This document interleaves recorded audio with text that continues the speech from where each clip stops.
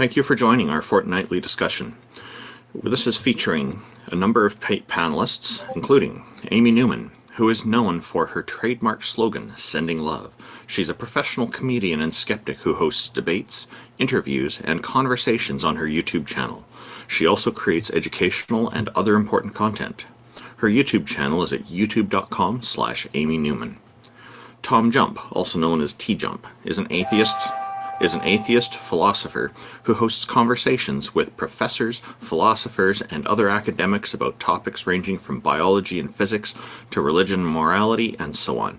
His YouTube channel is at youtube.com/TJump. J. Mike is one of the co-hosts of the Talk Heathen show who joins us on occasion. Jefferson Spatchcock is an atheist inquisitor and intellectual who has particular expertise in analyzing and reviewing debates. His YouTube channel is linked in the YouTube video description.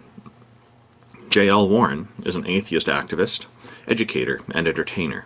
He runs the Bridge the Divide YouTube channel, where he addresses irrational beliefs, the irrational behaviors that often follow, the societal divides they create, and how those divides can be bridged with education, rationality, and reason. The Bridge the Divide YouTube channel is at youtube.com/JL Warren. That's WARREN.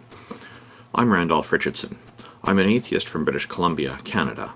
I'm the founding president of the Canadian Atheists, and I'm an advocate for freedom, fair justice, and critical thinking. The Canadian Atheists website is at canadianatheists.ca, and the YouTube channel for me is at youtube.com/Randolph Richardson. That's RANDOLF Richardson. IX is a Tom Unboxes subscriber and former atheist community of Discord admin who enjoys long walks through evolutionary, biology-inspired computer science, archaeological academic biblical criticism, and so on. Jack Burton is self-described middle-aged college-educated nobody who drives the Pork Chop Express in his spare time. He's a deist and mostly non-committal to philosophical stances. Peter de Tucker is an atheist from the Netherlands who handles the production of various YouTube channels, including Arn Ra's YouTube channel, and generously contributes his professional artistic skills for free to atheists all around the world.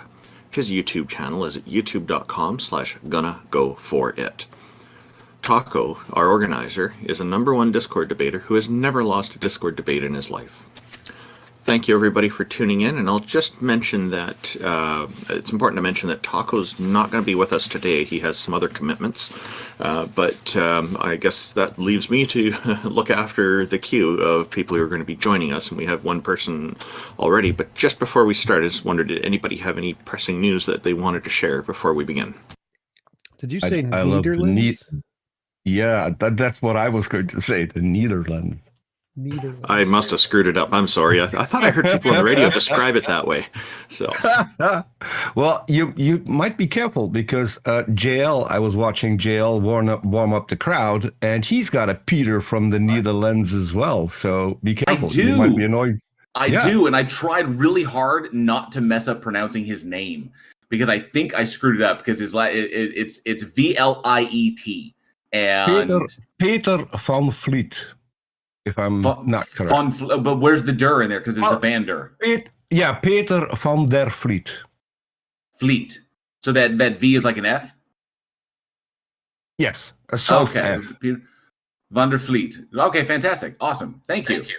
Peter, what is the correct pronunciation of your country name? The Netherlands if you want to do it in Dutch, Nederland. Okay, so I wasn't too far off. not too far. I just want to say that although Taco will not be here with us today, that we are holding a holiday in his honor. Please, everyone, this Tuesday, join me in Taco Tuesday. He's with us in spirit. Exactly. So we're having Taco Mass? Indeed, we are. But yes, welcome everyone. Good morning. Good morning. And we've got Dul Carnane. I'm hoping I'm probably mispronouncing your name too. What is the correct pronunciation? And welcome. And how are you? Thank you.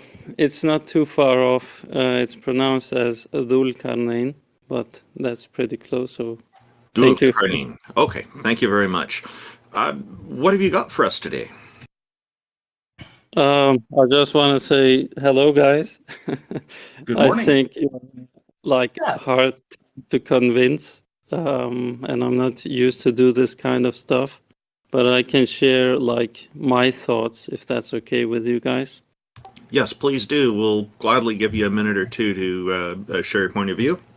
And we are, it may seem that we're hard to convince. The intention here is to look at these different, to consider these different arguments that try to convince us, because we are not close to it.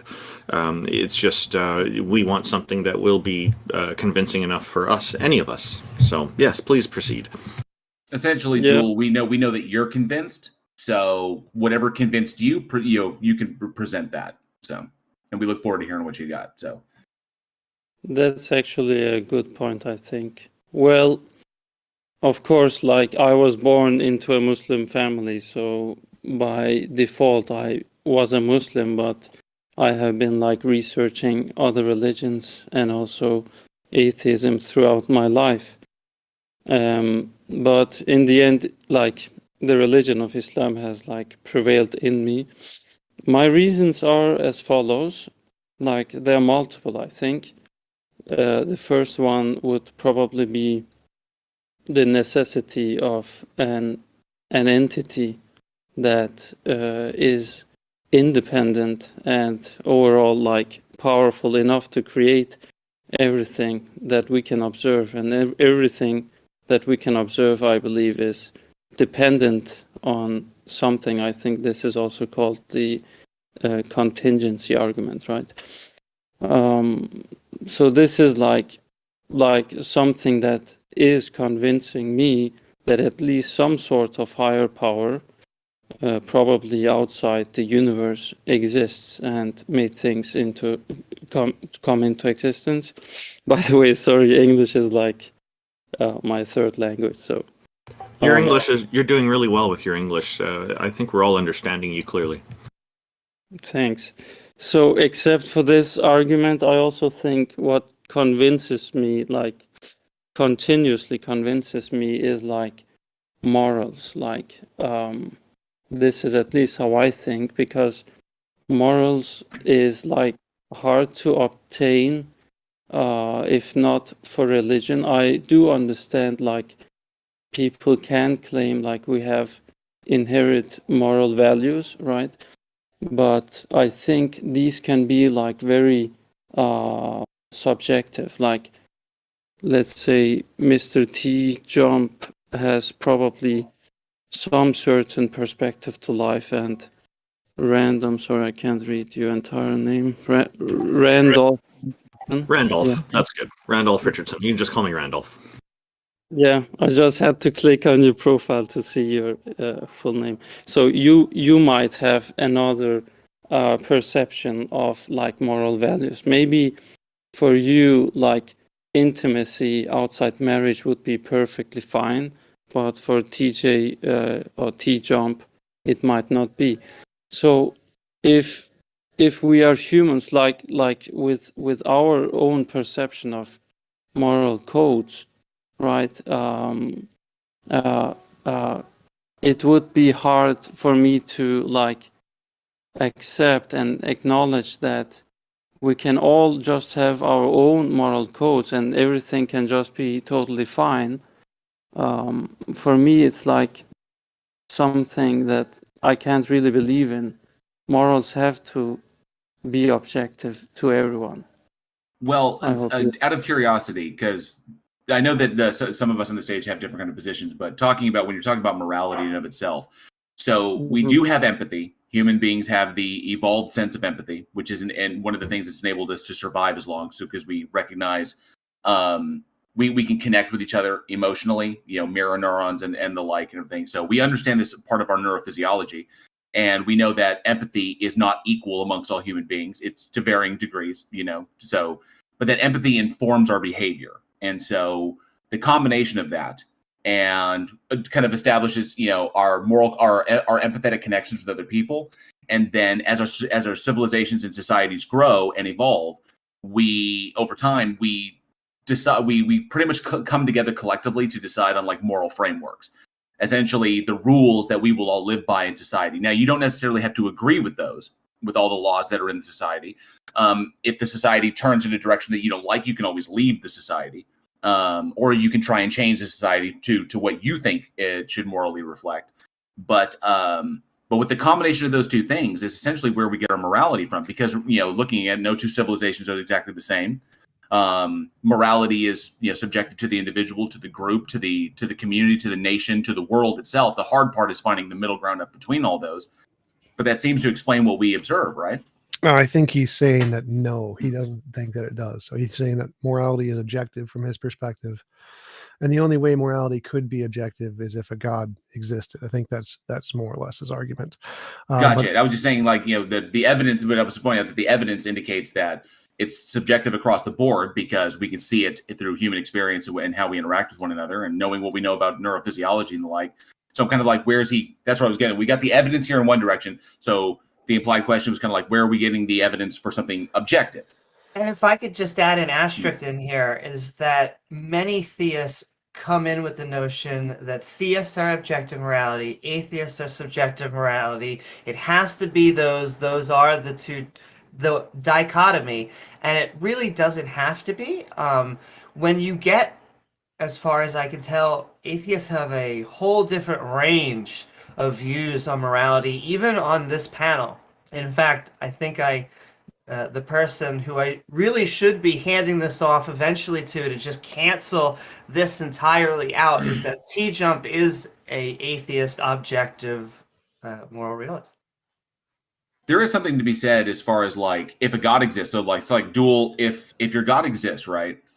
And you think that there is an objective morality, but that God in and of itself is an agent deciding, basically letting us know what is and what is not moral, then that God is making the decision. And if the God is deciding what it is, then it's subjective to that God. It's whatever that God decides. If it was objective, if there was an objective morality, then the morality would be true regardless of the influence, power, or desires of that God. So it would essentially be the God would be appealing to the objective standard in order to dictate what that objective standard is to us. And so it would be subjective either way. So either the God is making the decision or we're making the decision. So and the evidence kind of goes in the direction that we're making the decision, that our moral frameworks are subjective to our determinations. Well, so I think there's 3 points. Go ahead. One is that there is no evidence of objective morality. It's not a solved problem in philosophy. So you can't say that that's actually a thing, as J.L. Warren was pointing out. The second is, as Amy was saying, there can be objective morality without God. So why do you think that you need a God to have objective morality? Because as far as philosophers are concerned, you don't. It's not a thing. There's no evidence or arguments that you need a God for objective morality. Right. And third is, if you had a God, that wouldn't give you objective morality. In fact, in philosophy, God-based morality is subjective because it's a subject, like J.L. Warren was saying. And so right. Your argument from the perspective of most philosophers doesn't seem to work for those 3 reasons. So I believe it is objective in terms of, for us human beings, because God has brought us these moral codes and conducts that we must follow. So what does objective mean? What is the definition of objective? Objective means, like, for me in this term, it means it is objective, like it's, you could say it is equal to like everyone. So it's objective. Well, so objective means not influenced by personal feelings, opinions, or thoughts. So like, and this doesn't mean humans, this means any. So any thoughts, any opinions, gods, spirits, nobody gets an opinion. That's what objective means. So subjective means contingent on thoughts, feelings, opinions, intuitions. So if morality is contingent on God's thoughts, feelings, opinions, intuitions, then it's subjective, not objective. Objective means not contingent on any of those things. I see. So you're saying since morality, even in religion, is contingent to like God, it can't be objective. It must be subjective. Yes. But what I'm trying to say is this, like when I say objective, I mean I'm excluding God from this equation actually, since God is like the ultimate truth for us, for me. So whatever he brings for us If you're is excluding him, how can then the morals come from God? I think by excluding he means as a not subjective. He's just excluding God from the subjective category. But I think that's called special pleading. Yeah, it also means that the morals no longer come from God. Dual Crane, do you mean that perhaps the objective morals are something that naturally emerged from the creation of the universe from your God? I will just try to elaborate because just think as it like this. Let's say you're a software engineer and just create a game, like an online game, an online platform, and you set an objective set of rules for every single player. Like the rules are equal to everyone. It's objective. Well, that's true, but as the programmer, you get to decide what those are for the individuals in the game. So they're Yeah. still subjective. They're just subjective to you. You're But- deciding it, and then. But of course, it's not really analogous because the end of the entities within the game that you've created, they have no choice because it's programmed. So, which is obviously not the way it is in reality. In reality, we can make our own choices, and we can choose. We have what we feel. Like I feel a particular thing is moral. I feel a particular thing is immoral, and that can be predicated upon the level, the strength of my empathy, which is a standard neurological kind of thing. Some people have it, some people don't. It's a spectrum. But then you have the moral frameworks that we agree upon as a society. So like different societies have different moral frameworks. There's countries out there that have completely different moral frameworks than we do here in America. So it varies. So we can see that it varies. And like I said, the difficulty is finding a common ground between all the different minds on the planet. That's what's hard. But even if there was a God, then that God would be the one deciding what the morality is. Because if there was objective morality, then that morality would be something that the God would be appealing to. It would be outside of that God. It would be true regardless of the existence of the God itself. So if we like to say, if there was an objective morality, we wouldn't need a God because there would be an objective standard to appeal to. So the God is unnecessary if there is an objective morality. In fact, can I demonstrate this to kind to of you? restate what TJump was saying. Yeah, go ahead, Dave. I'm sorry. And maybe, oh no, not at all. To just actually bounce off that, and this has been a 1,000-year-old dilemma, maybe longer, and maybe you have an answer, but it is just the Euphophro dilemma, which is basically, is something good because God says so, or is something good and God says so? Well, that's sort of it. So is something good because God says so, or does God say so because it's good? Because it's good, yeah. Yeah. Yeah. And do you have an answer for that? Because maybe we just haven't come across it. Well, I did want to pick up on one thing really quick. You said if a coder writes an objective code, like that's a contradiction. You can't have a coder write an objective piece of code because any code they write is going to be contingent on their feelings. And so it's not possible for a coder to write an objective piece of code. I can try to elaborate what I was trying to say. So it's a code for all the online players where you have a set of rules that applies equally to everyone in the game. So in the game, in the perspective of a player, the rules are objective. Let's just say Counter-Strike. It's like they still wouldn't be objective; they'd be subjective. A good example of this, and I kind of like the analogy you're going here, as far because I played. I mean, I'm totally exposing my nerddom here. I played World of Warcraft for like 17 years. Okay, one of the primary rules of World of Warcraft is you cannot attack members. You can't PvP. You can't attack members of your own faction. Okay, So if you're Horde or Alliance, if you're Alliance, you cannot attack other members of the Alliance. Same goes for Horde. So that is a rule that is programmed into the game. So I cannot attack friendly members of the group that I'm in. That's a standard rule that's programmed into the game, but that rule was decided by the programmers themselves. It's not an objective thing. It's just something that they subjectively decided as far as the game experience goes. So like I said, so going back to God, whatever God decides, that's subjected to that God, because that God has made a decision to say, this is sin, this is not, these are the rules I pass to you. And then it goes even further, is that when we see that those standards of what the God decides can change over time. For example, if you look at the book itself, if you like the Holy Book, then you look at it from the perspective that at one time slavery was permissible, and there were even rules set down for how to do this, rules that applied to Gentiles, rules that applied to Jews. But then over time, the covenant changes. The existence of a new covenant is brought in by Christ. If you go by the Bible, I'm not saying you're a Christian, but this is one example. So it's like Jesus comes along and brings a new covenant. Because the covenant changed, then because they're implying there's a new covenant, that means that it's subjective to God. So if God ever changes the standards, it's completely subjective. I will try to elaborate. elaborate. I want to. So it doesn't matter if God makes a set of rules that applies to all humans, but not to him. It's still subjective. You don't get to say it's objective for some subjective group.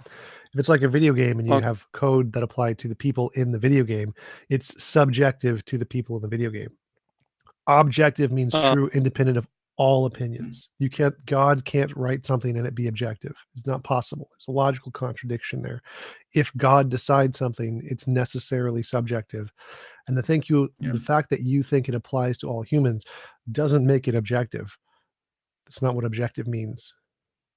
Okay, so let me try to actually unfold what I really mean. So in terms of in the perspective of God, I agree with you guys in here. It's subjective in the perspective of God, because he is bringing forth these codes and conducts, right? But for the humans, or let's do it simpler and go back to the game. For the gamers in the game, the rules are objective. They don't question, why was this game developed this way? Of course, you have the right to question, but still, you're playing the game and everyone must follow these rules. So it's objective for everyone. This is what I'm trying to say. But yeah, I'm not objective. So I'm not denying the. You can't be objective from God's, or it can't be subjective from God's perspective, but objective from our perspective. That's a contradiction. That's like saying from God's perspective, 1 + 1 = 2, but from our perspective, 1 + 1 = 6. No, if it's objective, it has to be true from all perspectives. And so if it's subjective from God's perspective, then it's subjective from our perspective too. Even if we are subject to it, even if we're forced to obey it, it's still subjective. It's a subjective thing. You don't get to say the world is round from God's perspective, but it's flat from our perspective. No, there's only one truth there. There's one objective truth. Either it's round or it's flat. And so objective truth is what's true independent of any opinion. If it's based on God's opinion, it's subjective. Not just for him, but for us. It's totally subjective. Yeah, just because God's the in your worldview, just because God is the biggest, baddest thing on the block, and he's big bad Leroy Brown, doesn't mean that it's objective in any way. It just means that he's the biggest, most powerful thing, and that it's his way or the highway. But that doesn't make it subjective, or doesn't make it objective. It's still subjective, regardless. I get you guys, but this is not what I'm trying to say. Actually, look. So let's say chess. This is a simpler game, right? So in your terminology, chess cannot be objective, or any game cannot be objective, because there is a creator of the game. Yeah. But for the gamers, the game is actually objective. No, that's not how that works. Unfortunately, I apologize, Joel. That's not how that works. If it is subjective in its implication, no matter how it's applied, but if the rules are set by somebody, if they arbitrarily decide what the rules are, yes, we can play by those rules. But just because we play by those rules in a particular environment, like playing the rules of chess are completely arbitrary. technically, you don't even have to play chess by the rules. I mean, if you want to play chess, you got to play by the rules. But it doesn't matter. If the rules are set by somebody, they decide arbitrarily what the rules are going to be, then they're always subjective.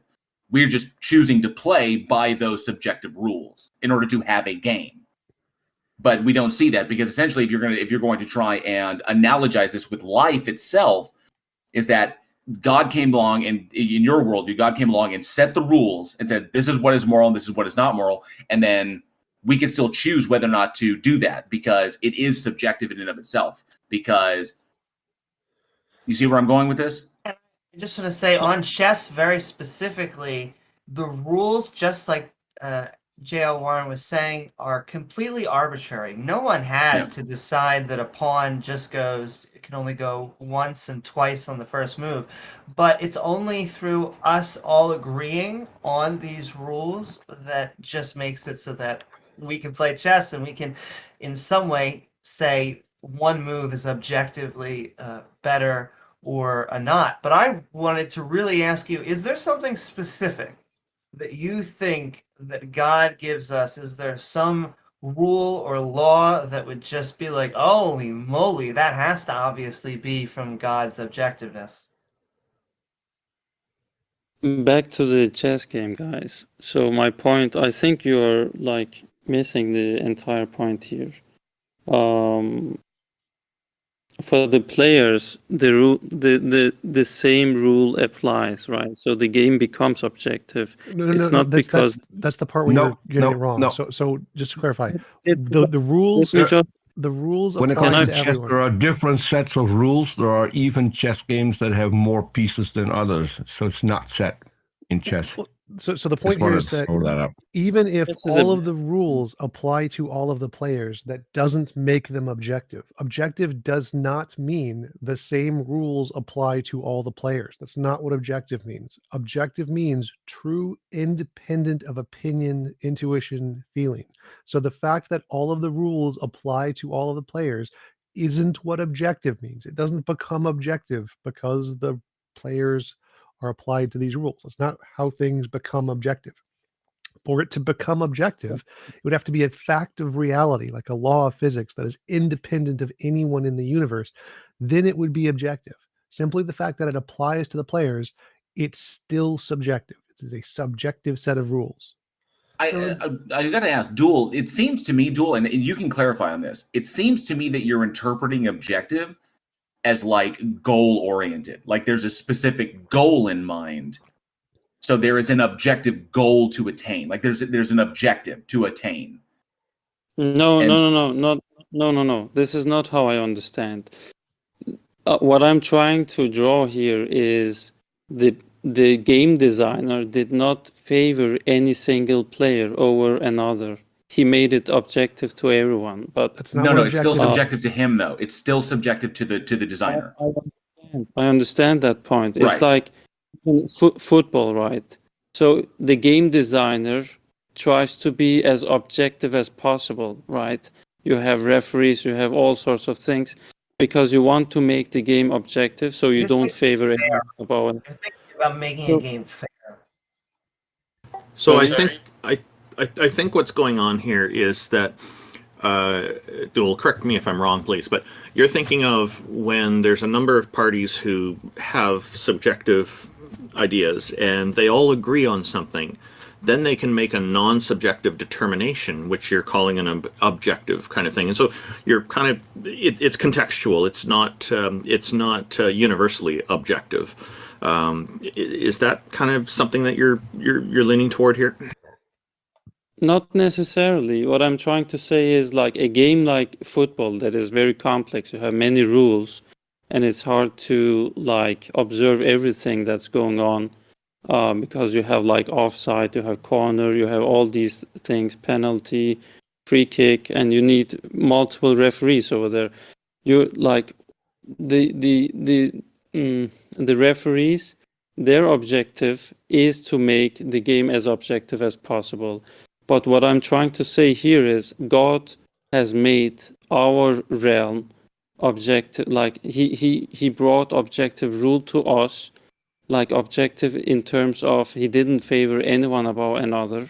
Yes, the but dual. But did God decide what the rules are? Let me just ask you that flat out. Did God decide what the rules are? Yeah, for Okay. sure. Could God have decided otherwise? Could God have made a different set of rules for us to live by? Probably. Okay, then it's subjective. That's it. Yeah, I mean, because the rules could be different. The rules could be I- different. In fact, if you go by, and I know you're a mother, I know you go by the Quran, but if the rules can change, it doesn't matter if they don't. But if they can change, then they're completely subjective. If God decides what they are, just like the individuals who constructed the game of football, yes, everybody who plays the game is subject to the rules. Otherwise, they're not playing football anymore. But the rules that were laid down to play the game of football are still arbitrarily determined. It's like, we're going to play a game. Here are the rules of the game that I've set down, and here's the objective of the game. Okay? Right. But the rules themselves are arbitrarily decided. Arbitrarily, That's it. So they're subjective. They're subjective to the person who's designed it. So the thing is that what's weird is that the contradiction is here is that you're saying that they're subjective to God, but they're objective to us. That's saying that they essentially, you have God, you have the moral framework, and then you have humans. God subjectively determines the moral framework, but the moral framework is objective to us, and that's a contradiction, because if the moral framework is arbitrarily determined, if it's subjective, it can't also be objective. It can't. No. It just means that we're I want to subjective. chime in with one thing. I did several shows reading the Quran. If you're saying that the author of the Quran didn't favor some people over others, you're sadly mistaken. we don't But have yeah. to talk the Quran in specific. But yeah, that's the contradiction that you're posing, is that it cannot be subjective and also objective. It can't be both. It's Warren, one or the, I it's one actually or the do other. agree. And it cannot be Yeah. objective if there are different sets of rules for different people or different sexes of people in this case. That part I kind of disagree with. You can have objective rules that apply unequally to people. They're still objective. Yeah, John Rawls' theory of justice, the veil of ignorance, aims to achieve that goal, actually. Bill, we have some other members of our audience who'd like to join us. Did you have some final thought like to give here? Obviously the objective moral argument is not working for people here on the stage, but I think you made a really good attempt. Thank you. Thanks for having me, guys. I'll try to say final words. That's fine. It was nice talking to you guys. You're actually like passionate people, and I like that. About my point, I don't really want to extend it. I think we have been thoroughly through. I do agree with you, Warren, and TJump and everyone else, that in the perspective of God, yes, the rules are subjective because He is the designer, right? And in like football, yeah, it is like the rules are arbitrarily set, but the rules, what I'm trying to say is the rules are objective to every player. Like there is no favoring for one player or one team over another. So trying to make the game as fair as possible. Because my argument here is, guys, if we deny that there is somehow a higher power that actually tried to give us some guidelines, then we have to resort to our own intuition, and our own intuition can differ from one person to another. And it's not just like one civilization had some sort of rules and another has another, like, or today Western people has some sets of moralities and Africans has some other. No, like in even in like small country like Denmark, people can have different opinions on different matter, even at the extent of moral codes. Like for some people, it could be totally fine to have like swingers party, you know, while like being married or something like that. But for another conservative family, that's a no-go. Anyways, I don't want to like drag this on. You can have another guy up here. It was nice talking. Dul Karnain, thank you very much for your time today, for joining us. And it would be interesting to speak with you again after you've had some time to put some deep thought into this. And we look forward to future conversations with you. Thank you. It was nice meeting you. I thank you guys. Have a nice day. Thank you, bud. I want to say meeting you. one last statement just on something he said, and I would have forgot about it until he said swingers parties, but which is always a good time. But like, so he was talking about There's a way to sex. get Amy's attention. Indeed, he was talking about sex outside of marriage, and so there are, I still think, multiple ways in which you can look at that, because you may get disagreements about whether people should have sex outside of marriage, but you will find more agreement on whether one or multiple people should cheat on each other. And so that is like a very different thing. It doesn't make morality any more or less subjective, it just makes it more complicated. Brown chicken, brown cow. Thank you very much. Yeah, that's a topic we should probably delve into sometime, Amy. I think it's an important one in today's social climates, especially in Western societies. It seems to be coming up a lot in the U.S., and I'm on the side of freedom, obviously, just like you are. Our next guest from the audience, Muhammad Ali. Welcome, and thank you for joining us.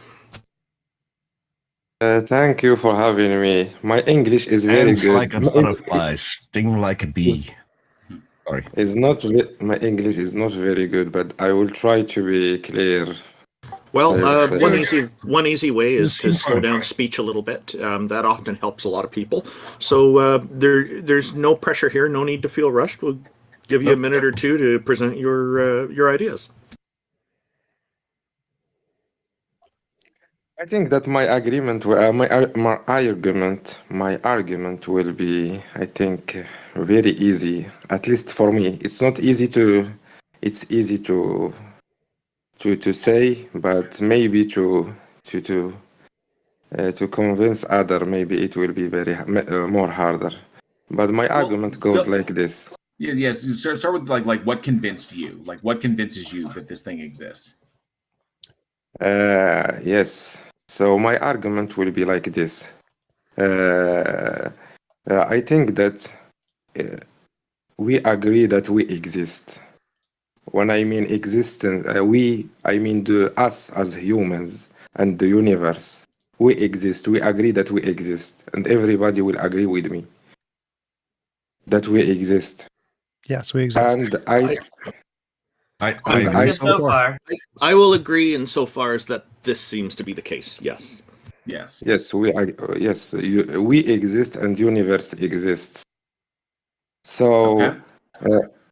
And I think that you agree with me that when we are trying to see the universe and us, we will see that we depend on other things. We didn't create ourselves. For example, we can agree on that. We didn't create ourselves. I would say nothing. I would say nothing was created as such, because that already implies a creator. So you're slipping in a creator the moment you start talking about being created. Right. Peter's got a point there. I would say that life is the result of natural process. So it's a result of other processes is what it is. So I would specifically our parents having sex. Yeah, our parents smashing. But but it's life in and of itself that we understand as a result of natural process. We wouldn't want to say it was created by anything, because like Peter said, that implies the existence of a creator, because there's kind of a way to smuggle God in. So we'd say that life is here, we exist, and we are and there was a time when we didn't exist. So obviously we arose from a process. We are emergent properties. So emergent. I like that, emergent property of the universe. Yeah. I think all he said is we did not create ourselves. I agree. We did not. That's true. I agree with that as well. Yeah. I just tackled him there. So my apologies, Muhammad Ali. Go ahead and. But I think that we agree that we didn't create ourselves. We didn't cause ourselves. Right. Yes. I would agree with that. Yeah. Yes. So we are. The result of, yes, the result, as you say, other processes natural processes or something. So we are the result of another cause. We didn't cause ourselves. I think we all agree on that. I think. Sure. Yes, If we can you- move on from this point. Yeah. Yep. Yeah. So I think if we didn't cause ourselves, I think that there is two choices to be, and you can try to give another choice. But for me, logically, there is two choices. Either we created ourselves, or we came from nothing. Oh, no, we didn't create ourselves, and we didn't come from nothing. Yeah, it's So like what is like the the like the choice? So like the both- concept both are of wrong. something like the concept of something from nothing would be essentially contradictory, because there'd be nothing there to elicit something.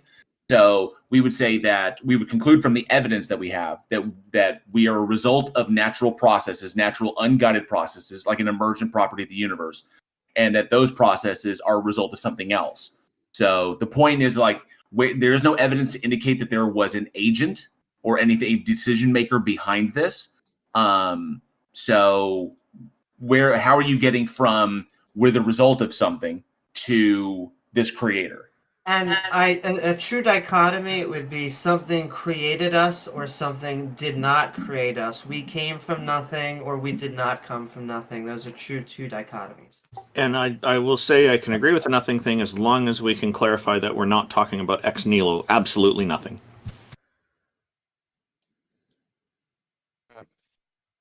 I think that I agree when you say that we came from, we are the result of another processes. So can you That's we can correct. agree we Yeah, can we- agree we- that can you Right. tell me, for example, can we have an infinity of causes, Sure. infinite regression? Yeah, why not? Sure, we could. Possibly, yeah. There's- Not there's- impossible. There's no logical contradiction in that. No, can you? No, because infinity doesn't exist in the universe. Can you give me an example of infinity, for example? Infinity. Are you an Hold on, atheist hold now? on. Then you've Indeed, already indeed. ruled out a God who is eternal. If infinity doesn't exist, then the God can no longer exist. So you've already ruled out a God. The eternal God. Yeah, because it's That's- either. I mean, there's two of the conclusions you have is you either have an infinite eternal entity that existed forever before time, which is also kind of weird. But then you also have just an infinite chain of causal relations, so like infinite regress. Now, there's no logical contradiction in infinite regress. That could be the case. It may not be the case. That you could just have like a repeating cycle of events. But even then, even that could be an infinite regress. That either way, you're going to wind up going to an infinite. It's either like an infinite regress of causal events or of causal unguided events, or it's an infinite entity that has infinitely existed, into the past. Yeah, as So far it's as one of the science two. can tell right now, it's a big giant we don't know. And Yeah, so yeah. it's one of those. It could be this entity that created things, but the evidence doesn't point in that direction. So the evidence points towards the possibility that, just infinite causal chain, possibly a repeating cycle that just keeps going on and on and on, and could go ad infinitum into the past. But like I said, there's no logical contradiction there. So what is the evidence that you have, or what convinced you that it was an entity that did this, that it was an agent that did this, instead of just naturally occurring unguided processes? But to be honest, I see a contradiction on your argument, because you ruled out an infinite entity, but you didn't. But you ruled out the infinite entity, but you didn't rule out the infinite processes. No. What I want to say is. Mm-hmm. Maybe I can Yeah. clarify. If you say that we can't have an infinite regress in causes, if there was an eternal God, before he even started creating this universe, he would have done something, and he would have existed for an eternity. So there would already have been an infinite regress in causes that didn't affect this universe, but it is an infinite regress in causes, because I don't think that the God would have just sat still for infinity. Peter, he was And then knitting. I'm not. He was I'm then he was still causing things if he was knitting. If this thing existed infinitely into the past and took all that time in order to figure out what it wanted to do and finally created us, man, that's some poor planning. But you are jumping to God. I'm not talking about God now. I'm just talking about, can we have an infinite chain of regress of events in the past, Yes. for example? Yes, we could. We can. So you think that infinity exists in this world? Yes. Well, when you're that's- talking that's- about, like- wait, so that's the Go ahead, consensus. TJump, sorry. The consensus in physics is that the universe is infinite, time is infinite, space is infinite, quantum fields are infinite. Yes, infinity is in reality. That's the Yes. consensus of physicists. So if you think that infinity exists, why are you denying maybe there is an infinite entity that it is perfect in all its attributes? Because be. there's Maybe no there evidence. is, because but there's no evidence for it. Because exactly. Because there's no evidence to go in that direction. There's nothing to indicate that this thing is there.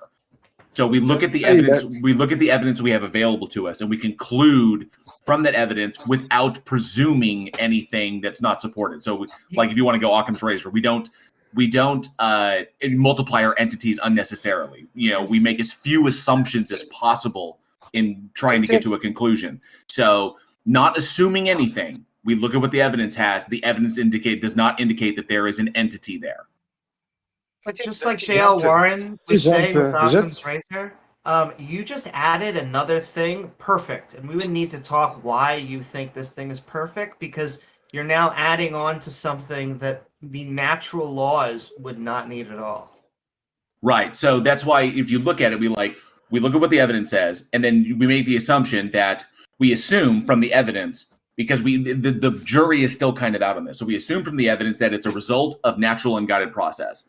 Then we can assume that it is JL, potentially I infinite. think you may have JL. English is not his first language. So I think you may have to explain what Occam's razor is. I don't think so. I think you got that point. So we don't. I There's think no he evidence. has- There's no evidence. That's why. Right. There's no evidence to conclude it. That's all we need So, to and say. we don't That's all want we need to to say. make additional We assumptions. can let him Yeah, go. so. That's all we need to say. let me just say, you just say that you don't deny the existence of infinity. You say that space is infinite, which I don't agree on. But as you said, TJump said that there is infinite space, there is infinite time. But why do you agree? There is evidence that there is infinity in this universe, as you say. There is time that it is infinite, space is infinite. Why are you denying maybe the existence of an entity that it has infinite We said attributes? that because there's no evidence for this entity. And you're adding it in. He asked a more specific And question there. so- He asked, why do we deny the possibility? Like, we don't. It is possible No. for there to be a God. There is just no evidence. So it's possible, but we have no reason to believe it. Right. We're coming from a different standpoint. Mohammed, just 1 second. We're coming from a different standpoint. We're not ruling it out. We're not adding it in because there's no reason to add it in. Does that make sense? For me, to be honest, I don't see. Of course, I disagree that there is an infinite space in this universe, but because the universe, they say that it is finite and it is a closed system. That's not what I said. I said we're not ruling it out. We're just not ruling it in because there's no evidence for us to rule it in. What we're curious about from you is, why did you rule it in? Yes, I understand that you didn't rule out. Yes, you said that it may be a possibility that there is a creator, there is a God. Correct. Yes, I agree with that. Now, for me, I think the thing that we disagree on, that we cannot have an infinite regress of events in the past. We can. We cannot. We already went over that. So Yeah, let's get to the point. Let's get to the point where you were convinced that there is one other variable, which is the God. How did you rule in the God? What's your reasoning? You say that maybe you can give me an evidence of infinity, for example, in this Okay, universe. so Muhammad, that's what I was going to say. So you can't say it's impossible because there's no logical contradiction entailed by an infinite regress. So it is possible. If it was a logical if it entailed a logical contradiction, then it would not be. But because there's no logical contradiction entailed by it, it is possible. We can't say one way or the other whether it is or is not. The evidence kind of leans in a particular direction, but we're saying that whether it is or is not an infinite regress, there is no evidence to suggest an agent. That's why we reject it, because there's nothing to support that whatsoever. Well, And that every reason that is brought up, that typically every reason that we are given when we have these stages, we do these conversations, we can break down how that conclusion was derived, like how the individual concluded it was that, and we say nope, that's faulty. It's like you got to that by bad reasoning or a logical fallacy or something to that degree. So that's why we're asking is like, what convinced you that it was this entity itself? I want to add in one more thing, my Mohammed. I want to add in one more thing. If an infinite regress isn't the case, that doesn't automatically mean that there is a God. Okay, so he asked for evidence for the infinite amount of time and space. The reason there's evidence for that is because there are models that say if there's an infinite amount of space and time, here's what we'd expect to see in the universe. They make predictions. They then look through observations to confirm those predictions, and they've been confirmed. Therefore, we have reason to believe there is an infinite space and infinite time, and that's why it's the consensus in physics. So we have evidence of that. Do you have any evidence of God? I'm not talking about God. No, we are just talking about the principle and the principle of infinity in this universe. Yes, we have evidence. We have evidence. We've made predictions. They were confirmed through observations, through models. Okay, give me. I'm waiting for it because it is a very important So observations in the cosmic microwave background, the Casimir effect, both of those are confirmed predictions through the model of infinite space-time.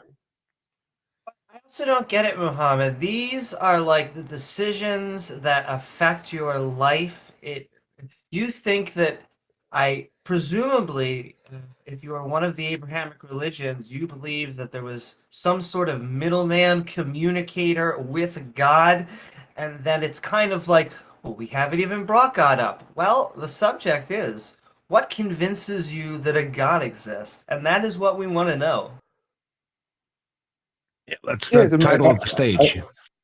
I'm telling my belief is that it cannot be an infinite regress of event. You say that it may be, but I'm telling you that in my case, we don't say it may be. We say we have evidence that it is.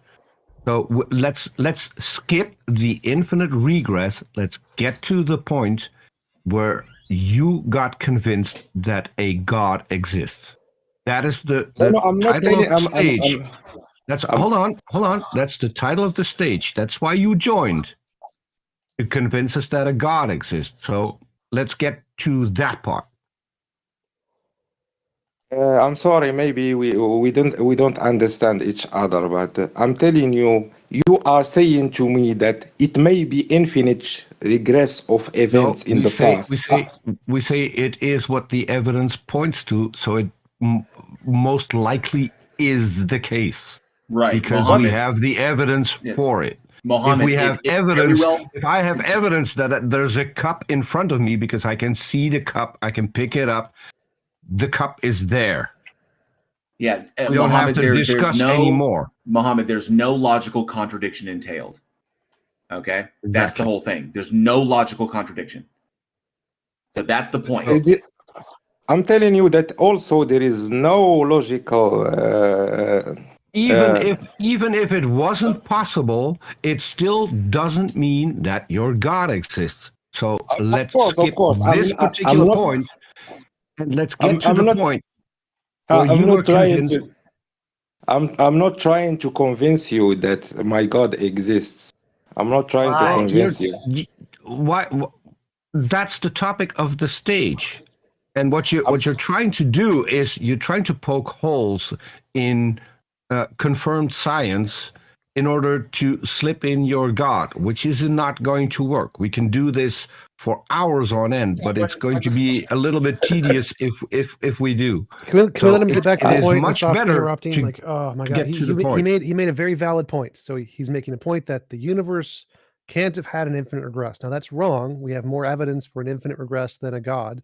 But if that was true, that would be evidence for God. So he's trying, just forget the fact that he doesn't speak English in the first language. So he's making a valid argument.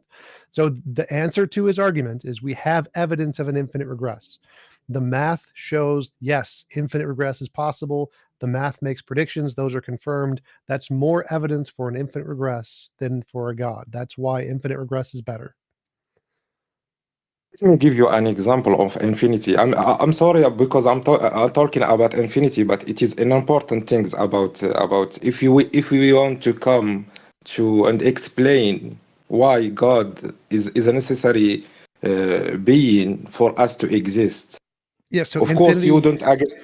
Yes, of course you don't agree with me, but I'm trying to give you an argument why I believe that it can't be an infinite regress. That's my opinion. Right. Of course, it is debatable, but it's not debatable. It's not debatable. So we have evidence of infinities in reality. In physics, they use them all the time to make predictions. So if you can use something to make predictions, that's evidence it's real.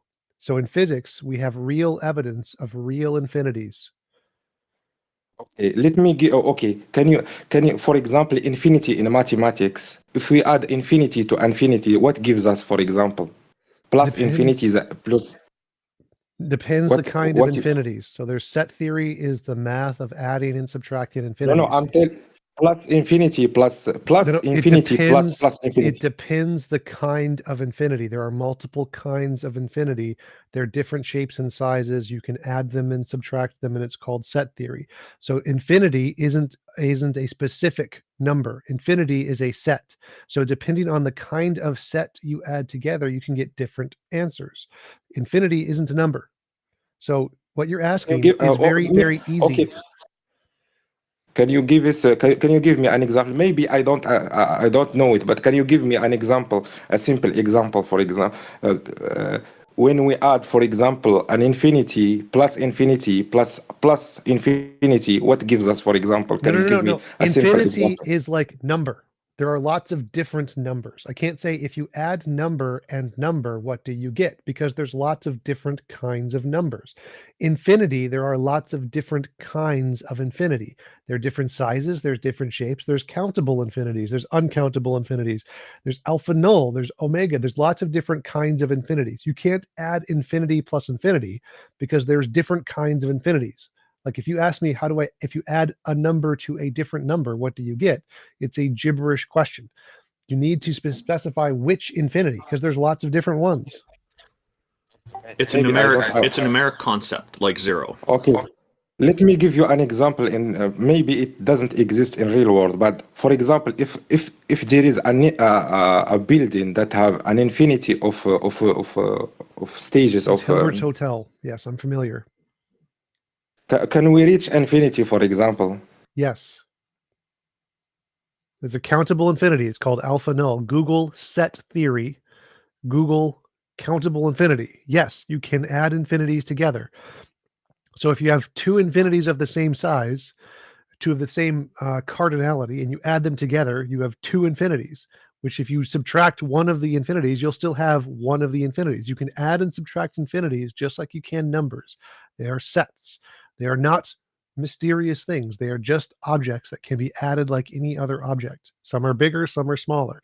Like if you have a bigger infinity and you subtract, or if you take a smaller infinity and you subtract a bigger infinity, you'll get negative infinity. If you subtract an infinity of the exact same size as another, you'll get zero. Like this is not difficult. This is very basic math. Mathematicians have understood this for a very long time. It's very, very easy. Also, why do you believe in a necessary being?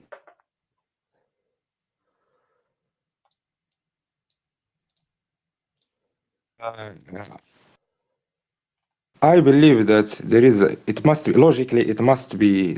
be a necessary being, because as I told you, we didn't create it ourselves, and we We we weren't didn't. created. So we couldn't create ourselves, even if we could. We weren't. But see, Muhammad, we could do this very easily, just pointing it back on you. Muhammad, where did you come from? It is not important, to be honest. It's not? That's been the line of questioning for like the past Oh. 20 minutes. Yeah, you might want to retract that statement. Honesty is actually pretty important in a lot of societies. Yes. I came. I live in France. I live in France. Okay, Okay. I'm in So- Canada. We have a You- province here called So you Quebec. came from France? And I know what you're saying, but I mean, like, you know what question I'm asking. Where did you come from? Was there like a specific process that made you? What created you is there the is a question. process. Well, Yes, of when course, there is a process. When Yes, a of course. daddy loves a mommy. Of course. I don't- Of course, I don't deny that there is a process, but I'm telling my argument is it must be an infinite process. It is not an infinite process Well, because no, infinity so- doesn't exist in our life. So there's several things Uh. here. One is that there can be a natural necessary being that isn't a god. So you don't need an infinite process. You can have a necessary being that is natural with no consciousness, and it could create the universe. There could be an infinite regress. That's fine too. There could be a god. All three of those are possibilities. But all the evidence indicates the two natural ones, natural necessary being, natural infinite regress, have all of the evidence. There's no evidence for a god. Natural infinite past regression is what every single physicist believes. Everyone in physics thinks infinite regress. So if you're saying there can't be an infinite regress, you're disagreeing with everyone in physics. All of the evidence. You're saying no, can't be the case. Let me ask you two questions, and I will give the stage to maybe another person. Tell me about you said maybe there is a natural necessary being or Yes. process. Yes. Explain to me a little bit about that. Maybe I can. It's So a I'm just going to spaceless- say we should make this the final point because we do have other people waiting in the queue. So yeah, go ahead. It's a spaceless, timeless quantum field that is the necessary thing, and that spaceless, timeless quantum field exists outside of the universe, outside of space and time, and fluctuations in that field created our universe and space and time.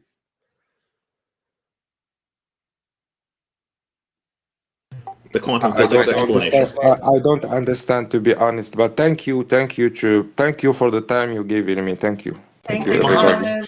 And thank you You're for your welcome. here. Just what TJump's referring to is the in the area of quantum physics. I believe that would be something to look at. But I do think that you might want to rethink your statement that honesty is not important. It is quite important in many societies. It is important. I didn't say that it is not important. It is important, and I'm trying to be honest. I'm trying to be honest as I can. Then I Thank you. misunderstood you. I apologize. Don't worry about that. As Disregard far as what I I could said. tell, he was saying the question, where does he come from, not matter. But it was mom and dad, if anyone was looking for the answer key. No, I already know that. Thank you, everybody. We look forward to speaking with you. Muhammad. We look forward to speaking with you again in the future. Thank you so much for coming on. So our next guest is Bang. Why? Is he big? So You know, Big Bang- Peter, that's the Hey, question I so- ask myself every day. Hello, Bang. Welcome. Thank you for joining us. What have you got for us today, and how are you? Yeah, I'm good. Good. So yeah, I just want to retouch back on the topic you had with my friend Dul Qarnain about morality here, because I think you guys made a bunch of really horrible points I want to address. Always good to And have Stan. they're going to be Perhaps you want to pick 2 points we made that you think we did horribly on, and we can discuss them. Yeah, that even if God was the one who said a bunch of things, such as moral codes, then these laws would still be subjective. Yeah, they're subjective to the God. The other point is, I think TJump said that something can only be objective if it's something that we can observe or measure outside of our own opinion What? or feelings, such as the laws of physics. Well, Those Okay, observe. would be. objectivity is not I just wanna dependent on finish. our observation. Yeah, I so, just so I wanna finish, don't 'cause think it that's- seems like TJump is not actually making an internal critique about within God's worldview, because if Which physics wait. I if agree. I physics agree is there. I revealed, agree there. Objective isn't an internal critique. Just the definition of objective is true, independent of opinion or intuition. So it's not an internal critique. It's just the definition. yeah, but of objective. according to the definition, right? According to the definition in the context of a God worldview, then physics would God also be worldview doesn't subjective. get to make up a new definition. I say in the context, not in the new definition. So, When- so no, in the there context is no of God context. You worldview, can't you right? can't define God's opinion as objective. That's literally the Okay. opposite of objective. The Christian So worldview doesn't matter.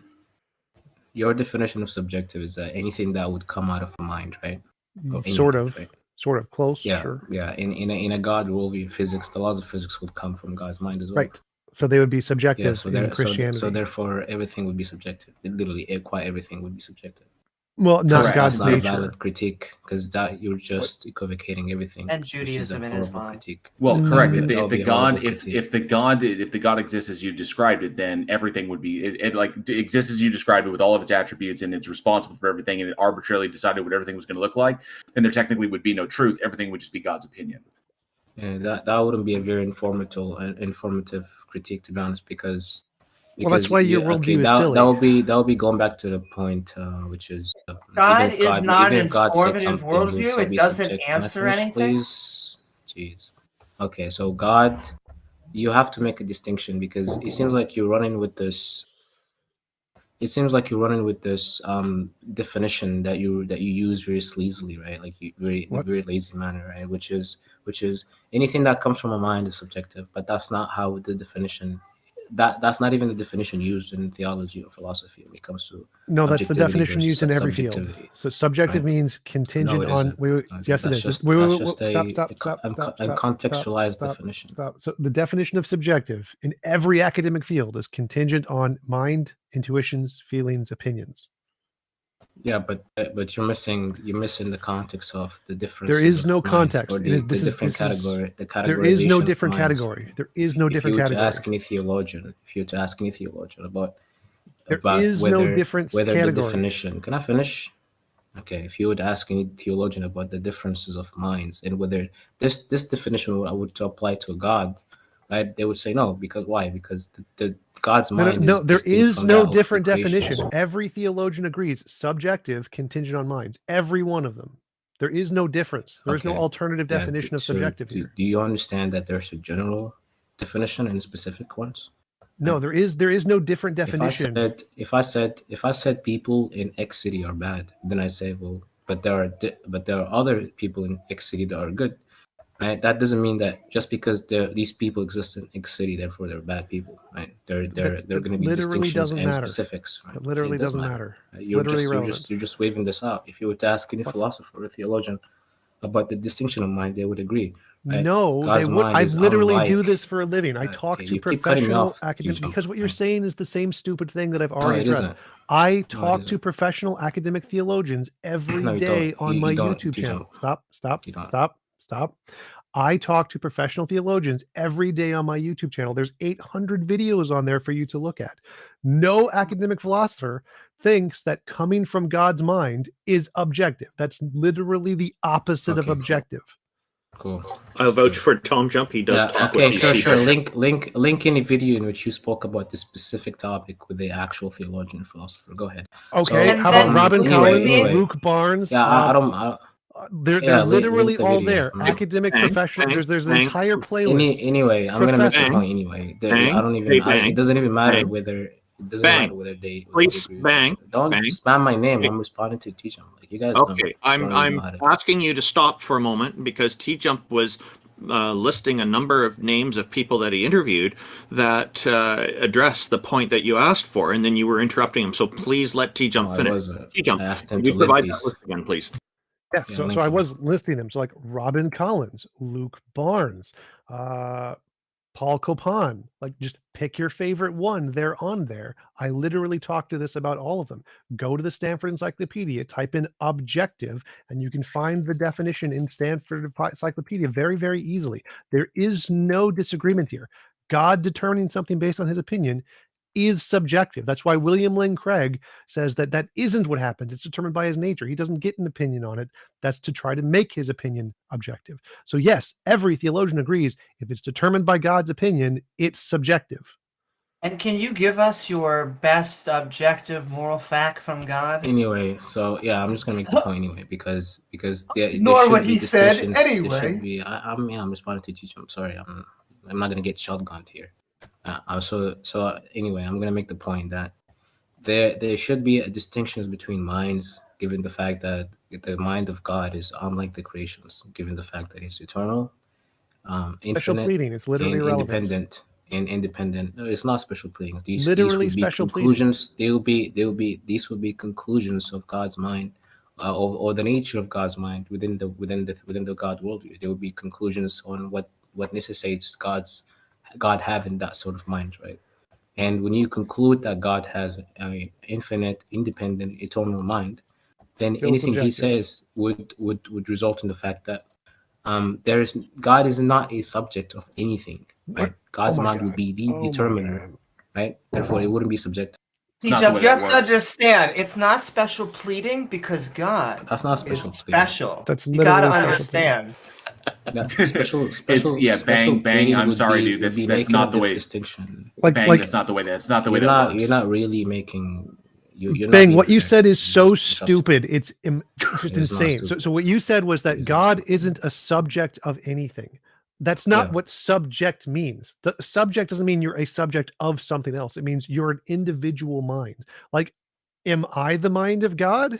No. Are you the mind of God? No. God's mind Yeah, is a but different this mind, is right? what Wait. this is what the Just follow the basic logic here. I have a mind. You have a mind. God has a mind. They're not the same thing. They are different things. They are subjects. He has a subjective experience. You have a subjective experience. I have a subjective experience. They are different minds. They have different opinions. They are subjective. That's what subjective means. It doesn't mean that it's like contingent on some other class of greater things. It's not contingent. No, Subjective is different. subjectivity and objectivity is relative. No, It's gonna literally, be relative. literally, objectivity is not relevant. That's the point. Everything other than God would be relative to him being. Do you given the fact that have he a created life, specific okay? example, a specific moral law that comes from God that would demonstrate this?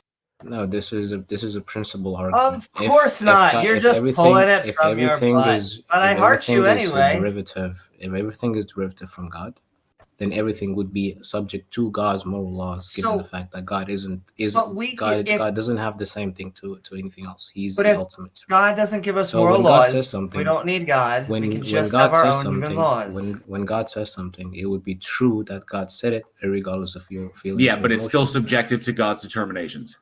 You can't be subjective to yourself. No. Whatever God decides is subjectively determined by God. Is relative. Bang. But we would disagree with him. So where would that get us? Why can't we be subjective to ourselves? So What do you mean by that? Yeah, so basically you can tell me something. You can tell me like I don't agree with this, right? Yeah, it would be objectively true that you said this statement for me, but it wouldn't have any value over the statement of an eternal, independent, ultimate mind that said this thing. This is the important distinction here. You're but when confused. they said something, we would not change our mind. One sec. It doesn't matter if you change your mind. You're confusing subject to subjective. Those are two different things. The fact that someone is subject to some other one's commands doesn't make it objective. Literally irrelevant. Subjective is where it comes from, not who it applies to. Doesn't matter what or who it applies to. What matters is where it comes from. Does it come from a mind, intuition, or feeling? Then it's subjective. Literally doesn't matter who it applies to. Irrelevant. Completely irrelevant. It's the No, it's not origin of it. irrelevant. So being subjective means that your whatever this thing that is subjective is going to be derived from something else, or it's going to No, be that it's is going to literally be it's not. going to There be is in the zero, sovereignty of something no else. definitions, No no definitions of rats in the lab. subjective. There are no definitions of subjective that say Okay, that. sure. None. It would be like laps. It would be like rats in the lab, right? No, Being no, in a that's maze, right? subject So to. I'm gonna finish Subject anyway. to. I know you don't like. I know we don't Bang, No, like I fast think food, I Bang. so think I'm gonna Bang finish Bang is anyway. using some sort of proprietary definitions of stuff, and he doesn't seem to be grasping Okay. this. So maybe it's back to the Stanford Encyclopedia of Philosophy for you. Yes. So subject Okay. to. You're using subject to. That's not So subjective. it would be like okay, guys. So it would be like rats in the lab No, that's subject to. observed by the scientist above them, right? No, In that's in this subject sense, to. in this sense, the rats will be the subject of the Repeating doctors, yourself because the doesn't doctors help. have It's the the knowledge same and the thing. infinite. Well, and repeating yourself doesn't work either, TJump. So No, just let I'm me giving finish. you And the we can objective move on, right? answer that you haven't If you let me addressed. finish, we can move on, TJump. Right? This is You've not already this is not repeated for the same you thing 6 times. or about you. This is for the audience to decide. No, I've already This is corrected not. you on this. I'm not here for you. Subject here for to you or anyone is else in this not panel, the right? same as subjective. Why don't you Sure. address So that point? Why? I Bang, did. Bang, why don't you I address that am point? addressing Finish it. your I am point. I'd addressing like it to by ask you a I am question. addressing it by providing an example. Right? I'm actually addressing it right now, but you're cutting me off. No. You have to don't provide an example. Tell So, me how you're not no, I am giving an confusing the example. difference between subjective and subject to, because those are not the same thing in any dictionary. No dictionaries they are the same thing. The word subject has different definitions. None of But them have the definition of subject to. why are you decontextualizing the No, there is no contextualized. There is no definition is. in any dictionary where subjective means subject to. Subject to is not the same as subjective. Every dictionary has the same definition of subjective, contingent on intuitions, mind, feeling into anything like mind stuff. Yes. None of them Yeah. say subjective means you are obligatory to some other obligations. None of them Okay, say I'll that. There show is you no why you're so ignorant definitions. about this. Like, it's so sad Can that we your just English move him is. to the audience? It's I'm so tired it's of so this. sad. It's so I'd no like no. to ask a I question. wanna I said address you this. said Right? I after just you want to got show your point out. TJumps. I want to show TJumps ignorance of the English language. All these first language. Actually, Bang, I agree with TJump on the terminology, and Yeah, most of the people I here want to do. address the definition here. Well, can I at least ask you a If the question? definition of subjective is a statement made or action done by or according to someone's feelings or opinions, then the feelings and opinions would be the thing, right? Being an object above the statements, right? No. The feeling or the opinion would be above the No. statement being made, right? No. The statements would be the subject Flying of the high feelings and above. opinions, right? No. It's literally not in the definition. Yes. No. I'm explaining the can we just- definition, dude. no, I'm not saying that's the definition of objective. We're gonna have a definition battle. Oh my God, you're if so the dumb. definition, Bang. if the definition, Bang, please. if the Can we just move him to the audience? This is so Yeah, ridiculous. Randolph, I think we're definition. done here. Thank you. Yeah. Go ahead, Amy. Go ahead, Amy.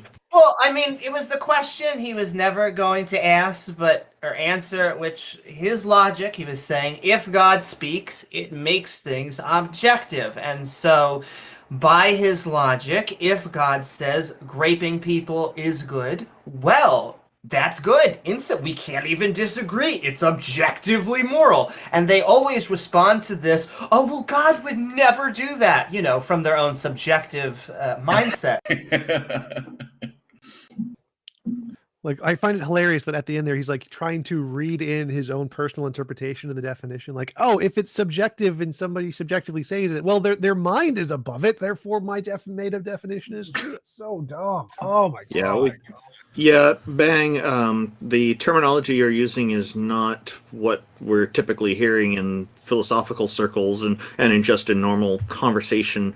I think whatever source you're using for those definitions, you might want to look at other sources and try to correct that, because it seems like maybe you've got a misleading source there somewhere.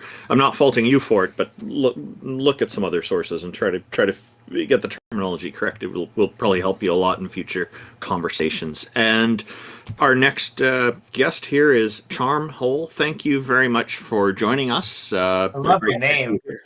Yeah, thank you. What's up, everybody? How's it going? But what you got for us today? I got a lot of good stuff. I just want to point out earlier you're talking about infinities. I actually played a really awesome mobile game called Idle, or it's called Exponential Idle. And it's like the cookie clicker, all these idle games, but without those pesky graphics. And what it did was it actually taught me the concept of these infinities. There's different sets of infinities. It's pretty interesting. And I believe the term you guys were looking for earlier was like Aleph 0 and Aleph 1. Those are like the two main sets of infinity that there are. That it's just interesting. I suggest anybody listening or here look it up. Aleph, it's ALEF, or I'm sorry, ALEPH dash 0 or a dash 1. Those are like the two sets of infinity. It has a lot more to do with like the speed of numbers than like the quantity of numbers. It's interesting. It's really cool stuff. If you have Anyway. if you have a link to the game, if you could post it in the Heathen Hangout chat, that would be appreciated. Yeah. Well, the first thing I'm going to post actually is what I got a little written up here because I've been listening to you guys trying to figure everything out, right? So I'll do that in a second. Yeah, so exponential idle. And I love how you guys called on me to speak the moment I take a break to go take a shit. So I'm holding it in. Okay, for too you. much information. Did you want to? Did you need a few minutes? We can come back to you. No. I'm holding it in. All right. So we've got. I think the biggest thing here because I got a little spiel ready. However, because you guys are real wiggly with this stuff, I want to see if either the five of you or maybe individually you can give a definition of what you think could be defined as God. Because a lot of times, like, people come in here and they have kind of their own reasoning, and then you guys kind of jump and like start dogpiling. Non-physical mind that wiggling there. created the universe. Next. I'm sorry? Non-physical mind that created the universe. A non-physical mind that. Yeah, I'll be Right. easy. I don't have a definition. Okay. It also doesn't help if I give a definition because then you might have a completely different definition. And if I stick to my definition of God, I'd be fighting a straw man. So I think it's much more honest to have the guest who has a working definition for their God come up with it. That speeds up the conversation and avoids beating straw man. Piggyback on both of them, we normally ask the theist, what do you believe and why? The why is normally more important because people can say whatever they want for as long as they want.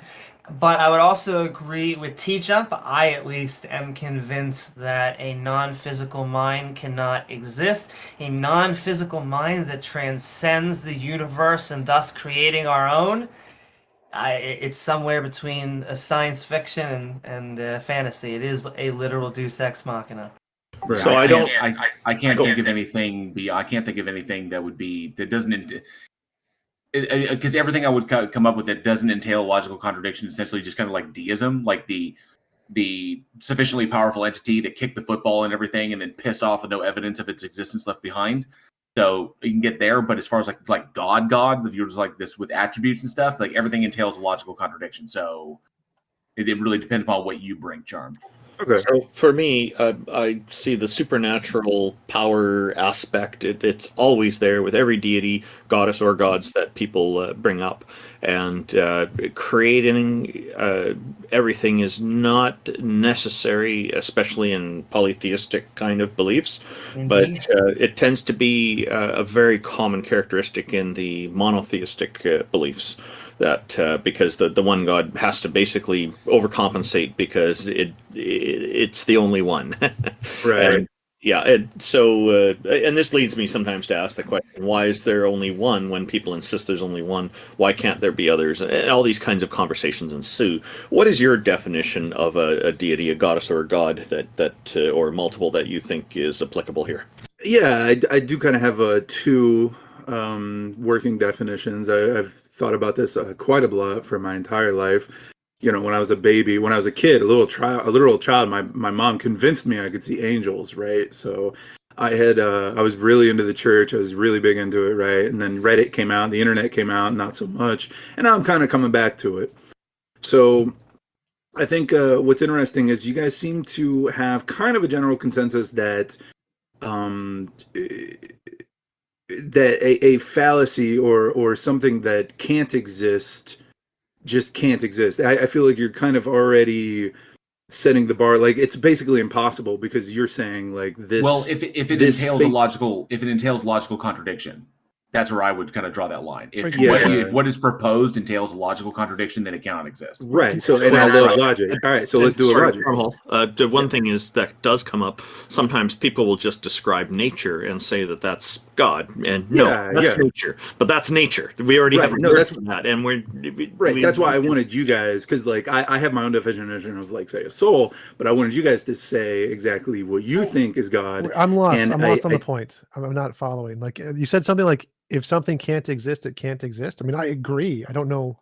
That's what I'm saying. That's what you're saying. You're saying so it's basically, you're kind of being the immovable object right out the gate, right? So I don't really TJump and Amy, no offense, but if you're going to be like my view is an immovable object, right? Then I feel like there's not much I could say to either of you, but for the rest, like say wait, hold on. Can I interrupt you right there? Sure. It's not an immovable object. I would say that if you can't get over, I would say TJumps and I's physicality to a mind, it's just that you have a weak definition of a God. It's a God that cannot really interact in the physical world as we experience with minds. And so it would be this new thing that you would have to demonstrate. And so it is actually the appropriate bar that you should have to get over to prove that there is this type of mind. Right. Here's a quick side question for you. Would the cosmos qualify as an immovable object? I mean, that's a deep one right there. I would say that's more of an unstoppable force. I'm still completely lost on anything you said. Wait, right. I'm still completely lost on, because you said that we're saying if an object can't exist, it can't exist, which that's true. If an object can't exist, like a round square, then it can't exist because it's illogically impossible. But I still have no idea. I can tell you. What he's about to sell us on a non-physical mind. Let him. Yeah, absolutely. Please present an argument of some kind, something for me to actually. Oh, baby, I'm ready because this is all about you, TJump. Please, go.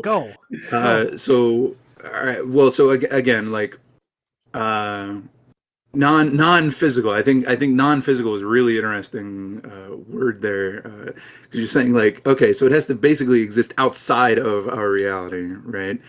And I think generally what you're talking about is God of gods, right? What? Now, just real quick, here's my definition of what God could be, or more specifically, what it isn't, right? Now, I think everybody agrees, including TJump and the rest here. I think you all agree that you can understand what God isn't. You definitely know. I feel like you seem pretty, or else you wouldn't be having this hangout, right? You feel pretty convinced of what God isn't, or what a God couldn't be. And I think that's really important to intelligent thought and critical thinking, right? Is first you round out exactly what it can't be, and then you can figure out what it can be, right? So I think it's really important that we got that out of the way, that what it can't be is reality, right? What? So if you're going to say something can never be reality, you are effectively saying in your lifetime that yes, you will never be able to be convinced that something that doesn't exist can exist, because you are effectively saying, Charm. This is coming around to where we left off, because what I stated is that if it entails a logical contradiction, then it can't exist.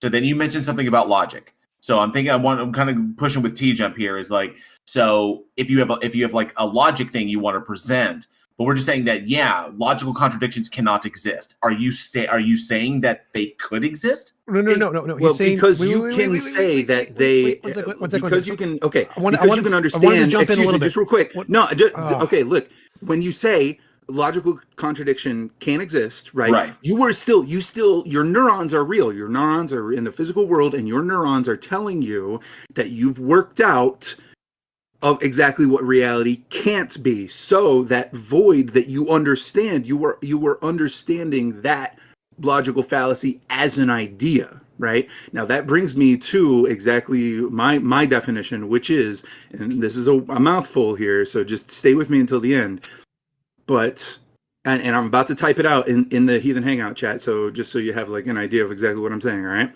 So there are known knowns, which is the body, right? The physical world. There are known unknowns, right? Known unknowns. Like you're talking about how things we know that we don't know. right. There Right. are unknown knowns, Okay. right? And then there are unknown unknowns. All right. Now I typed something. This might be wrong because I get it mixed up a little bit, but I just typed it out so a little bit easier for people. Quote. What? It's a quote from Rumsfeld. He's the guy who says this. There are no knowns. There are things we know. Sure, I'm sure he said it. I pray to God he's not the first person to say that. But yeah, no. So this is kind of the general. Which part is your thing. definition? The general. Right. Well, so this is the equation basically that I kind of get at, which is if you can even imagine a God. That's like 1 point for God. That's like, oh, you like, okay, there's more of understanding and knowing an unknown known. Or what's really hard to understand or figure out is an unknown unknown. Now, in order to think about an unknown unknown, you first must, like I think JL did earlier, which is you must know the unknown, which is if you know that logical fallacies can exist, effectively like something that's less than negative, right? Something that's logical fallacies cannot exist. But okay, but the idea of logical fallacies exist, logical right? contradictions cannot exist. So yeah, right. But the idea of logical fallacies exist, or else you would not be able to say something like that. No. We can look at a statement. We can look at a proposition and determine that it is true, and then, but by determining that a proposition is true, we also confirm that the opposing deal is false. So it's simple. As simple as the proposition that I am wearing glasses is true, but that also entails that the proposition that I am not wearing glasses is false. So logical contradictions cannot exist even in your mind. You cannot imagine a round square in your mind. So no, also true, yeah. So no, they do not exist in your mind. But I wanted to go one sec. Stop. What you have been saying, you said this like 3 times. You said, God isn't in reality. And that's, you were trying to describe our position. Nobody said that. Nobody has said God isn't in reality. That's not a thing we've said. So my position isn't God doesn't exist in reality. My position is there's no evidence of God. Indeed. Your own definition is that he is or could ever be a logical fallacy to which you say logical fallacies cannot exist. Never said that. So I said God is a non-physical mind that created the universe. There is no logical contradiction. And can non-physical minds exist? Yes. Yes, they can? Yes, there is no logical contradiction in a non-physical mind. Wait. Well, I would say what we're saying is we're not that was convinced. easy. All right. God can exist. So yes, so that's possible, but there's still no evidence for it. So what is your point? Exactly. But the evidence is that you can say that at all. That's the evidence. Well, we can say that about anything. We can say that the Big Bang is a result of a unicorn fart. Well, just because we can conceive it doesn't mean that's a possible thing. Exactly. So, but that's us working out the reality, right? No. That is the known unknown. No, right? That's the Big conceivability. Bang. Conceivability. Excuse me? That's conceivability. The fact that we can conceive of something. So the fact that we can imagine something isn't evidence it's true of reality. I think you've skipped the step where the things you imagine can be false and not correspond to reality. And so you need some way to differentiate the imaginary things which are true from the imaginary things which are false. Just being imaginary isn't evidence that it's true. It's just evidence that it doesn't have a logical contradiction. I'm not saying that it is. I'm simply saying that the argument for that is the attempt to understand the known unknowns or the unknown knowns. Well, why do you think it got exists? And then from doing that, we bring the unknown unknowns, the unknown unknowns into reality. We bring it from the aether, from figuring it out. Now, does that mean it doesn't exist without us? Probably not, right? But again, you're putting so much weight on what, like you say, like Big Bang, like duh, like of course the Big Bang exists. It took so much physical labor and tool making and understanding and philosophy in order to even be able to imagine something like that has actually happened, right? But in our part of the universe. Wait, what is your point? Well, we sit on the shoulders of giants, right? So Yes, from knowledge then, how did we get requires there? lots of Okay, other right. knowledge. So what? Right. Okay. So how did we get there? We got to the Big Bang Theory by questioning the unknown unknowns, by banging on the door of the unknown unknowns and saying, let us the fuck in. Yes, We that's want to figure out how this epistemology. world exists. So by you denying the existence of God, you are denying the attempt to bring the unknown into the known. You are denying the effort to try to understand our reality better and more honest than what you are, because what you are doing is an inherent negative. And as much as I fucking hate Darth Dawkins and Mr. Batman, I do appreciate. We need to address the gibberish you just said. Like, no, denying the existence. Okay, don't call it gibberish, or I'm just gonna fucking leave. You literally piece of is shit. gibberish. So you said that. Fuck yourself, you stupid. Okay, goodbye, Charmhole. We do not appreciate that. We do not appreciate that type of decorum here. That's TJump. TJump. I think he had an inherent bias against you. Yes, but I do want to like try to address what he said there. He said something like denying the existence of God is denying the pursuit of knowledge, and that's just dumb. Like denying the existence of God is a part of the pursuit of knowledge, because when you pursue knowledge, you have to eliminate false beliefs. And so if you found something you think is a false belief, it is rational to deny it. Him simply denying God as a denying the ability to have rational knowledge is just insane. That's dumb.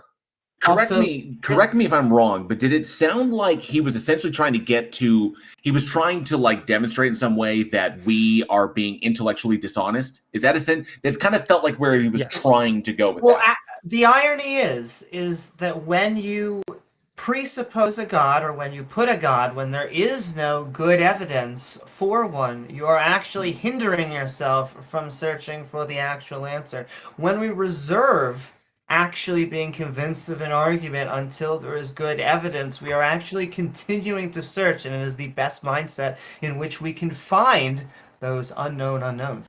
But I also just want to say one last thing, because it was a question on specific things on Just Their World set. He didn't bring up the contingency argument, but he did bring up that it could be that God is contingent on our minds. He kind of made it as an off-color comment. That is, in essence, my contingency argument. I do believe that God and gods and goddesses are all contingent on human minds to exist. And without us or our text, they would disappear. And so that is not evidence that for a god, as most monotheistic or polytheistic people believe it. If you want to say God exists because just like Harry Potter exists, sure. But that's not what most people are bringing to the table when they mean theism.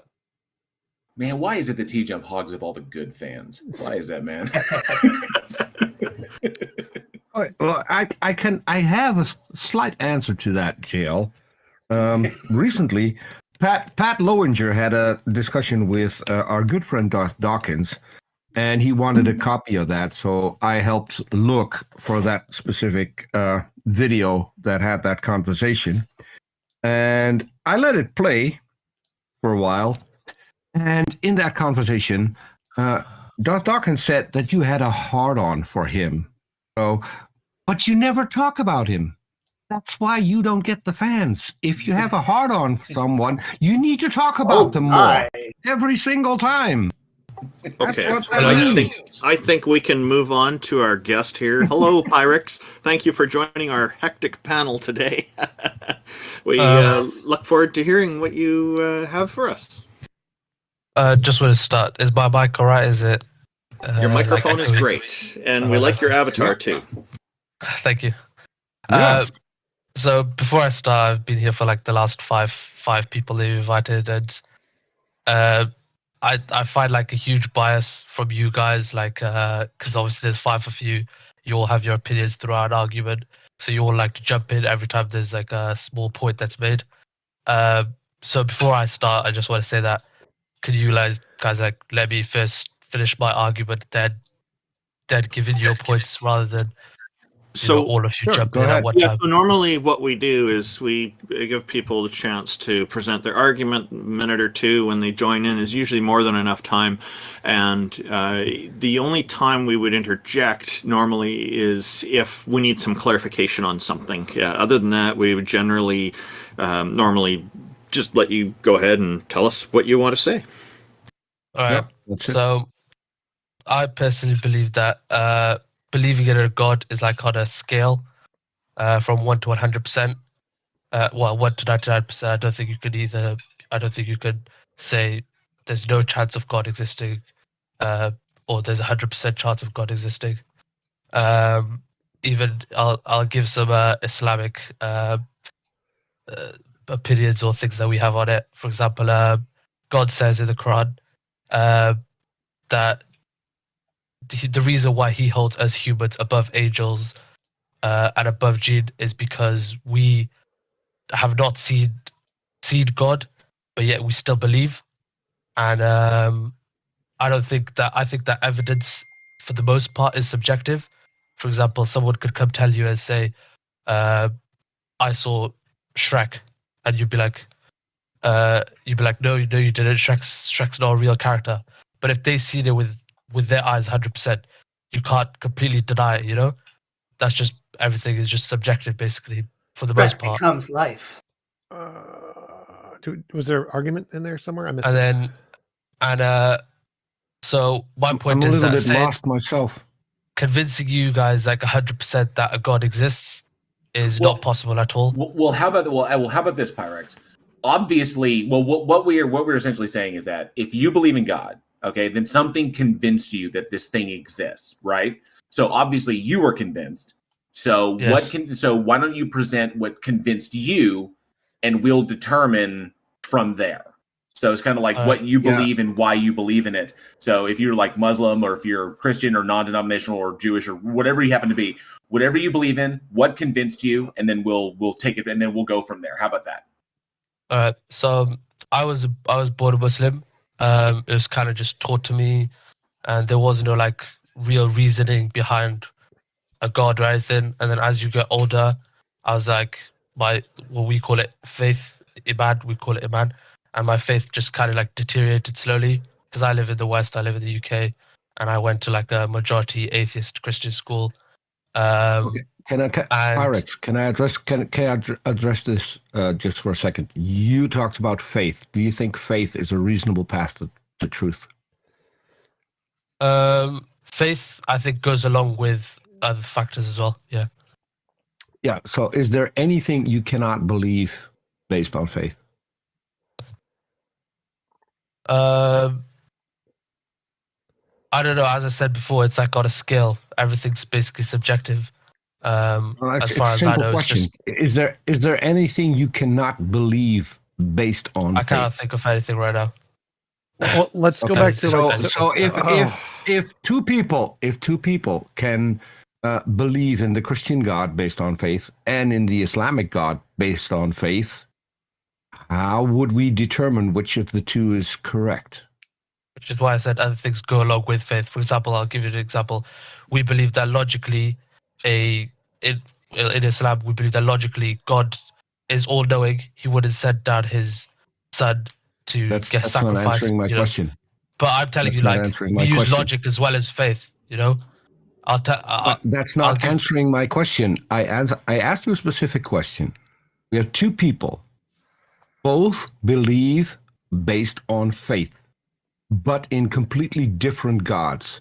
How would you, Pyrex, determine which of the two is correct? I wouldn't base it completely on faith, though. I'm not saying faith is 100% reliant. I asked you if faith was a reliable path to truth, and you said yes. To some extent, with other things, it's not just have faith. I'm not saying just faith. You just need faith to believe in something. You need other things as well. is faith in any way a reliable path to truth? Not just faith, yes, but faith adds up other things. No, factors as well. I'm not asking not just faith. I'm asking, is faith a reliable path to truth? Wait, I think he just answered you. So he said faith on its own is not. So he said not. Yeah, just faith. he's still he did answer, but he's still using it. You have to have faith and something else. I want to rule out faith because we've already now just established that faith is completely unreliable. So you should ditch I faith. didn't say that. I said faith is necessary with other things. I don't get your argument. You're just trying to like pick small things that make no sense. Argument, let me clarify. So his argument is faith on its own with nothing else any amount of evidence. So you mentioned the scale from 1 to 100. No, that's blind faith. I don't believe in blind faith. Right. So faith on its own is completely worthless. Does nothing. Zero. What is it completely worthless? Everything has some worth. Wait. So that's what we're asking. What is that worth? Where do you get that worth? Where's that little tiny percent? Because we see it as zero. Why do you think it's trustworthy at all? Yeah, and I might want to clarify because I make a clear distinction. I'm an epistovist. I reject faith as the most unreliable and dishonest position to have. So there are, if you talk to a theist, they will interchange faith and trust because it could mean the same thing. So it would be a lot better to use trust when you have something that you believe based on evidence instead of blind faith, which is what religious faith is. No, it isn't. Does that make sense? Religious faith isn't blind faith.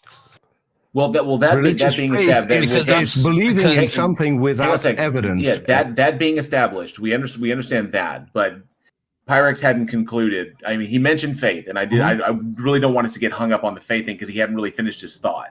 So, Pyrex, when you were talking about like why you believe, and I know that you incorporated faith into it, and other things as well. You like logic and other stuff in there. So, but just going from there, how do you get to your God? Because I'd like you to be able to finish that thought. So what's up? All right. So along with faith also goes the Quran. I read the Quran. When I started, I only read the Arabic version. Didn't really understand the meaning. I went to the tafsir.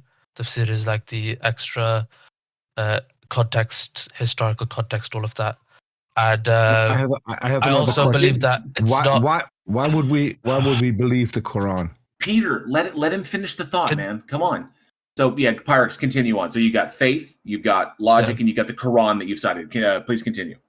Yeah. So as I said, I'm on a scale.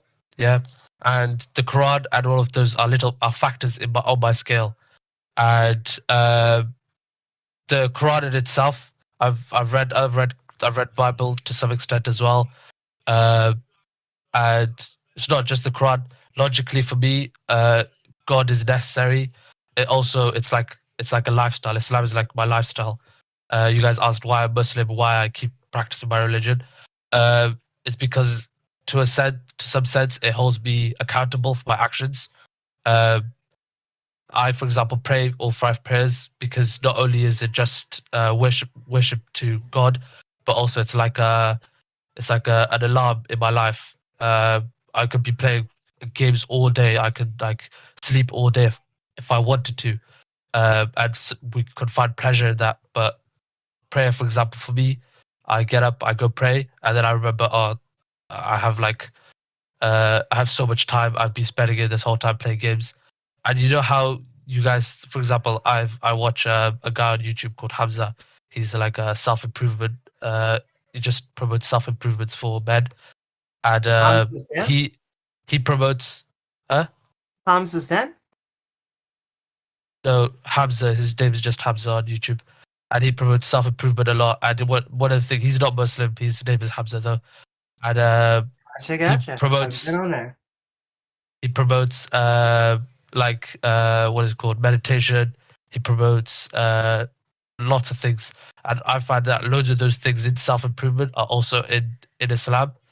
And I don't think there's a necessary to prove God's existence to have faith. You know, you could like believe in Islam because it's good for your life. And you guys, so and I find that what you just listed is all kinds of things for which your God is not necessary. Well, can I sell you on a different thing, Pyrex? Can I sell you Hold on, Amy. I really want to have him answer this because he didn't mention a God at all. He mentioned a lifestyle. A God is necessary for my religion, for the universe, for lots of things. But for faith, God's given us these commandments, and it's up to me to obey these commandments. I'm just saying. And He's told us why they're necessary.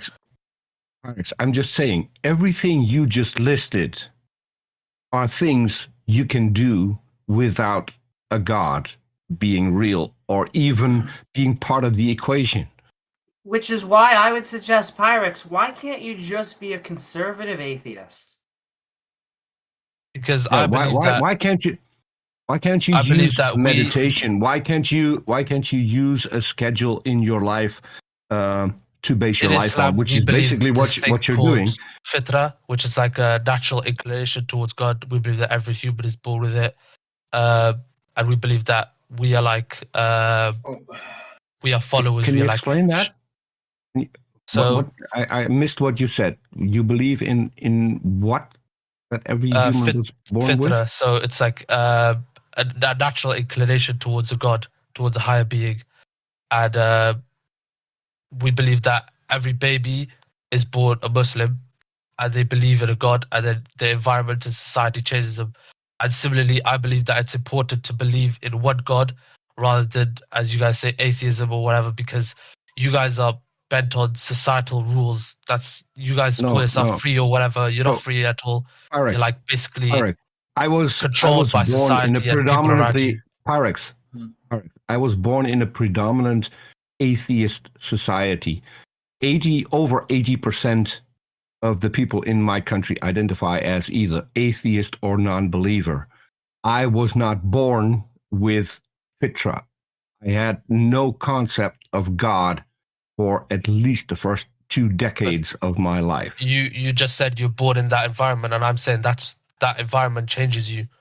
That's what makes you. No. You said that if you're born. No. Hold on. You said everyone was born with fitra, and I asked you to explain what that was, and that was a natural inclination to God.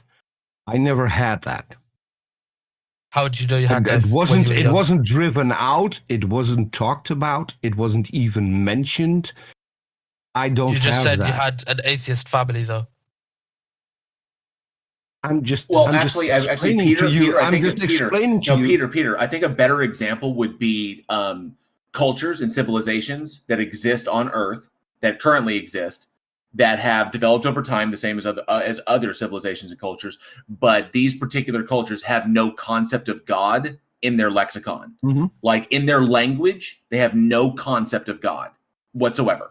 So it didn't even pop up independently. So by you saying that everyone is born with this inclination towards it within them, there are literally surviving cultures and civilizations out there, like living today in the world, that have no concept for a God, or they don't even have a word for it in their language. That the only reason they know about God is because someone external to them introduced them to the concept. But they were kind of well, that's weird. So we introduced them to a word, and they're like, well, we have no word for that in our language because it's never occurred to us. And so yes, it's worse, Jail, because he already said that he said he was born a Muslim, which doesn't happen. But then right after that he said, I was taught to be a Muslim, or I was taught Islam. If you can't be born something and then there is a necessity to teach you that specific thing as well. A Muslim isn't someone that just follows Islam. We believe that Adam was Muslim. We believe Jesus was Muslim. Well, okay, but Pyrex, how do you Peter? But I've already presented a contradiction to what you're stating. If every human being if every human being was born with this innate leaning towards God, towards Islam, towards Allah, okay, then that would mean that it would be popping up independently all over the world. That means the Native Americans would be leaning towards that as well. That means that South Americans, indigenous South Americans would lean that. Australians would lean towards that. Okay, every one of the planets would lean towards this. Every single religion on the world has come from that natural inclination. Peter, hang on a second. Hang on, I haven't finished. I just wanted to add to what you said. Peter, I hadn't finished the statement. Oh, okay. Sorry. So these things would be popping up independently and would be looking very similar to one another. But we have cultures that live today that have zero concept of God, of a God in their language. They don't even have a word for it. So how do you explain a culture that comes up and has no concept of a God whatsoever, and cultures that, and the existence of cultures that have no concept of Islam and believe in a completely different theology than what Islam presents? So I think you misunderstand what I said. You think that by natural inclination to a higher being, you think I mean Islamic Allah. You know, we believe that that's not the case. We believe that it's a natural inclination to a higher being could be anything. What JL said, for example, was Buddhism, addressing that. idealism, and also the fact that lots of people don't need to worship God. They worship money. They worship status. They worship.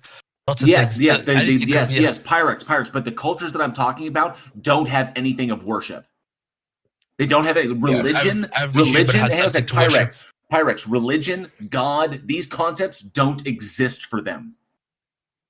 Like they literally evolved and established their societies and their civilizations. They have no concept of these things.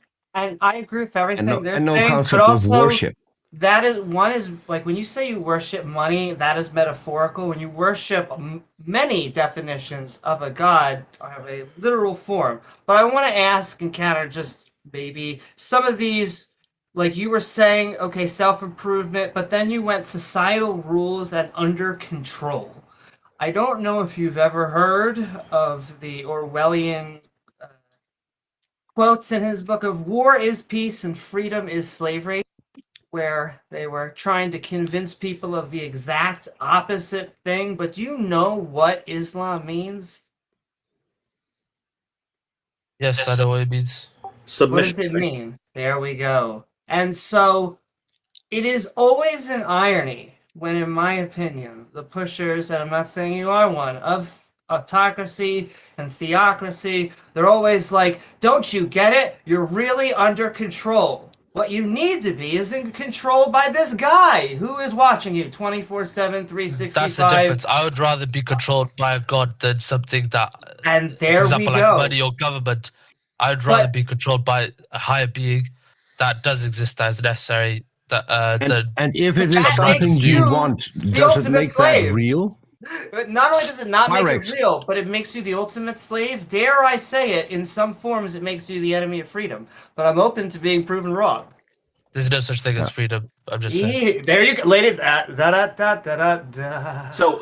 Pyrex, given the list of things that you presented for the reasons why you believe, okay? And I don't want to waste too much time. I know that we have other people that have their hands up and we want to get to them. But I'm just going to jump. I'm going to jump ahead to where we would finally get. We could walk down that list of each individual thing that you brought up. We can talk about the problems with faith. We can talk about the problems with the argument from contingency. We can talk about all the different reasons why there's problems there and why they can be totally reasonably rejected. So we can knock down, and we have, each one of us on this stage has at one time or another knocked down all the points that you're bringing up as to why you believe. Okay? You haven't presented anything that is just like this, bam, this is why this thing exists. Essentially, it's arguments from incredulity, appeals to emotion, and arguments from ignorance. Okay, is essentially what you present, all predicated upon all predicated Pyrex. And all of it is predicated on the confirmation bias that human beings are somehow special, that we are some special thing in the world because we appear to be the only thing that reasons and observes the way we reason and observe. So, like, what separates us from the animals? We must be specially have this this Discord meeting? Because I've seen on your YouTubes that you guys have Right. over 12 hours. Do you guys acting like you get you're trying to get something from all of this, but the truth is you're all just trying to satisfy your own doubts. Because I Incorrect. believe No, incorrect. Pyrex. in your The heart whole about point. a No, God. Pyrex. It is incorrect. That is a misrepresentation of what we're doing up here. The whole point is to have a dialogue between two parties that take fundamentally oppositional positions. You believe a God exists. We do not believe a God exists. Okay, you say that it's impossible for this thing not to exist. We say we disagree with that because, and we present evidence. But somehow you are convinced that it does. We are intellectually honest enough to say, well, we don't know everything. There's the possibility that it could. What convinces you? And so we want to know what you believe in, why you believe in it, and we want you to present either your argumentation or your evidence for that, because you never know. It could be convincing. You may be the Rosetta Stone that unlocks it all. It's unlikely, but you might be. We don't know that. We can't just say, no, we're not just going to stand up here and say, you're a Muslim, so you're wrong. No, that's not what we're doing here. We want to know what convinces you. And the reason we do this is because what you believe informs how you behave. And when you behave a particular way in a society, when you behave in a particular way, then it tells us what you believe. And if you believe in irrational things, then you will be inclined to behave in an irrational fashion. And because we share this planet, we all live together in this same planetary boat, your actions affect others. And if you are acting irrational, if you believe irrational things, you act irrationally, and you affect other people irrationally. That's why we have these conversations. Pyrex, hold on. Do you guys think you guys are rational? Pyrex, I just want to say that what J.L. Warren is saying here very nicely articulates some of the key aspects of what I call the free exchange of ideas. That's why we're bringing people like you up here, because we want to engage in this exchange of ideas. So you're about to ask a question. Go ahead. I just wanted to interrupt with one more thing. Peter, let him ask his question. We've got a good momentum. We've got a good momentum. Don't derail him. Pyrex, go ahead with your question. I was like, do you guys think you guys act rationally or behave properly? Yes. I try to. For the most part, yes. I take doubt as my ally. I question my rationality, but I strive to be as rational as possible. What do you guys base that on, though? Because I want to add one. I want to add Pyrex. I want to add. Peter, stop. Let him finish. He asked the question. I want to answer that question as well. Peter, you interrupted him again. Is this a debate between you two rational? I know. I want to answer the question that he just asked as well. I think I'm acting rationally, and while acting rationally, I am interested in not what you believe, because that is what you keep listing. We Muslims believe X. I'm interested in why you believe. That is the topic of this conversation. That is what we're interested in. And when you say that we don't want to be convinced, you're wrong, because that's the topic of this conversation. And that's the only thing you haven't touched yet. The why. The how. What we believe why do you why believe? we believe it. Say again? What we believe is why we believe it. Okay, so Pyrex. Do you think that's rational? Yeah, that's so irrational. Pyrex. We strive and make it a goal in our lives to believe as many true things as possible, to reject as many false things as possible, and to act in a rational way, to act in a rational manner throughout our lives. And we understand that we are constantly improving. So that's a goal that we set. So yes, for the most part, we believe that we act in rational fashions. So what was your point leading from there? Sorry, could you repeat that? I'm sorry. Yes, you asked us, do we think that we're rational people? And I'm saying, yes, we act as best we can in a rational fashion. And we are constantly improving. We're constantly trying to believe and understand more true things than false things so that we can act in that rational, so we can act in a rational manner. So yes, the answer is yes. But where do you guys base your rationality at improvement on? Like, what's improvement to you guys? Because that's I kind could of say me subjective. getting closer to God is improvement. That's kind of subjective. Improvement to me is like knowledge. It's just like the more I understand, the better my position. So to me, the real improvement, true improvement, is better and deeper and more profound understanding of things. That's pretty much it. So it's like the quest for knowledge, the quest for the exploration, that whole kind of thing. So I want to know more. What we believe in Islam as well, because I'm not coming on here as someone who's entirely uneducated. I've read enough about not only my religion, I've researched other things. I believe education is important. Islam also tells us to educate ourselves. And I think without something telling us to do something, we would have just naturally moved towards it. My parents told me to always respect others.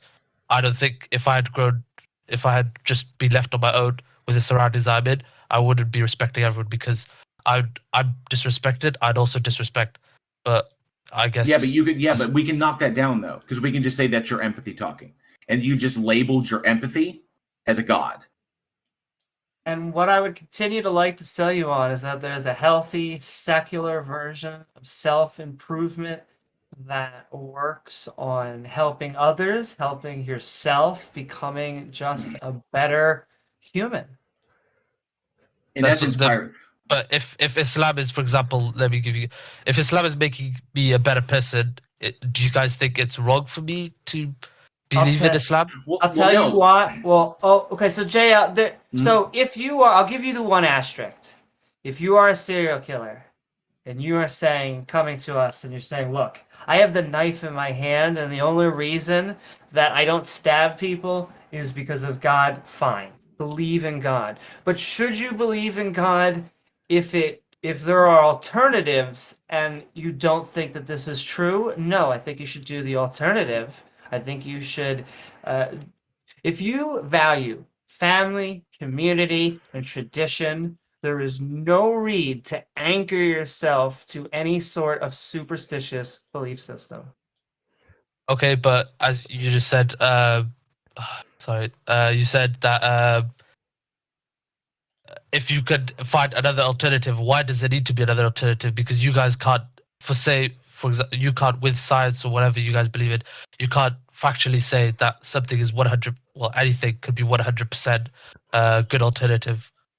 So we can't say for 100%. No, but we can actually we make a fairly good roadmap. We can say with 100% believing in science has more evidence than God, so it's better. Absolutely. So yeah, we can say with 100% there are better alternatives to a God. God is just something that people made up with no evidence. There's no justification for believing that. There's better bases for everything, for morality, rationality, meaning, and purpose. Anything can be better than God there. All it has to do is have a little bit of evidence, which is pretty easy because God has none.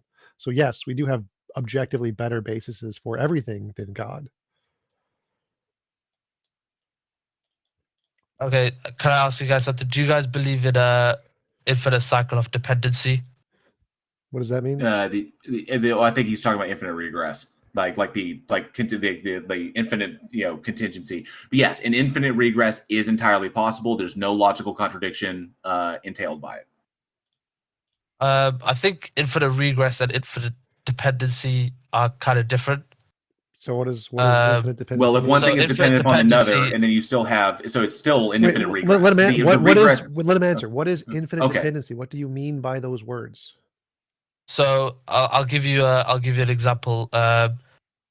Imagine I've been sent to like shoot someone, yeah, and I have a higher boss than me, and he tells me to he has to give me the command. If I keep having Grim Reaper. Yeah, if I keep having people above me to command me, if this cycle goes on and on, would I ever shoot the gun? If it's an infinite cycle. Yes, you can have infinite cycles. Would I shoot it? Yes, you can have infinite cycles. So you're saying if this cycle carries on, eventually I'll shoot this guy? Yes, there are infinite cycles that do continuate. That's totally rational. But who gives that command? There could be lots of things. Who gives that? No. So this is a dumb argument. You can have infinite regressions that do occur. That is perfectly rational. They're not like commands. You don't need commands. It's called a tensed theory of time. Time doesn't need to be tensed, and that's how you solve the problem. So You guys believe in a beginning of time? yes. Okay, so if there was the beginning of time, if there was, let's say, nothing, what existed there that started this? Quantum fields. That's the consensus. That's all of the evidence in physics. There's more evidence for quantum fields than God. Quantum fields beat God in every way. Are quantum fields And also, if we're talking about the independent? beginning of time, Yes. we're talking Quantum about the fields are beginning of independent. time in this particular universe. So that doesn't entail that time doesn't exist anywhere else outside our universe. The only time we can see is within this universe, and that definitely had a beginning. Yes, quantum fields are independent. But there's there's two theories, I believe. There's time had a beginning and time has always been there. And I think That's what I just explained. Everything is That's based what I just on, explained. It's and I think depends on what time you're talking about. If you're talking about the time we experience in our universe, that time had a specific beginning. Yes. There may be time elsewhere, which we don't know of, and it may have always existed. Oh, yes, both are correct. But that's the thing. You guys are mostly basing this on maybes. No. This is all better. Wait, 1 sec. So you all guys of this. just Wait, as, hold I up. think, delusional. Stop. You claim This has religious dogma. evidence. God has no evidence. You're basing it on a maybe. We're basing it on evidence. So your position is unsupported. Exactly. Our position has lots of evidence. So yours is a maybe. Ours is evidence.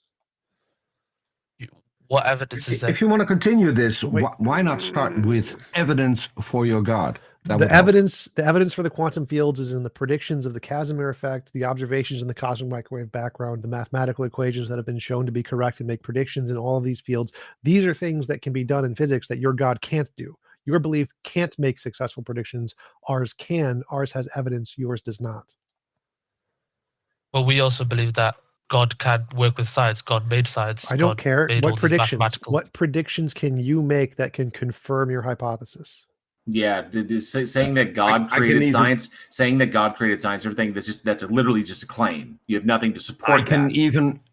I can even shoot down the fact that your God created science because of the numerous scientific errors in the Quran. Things that we have established to be completely false. I don't think you've. I think you've. Yes, read biased I reports. can go to. I know what you're going to say. You're going to say the sperm. I know. Yeah, hold exactly. On, hold on. I'll link you a server which has all the information disproving all of your claims with science. You can't because I've read them all by now. No, you haven't. Have you read the Quran completely? Yes. Yes. Yeah, he oddly enough, Peter has, because he has produced. I hosted a show on reading the Quran cover to cover. I hosted a show reading the Quran cover to cover with people who speak. All of the guests in the panel spoke Arabic. All of the guests in the panel grew up as Muslims reading the Quran. So yes. With tafsir? In Arabic, yes. No, not Arabic, tafsir. But Pyrex, do you have any? I wasn't going to bring it up, but now that you're bringing up the Quran, do you have any views on the ant, the chapter in there? The what? So there's a chapter in the Quran called the ant. It's where the Prophet Solomon talks with, among numerous animals, but one of those where it gets the chapter's name is ants. Oh yeah, he talks to the ants. Yeah, I read that. Pretty normal stuff, or nothing in the Quran is very evidence. Scientific. Nothing. Yeah, I kind of scientific. I partially read the Quran because essentially your God can be. You guys admit that, or you guys say that your God can be a liar, and that kind of just defeats the whole friggin' thing. So it's like, then what's the point? Yes. So the Quran kind of defeated itself. The Quran also states that Allah can completely confuse you and will. Yeah, that's just like self-defeating. It's kind of like then it could then it just like everything is completely freaking arbitrary to do whatever this is. Like, what's the point of that? That single sentence rules out the entire Quran, because we don't know where Allah spoke the truth to Muhammad and where he was just deceiving him. Are you saying God's an So, abusive boyfriend? Or it girlfriend? doesn't. Yeah, I I'm think just saying. you guys are about. You guys are getting your information from like unreliable sources. The Quran Because I've gives the heard that best argument reason. before, and it's already been refuted on YouTube No, several I'm times. just straight up saying that the Quran gives the best reason It's to been not believe refuted in on YouTube. The Quran gives the best reason itself why not to believe in Islam is because your God is potentially lying to you, and you can't demonstrate that it is or it isn't. So this whole necessity. The whole he just said that Allah is dependent on YouTube because that's where I didn't it was say defeated. that. What the hell are you on about, mate? You said it was defeated because it said was it all defeated of our on I lives. said YouTube. the That argument was that you literally guys what you make, said. that non-Muslims make, has already been refuted. Like ants? You Yes, said that on so YouTube, casually. not The one by I wanna Allah. I'm know. lying. It was not defeated by Allah. It was defeated No, by not by mere Allah. humans on YouTube. Oh, wow. Wow, you guys. Pyrex. Can Allah deceive people? Huh? Can Allah deceive people? Is this a thing that can happen? He doesn't deceive people. Give you a second. It's not asking if he did. It's asking. This is a question about Allah's capability. It's not asking if he actually did. Yeah. Can Allah deceive people? Or lift. Could you guys invite my friend Rahim? Pyrex. He's the thingy. No, Pyrex. He knows it better than me. I'm not Pyrex, going to let's speak just to answer something the I have no no, knowledge because the on. conversation is with you, Pyrex. Can Allah deceive people? I'm not going to say something unless I have information on it. I'm not educated on that. Your own You book. haven't read the I've never heard that. I've never heard that. Pyrex, your own holy book says that Allah can that Allah can deceive. Please? Can you give the verse, please? Peter, you may have the surahs memorized better than I do. I have to look it up, but I'll look it up. Where it talks about you Allah, continue the conversation. Allah's capacity for deception. And I just want to say that I just want to say before we end this or whatever, Sure. the other people waiting, and that I find that when you guys are debating, you guys have made like several episodes of this because you guys like on purpose choose people who obviously put their hands up. I'm not educated, I'm not a scholar, and I think you guys should discuss with actual scholars. There's several Muslim servers I can recommend where there's actual scholars in them, and they could perhaps debate with you. Pyrex, I've got it here. I've got the surah. The surah is 354. 354. I got Surah 354. So the Quran Yes, states many times that Allah is the best. It says literally, it's the best deceiver. Allah is the best deceiver, and the word it uses is makir. So Quran, like Surah 354, essentially, and they cheated, deceived, and God cheated, deceived, and God is the best of the cheaters, deceivers. So yes, so Pyrex, your book literally states that that Allah. So first of all, it says, "And they, the disbelievers, planned, but Allah planned, and Allah is the best of planners." Planners just means that He's better than them at planning the. Because they obviously made evil plans against the Muslims, so in return, Allah made plans to basically defeat their plans. So it means planning, not because God is God is the best at the because he plans over the planners, the people who plan evil against Muslims, who plan crimes, whatever they do. There are multiple verses in the Quran. Quran 8:30 also states that God is the best of deceivers. 799, 1021, 1342. So there are multiple verses in the Quran, multiple surahs where God is stated as the best deceiver, and that He does indeed deceive people. Yeah, the literal translation is, and the disbelievers planned, but Allah planned, and Allah is the best deceiver. Okay, that's the literal translation of that of Surah 354.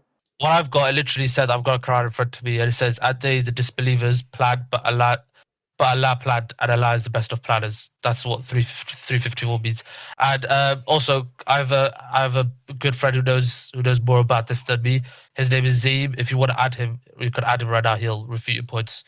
He's in the But we're talking to you. audience. We're talking to you, and we're still waiting No, but I'm for saying you there's to come up. 5 of you. There's Hold 5 on, of you. You've let me all finish picked one up your little sentence. points, and you're trying to attack Pyrex, let me finish one claiming sentence. that- We're talking to you, and we still haven't heard from you why we should believe that Allah exists. That's the thing that we're interested in. And you haven't even tried to come up with something why we should believe Allah exists, other than reading the Quran. Why should we believe the Quran? Because if Allah doesn't exist, the Quran's just a book. Okay, so first of all, I'm going to say I believe that Allah only guides those who That is what Allah you only believe. guides. No, wait. Allah That's only not guides why those you who are believe. sincere.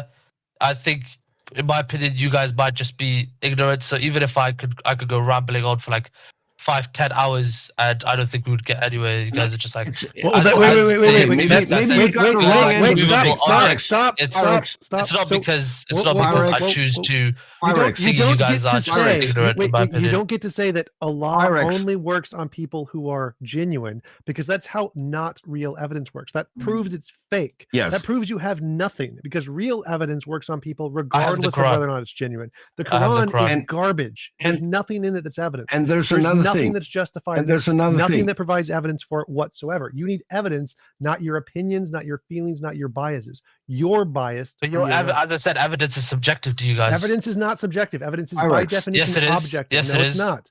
Is the Yes, it is. world being round, is that subjective? No.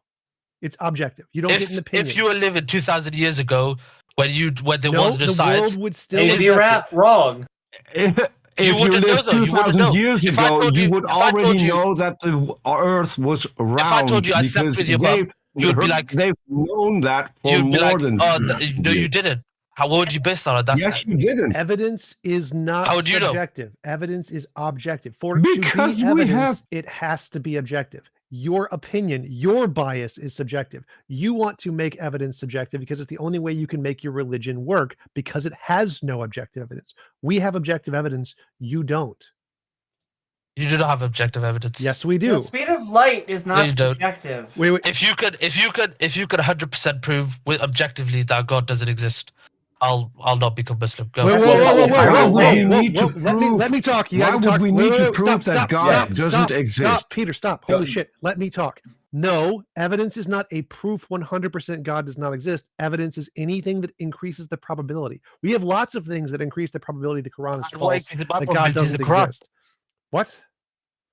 The Quran increases my probability of No, the Quran my is evidence. false. The Quran makes many Yeah, that's false obviously claims what that you're are going to say. You're a provably kafir. false.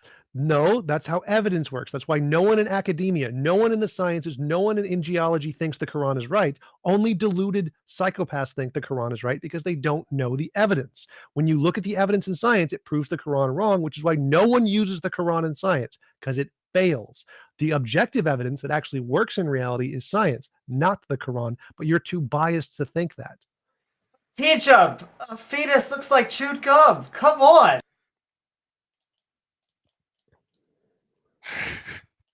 Yeah, we can pretty much You walk guys- down Pyrex. We can walk down the You guys list. are just you guys are just insulting. it's- You don't actually have any argument Pyrex, to prove the it's Quran very wrong. it's just good to all know. of it It's is good to subjective know you that guys. Pyrex. It's good to know that misrepresenting us and misrepresenting science, and then trying to debunk that misrepresentation is not just a Christian kink; that's also a Muslim kink. So that's good to know. But I know that he's gone now. This is But why I want to interject and say that it is not about trying to make him look stupid or trying to make people who believe in Islam look stupid. That is not what we're after here. And that is sadly, that is probably why he left, because he got that impression. That's not the case. No, he didn't leave. I removed him because he started getting into all this ridiculous, insulting stuff that we don't. I could see where it was going. There was it was not going in a good direction, just like the previous one. Went way off the edge. I'll just read one comment from our YouTube audience from Leophilius. The argument from evil deductively proves that classical theism is false. One of you should present it. If anybody would like to present that, feel free. Otherwise, we will move on to our next guest. Well, I just want to say that he brought up that all of our arguments, or the vast majority, have been debunked on YouTube. And I actually spent 2 hours of my time watching a Dawa trying to give apologetics for why we could talk with ants. And then I realized I was watching a Pixar movie. Amy Newman. Yes. Amy Newman, is it now time for me to remind you that my longest presence on YouTube was about 10.5 hours on your channel, trying to go through a 45-minute YouTube video that should already have convinced me that a God exists? Yeah, we're And supposed to be Christian, Muslim. We're supposed to be one of those right now.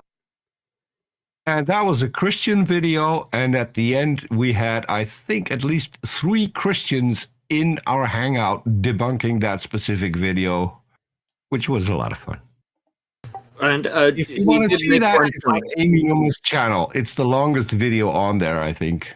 So our previous guest, Pyrex, did make some statement about how we need to talk to scholars. Well, that we have spoken with scholars. There's scholars who've been on here. We had Pat Lowinger here last time. He joined in and gave some perspective that a lot of people found very interesting, and quite a few found educational. So we do get scholars on here, and but our goal here is to ask anybody. We're not limiting our purview just to scholars. Welcome, Zvenka boy. You've been in our queue for a while. Thank you for joining us. What have you got for us today? I mean, happy to be here. Hello to all people on YouTube. I just found out you guys are live streaming, so that's pretty cool to be in there. You're in. So yeah, I'm definitely in. So I heard a statement. It was from Peter, and he said we shouldn't believe in the Quran because it's in a book. We shouldn't believe in math books then either because it's only in a book. I didn't say that. Everything hold on. that I did not. Hold on. I'm going to interrupt you because that is not what I said. The exact statement was, why should we believe the Quran? That was the exact statement. Because it's only a book. No. I said, I wrote why it should down. we believe the Quran? Hold on. I'll repeat what I said because I remember what I said. I said, why should we believe the Quran? Because if Allah doesn't exist, it is only a book. That is exactly, word for word, what I said. Okay, so math books are also only books. Language is Svenka, math can be demonstrated. But Yes. yeah, but so I'll go back. I'll go to my all-encompassing. Everything is subjective. Since humans made up the thought process it depends on. Math, language is all subjective since it's man-made. No. Everything Can I speak? Can I speak? We have no. You can't finish because all the things that you are listing and are going to list can have independent verification and have had independent verification. I will get to that as that has not happened with any of the holy books. I don't care which one you want to adhere to, but none of those has been independently verified. I'm on your side mostly. I'm an agnostic. Okay, so can I continue the statement?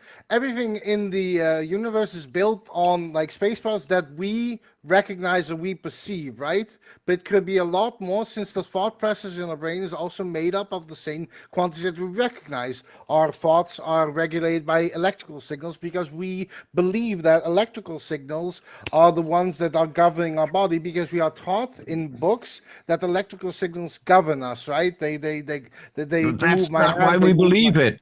Hold on. No, that's not why we believe it, because it's not in the book that we should believe it. All the things that are in that book that you just mentioned, that we're regulated by electricity, is based on evidence. So I'm just The Evidence book that we- wasn't there. Can I- The book wasn't there first, and then we started to understand it. We started to understand it, and in order to teach people, we write books about it. I'll diff- continue with That's my statement. different. Can I just finish this really quick? The difference between science and religion is that you could burn every holy book right now, and chances are religion may come back, but almost none of them would have the exact same gods. You can burn each and every science book right now. Slowly but surely, we would discover and put the exact same facts in the new books. I can't disagree. I wrote something as that. Somebody said, if we die as a species, religion also dies. If we die as a species, math also dies. If we die as a species, our language dies. Well, Svenka, stop. I want to finish that statement. Svenka, what? Okay, Can I finish the my the statement? language would die, but what the language describes would not. So mathematics, like the arbitrary symbols and whatever we construct in order to describe things in reality. Okay, that's how we know they exist, because they describe things in reality, and we can use those things to make predictions about other things. Those predictions come true. This is why and then we write all this stuff down in a book. So yes, I can answer that as well. Somebody said, I wrote it down. I don't know what the exact statement was you said, but somebody said a square can't be round. I say a logical square can be round, since you've been taught that a circle is round. But the word circle or the letters is just letters you associate with a rotund shape. You know what a rotund shape is? No. When we talk about logical contradictions, talk about like contradictory things, like a one-ended stick. A one-ended stick is not a thing that can exist, because sticks are not because sticks have two ends. That's definitionally what a stick is. So it's about contradictions in the the identities of a thing. Like a thing cannot be itself and something else simultaneously. That is a logical contradiction. Okay. Because we've been taught that a circle is round. Our thought process sinks. No, the identity of a circle is round. That's the identity of a circle. Describe identity. Three laws of logic. I don't know how you want me to articulate that. Like the law of identity, the law of non-contradiction, the law of excluded middle. So you're talking about laws are taught to you, and they are logical to you since you've been taught that. But if you were not taught that, you would maybe associate a circle with a square shape, right? Yes or no? You are just choosing. You're playing a language game. It could be that French and English would not have formed. Can you give me a scientific fact that would be different if we burned all of the scientific textbooks right now? So a circle is something in your head, right? I will say the answer is no. You can go forward if you want. Can you imagine a circle? Wait. Okay, so that circle's in your head right now. Wait. Stop. No, Can I you're not confusing answer? the concepts to the things that they refer to. There are things in reality that exist independent of our imagination, and the relations between those things cannot be certain ways, regardless of the labels we use for them. A circle in reality, the thing we refer to as a circle, is a shape that doesn't have any corners, cannot be at the same time a shape with corners, because it's a logical contradiction. That means in reality, if there are no humans, an object that is a circle can never be an object that is a square, not based on our definitions, but based on the laws of reality. Okay, so they're objective. Reality is what we perceive it to be, right? Reality Well, is not. I have another little thought experiment. Let's start with the first thing you said. Let's start with the first thing you said. Reality is not dependent on the way we perceive it. It is independent of how we perceive it. That's reality, is the things that are independent of perception. Do you perceive reality as your reality? Yes or no? Yes, that's epistemology. That does not matter to ontology. Ontology is true independent of opinion. So you sense this reality with your senses, right? That's epistemology. That's irrelevant to ontology. Ontology is reality. Senses are epistemology. Tribe ontology. What?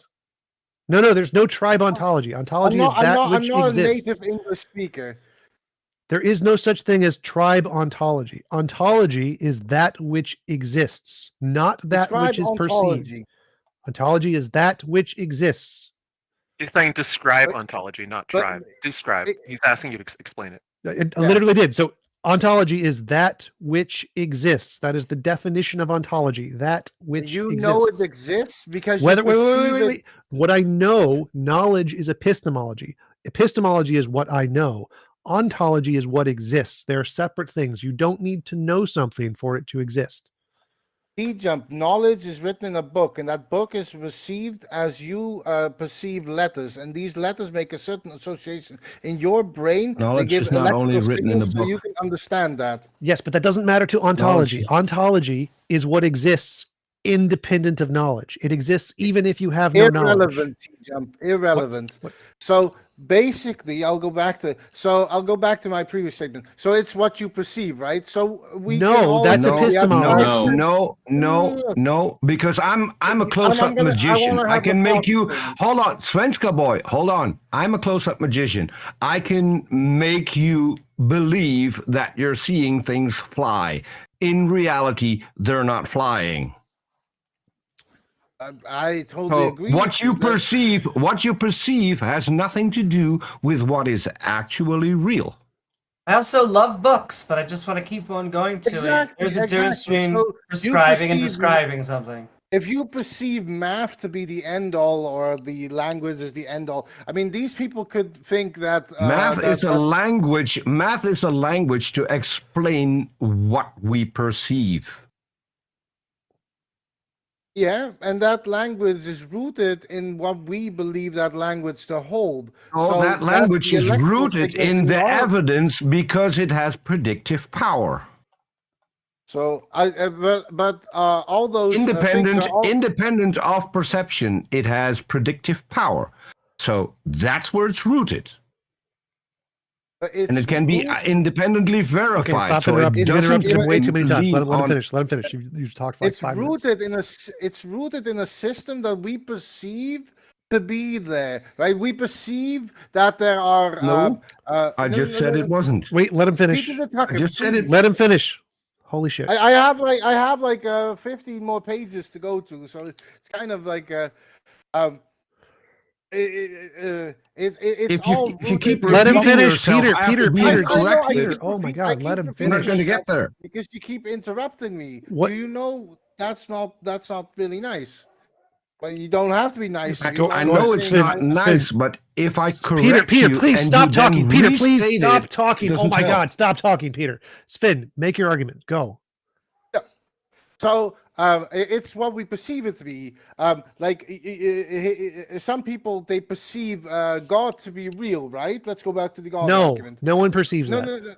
no, TJump. Let me don't interrupt me. Then You as asked a well. question. You root your beliefs in mathematical equations in what is known to you, right? These people make known what is known to them by what is known to them, right? Like what they are grown up in, what they have been taught, right? So everything is being taught. Like either you believe in the mathematical or the scientific approach of like denying God. These people they think that God is real, right? But in the end, it's all just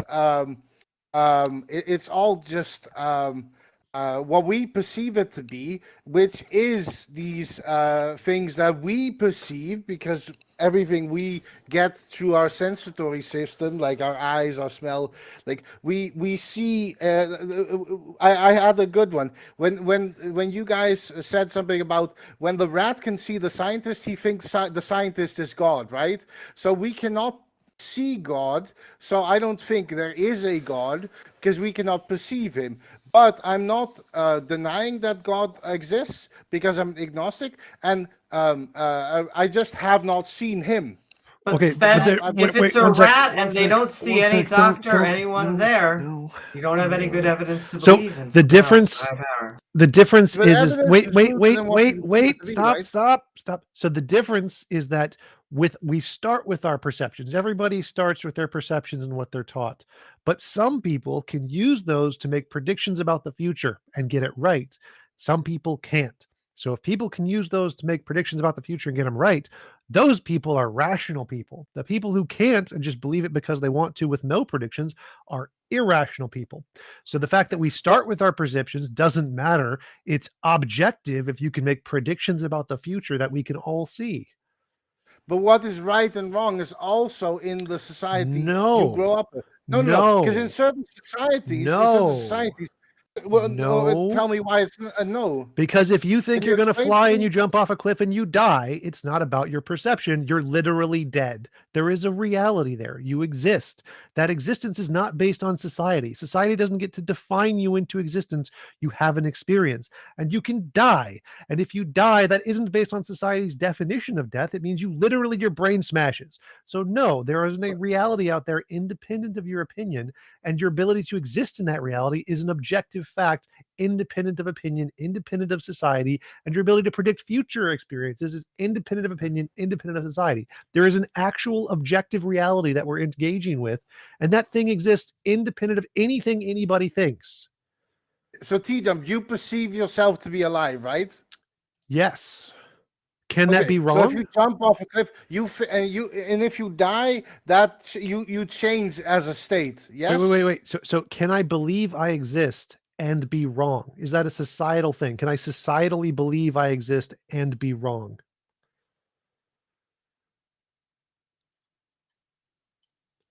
I mean, you're not right or wrong, because right and wrong is just whatever you think it is, right? No, or whatever no, what anybody no, else perceives it to no, be. No. Can I believe I That's a trick exist question. while I do not exist?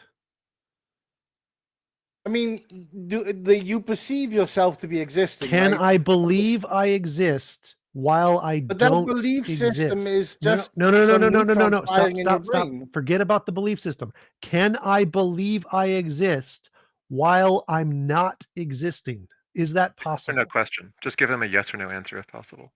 Yeah, thank you. What was? Oh wait, do I need to get a yes or no? Yes, or you can. Yes. TJump? Can I believe I exist while I don't exist? You can believe everything you want, brother. That's not the There's question. That's not. Can Yes, I? you can believe whatever you want. No. Can There's I criteria believe there. I exist while I'm not actually existing? Can I The believe answer I is exist no. while I don't exist? Can I not exist and have the belief I exist? It depends on what you Spanka, this perceive. isn't a trap, dude.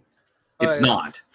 It depends on what you perceive yourself to be as No, existing. Spanka. Wait. If TJump does not exist, can he think he exists? It's not that hard, man. Yeah, no. Everybody's always trying to trick me. Finka. I say yes. I'll make it English. even That's easier no. for you. Can something that doesn't exist have beliefs?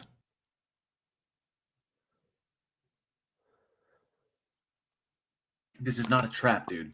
Okay, well, wait. I've known. I don't even know why we're continuing with this shit now. It's a basic logic question.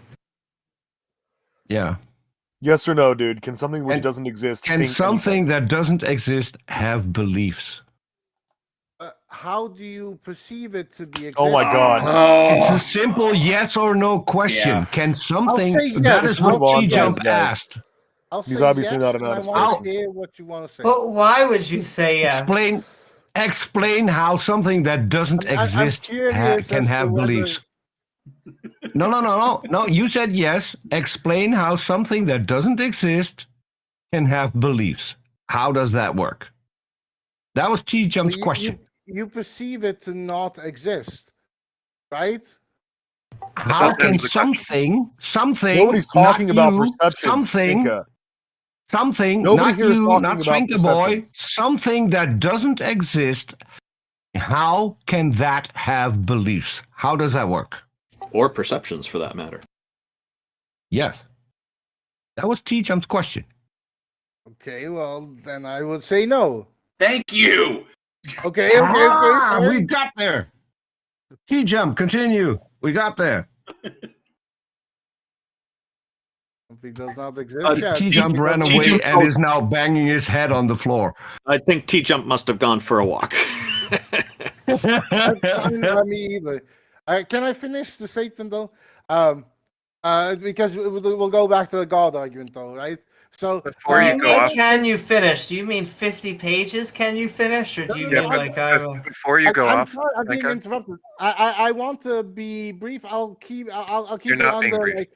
Let me just ask you to clarify Yeah. something. Okay, so TJump asked you this question for a reason. Okay, so I think everyone here can perceive the reason, but you want to change the subject after answering it to something else. Now, would anyone like to pick up where TJump left off? No, not really, because Okay. it's going to be painful. I mean, it's just what T-Jump was trying to convey, in my opinion, is that something that cannot exist definitionally cannot have beliefs or traits or anything. It is entailed in the non-existence. Logically, Yeah, and you have to leave out the something that cannot exist. It is the something that does not exist. If something does not exist, it cannot have a belief system. I agree. There we go. Good. And then So- I just want to It go cannot. back. It's not, and then it wasn't a belief system. It was beliefs, not a But belief also- system. So I wanna- was thinking you guys were going to entrap me. no, we're not. Oh my trying to- god, it's not a fucking That's trap. that's why you is wouldn't. it? That's Why that's do why you you think didn't that want to any answer. level of fucking concession is just unconscionable? That's why this is the I kept trying to politics tell you, server. Svenka. I kept trying to tell you, Svenka, it's not a trap, dude. It's Okay. literally an examination of logical entailments. It's kind of like, if this is a state of affairs, then what is entailed by the state of affairs? If the state of affairs is this, then this must be, this is therefore entailed. And to say otherwise presents a contradiction. This is how these conversations go. With virtually everyone we have up on these stages. Someone comes up, they present a state of affairs, we ask them what's their justification, and they break down their justification, and then we point out, we typically, well, this is how it's gone, we point out where the problems are in their justification. Either the problems in their reasoning, the fallacies they're appealing to, or whatever's going on, we say, nope, you've made an error here. And you've made an error here. You made an error here. So so then we ask, in the face of these problems, how do you continue to justify these things? That's the whole point. It's not a matter of trapping you. It's a matter of walking through your paradigm and saying, oops, you've made an error here. That's it. If you've made an error. What you perceive as a trap in a question is us trying to point out and to make you realize that there's a flaw in your reasoning. Yes, this isn't a trap. It's an Point out the opportunity. flaw. Not that we point out the flaw, but we ask questions so you will recognize the flaw by yourself. This gives you an opportunity. So, important. Svenka, this gives you the opportunity to improve your model. Because if we point out where the model fails, you can then improve your model. Sure. Okay. But I agree with you that something that does not exist cannot have a perception system, right? I agree with you on there. I was just afraid for the trap. Can I finish the thing about the God thing then? Please? Before you go back to that, I want to just say, so TJump was talking to you earlier, and he was talking to you about the idea that something could exist, ontology, independent of your knowing it exists or not, your perception or your belief about it, right? So would you grant that you would at least have entailed by what you agreed to earlier that your existence could be independent of your perception of it? You grant that, right? Your existence is independent of your perception of your existence. Like, you could believe you don't exist but be wrong about it. You could just still exist. Your ontology can be separate from your epistemology. I agree here. Yeah. Okay. So what that means is you can start to think without immediately regressing to, but that's just a perception, but that's just a perception, about other things. And I think that's why he wanted to establish that as a ground for the rest of the conversation, is because if every single thing that anyone says causes you to regress to something like solipsism or extreme skepticism, or that's just a perception, you may be in kind of a cognitive loop because you're not thinking of ontology and epistemology separately. And if I could just go back on a point from earlier, that it is the benefit of not having to prescribe, but to describe in science. We are just trying to figure out how You're the rooting your universe is. system in science. These people are rooting their system in their belief systems of God or Muslim God Exactly. or right. Yeah. So everybody Yeah, has yeah, but Svenka, That's where they get it all wrong. Yeah, but Svenka, you Oh my understand. gosh. You difference- understand why. Svenka, you understand why we utilize these very strict methodologies, and why we predicate our beliefs upon these things, the things that can be demonstrated to be true. You Yeah. understand why we use that, You right? can demonstrate them to be true, and then you're gonna tell me I'm gonna regress, but you perceive that to be the basis. It's we not please Right? get about rid of this perception. It's solipsis? not about perception. It is about the ability to have, first of all, independent verification and predictive power.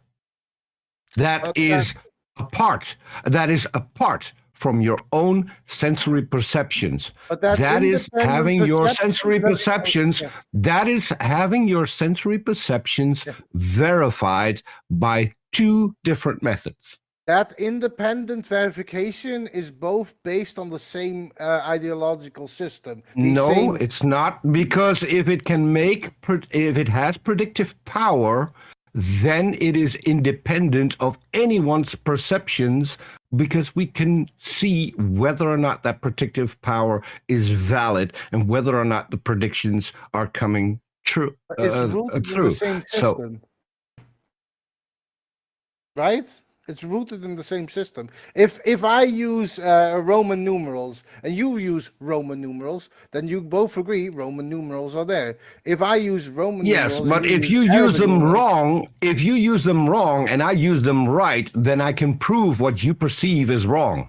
what is right or wrong is all dependent on what you've been taught. No, Svenka, no. Can we please get rid of this guy that doesn't even believe in true false propositions, and there's no delineation between true and So false? yes, Okay, Svenka. if you're not capable of doesn't understanding that there are things that are objectively true and things that are objectively not true, why would we have a conversation with you?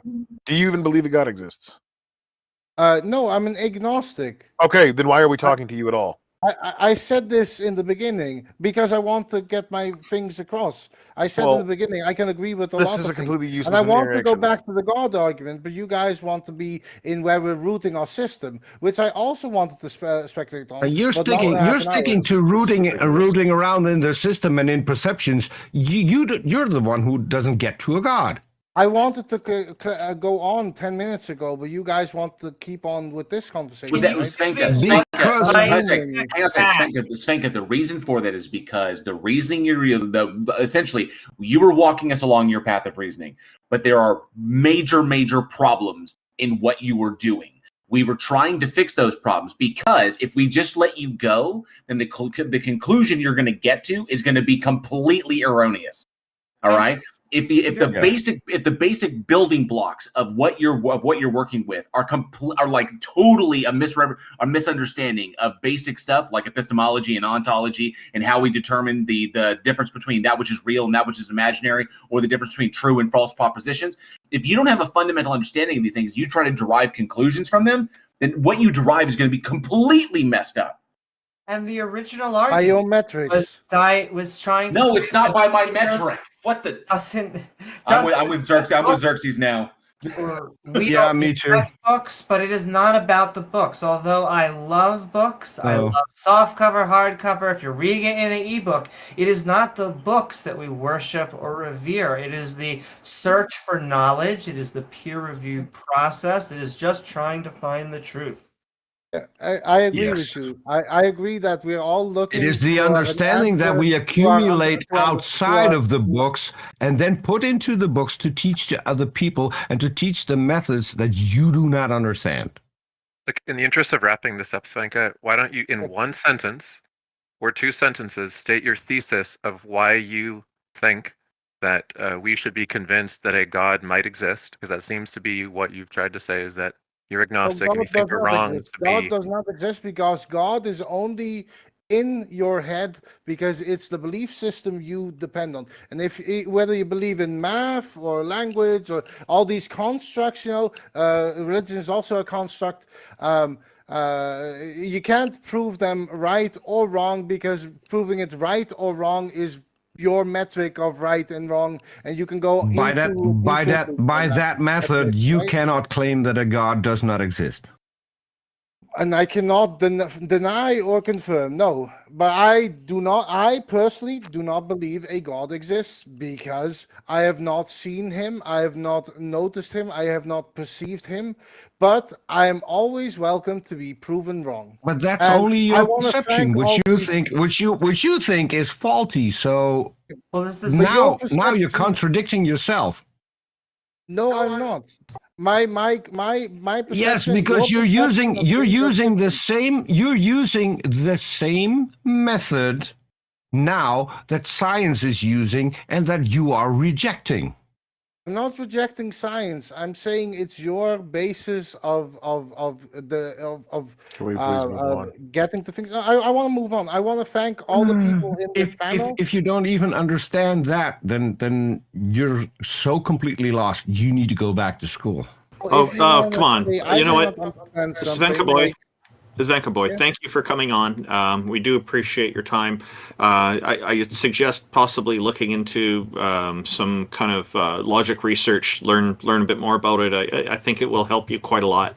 And I don't mean this to be condescending. I mean this to be helpful, and I hope that you can take it that we way. differ in our reasoning to get to a certain point, Oh but my we can goodness. all believe that everybody has their things rooted in their own reality. Yes.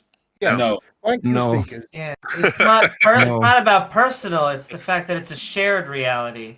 One of the people in my live chat has stated that this was the worst Matrix movie ever. And he was not wrong. I was going to say That was a good perception, Jail. This new Matrix is terrible. it's also the $20 version of mushrooms, but we're sending love. So that was a kind of a long conversation. Zionist Jules, thank you for joining us. Welcome. What do you have for us today? Hi, can you guys hear me? Yeah. Yes, we can. Yep. You guys, Loud and you guys clear. actually caught me. You guys actually caught me at a bad time. I actually stayed in come up queue again like 2 later? hours ago. No, I just wanted to. Can I come up later? But I just want to make just a You can really come quick back. question. Because, can I just ask quick questions? Yeah, I can put you back in the queue if you like. We can put you up after our next guest. Oh wait. Oh, actually, you know what? I'll just ask the questions. Like, Sure, go ahead, Zionist. So first of all, I just want to get a clarification as far as I'm not sure what the consent is as far as the panel, but you guys are looking for evidence of God, right? You're not saying that you believe in God 100%. That is absolutely the truth. You guys are just saying no evidence of God. Or Is he roboting really bad to anybody else? Yeah, but I can make a yes. Question. Yeah, and Yes. We're asking people to present their best argument for why we should believe in God. It could be based on evidence, preferably, but sometimes people try to make arguments based on something other than strict evidence. yeah, we're not completely 100%, or most of us. Some of us are in the realm to 90 to 99.9%. And so it's come here and present your best argument for God. Maybe it'll win over all the atheists, and we'll see Jesus or Muhammad or. Yeah, something convinced them. We're asking what convinced them to present that to us, because maybe it'll convince us.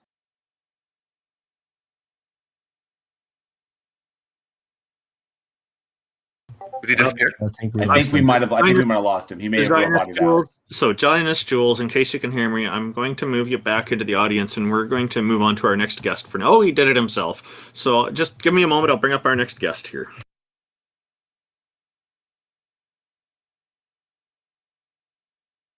That would be Zaim. Now, where is Zaim?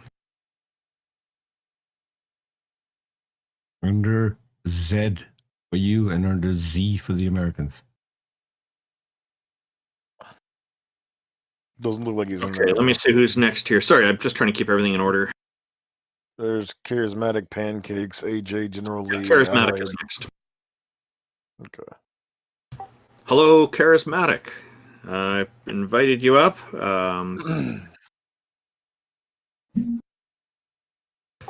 the meantime, did anybody have any thoughts about our previous guest there, what he was starting to ask, or did anybody really I get didn't even hear him.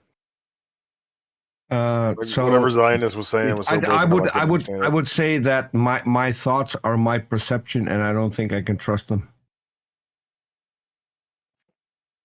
I thought you were talking about Zionists, not Zvenka. Yeah, Zionist. But at any rate, I didn't hear anything Zionist said because it was completely roboting for me. Basically, seems to be saying, are we actually looking to be? Are we just all 100% convinced, and we're just looking here to bat theists around, kind of thing? And I would say we are, even though we have high bars of evidence and standards. I would say that we are actually looking to know what is true. It's not the goal, but we can't help it if that's the way how it turns out. Is charismatic there? He's still on mute. I would say the server is messing up on my end. Yeah, mine too. Yep, same with me. It's just spurging out. See, I just see it as a lottery. I'm getting Christmas light effects on. Yeah, my me side. too. Yep, Me same here. I would say that the I keep goal...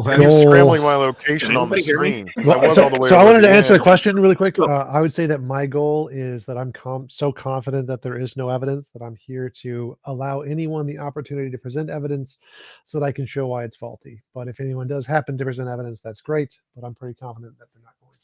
I think that's fair. I just want to check because you left after that particular guest couldn't answer your question. You didn't bang your head on something really hard while you were gone, right? Plead the fifth. Okay, I want to bring on our guest.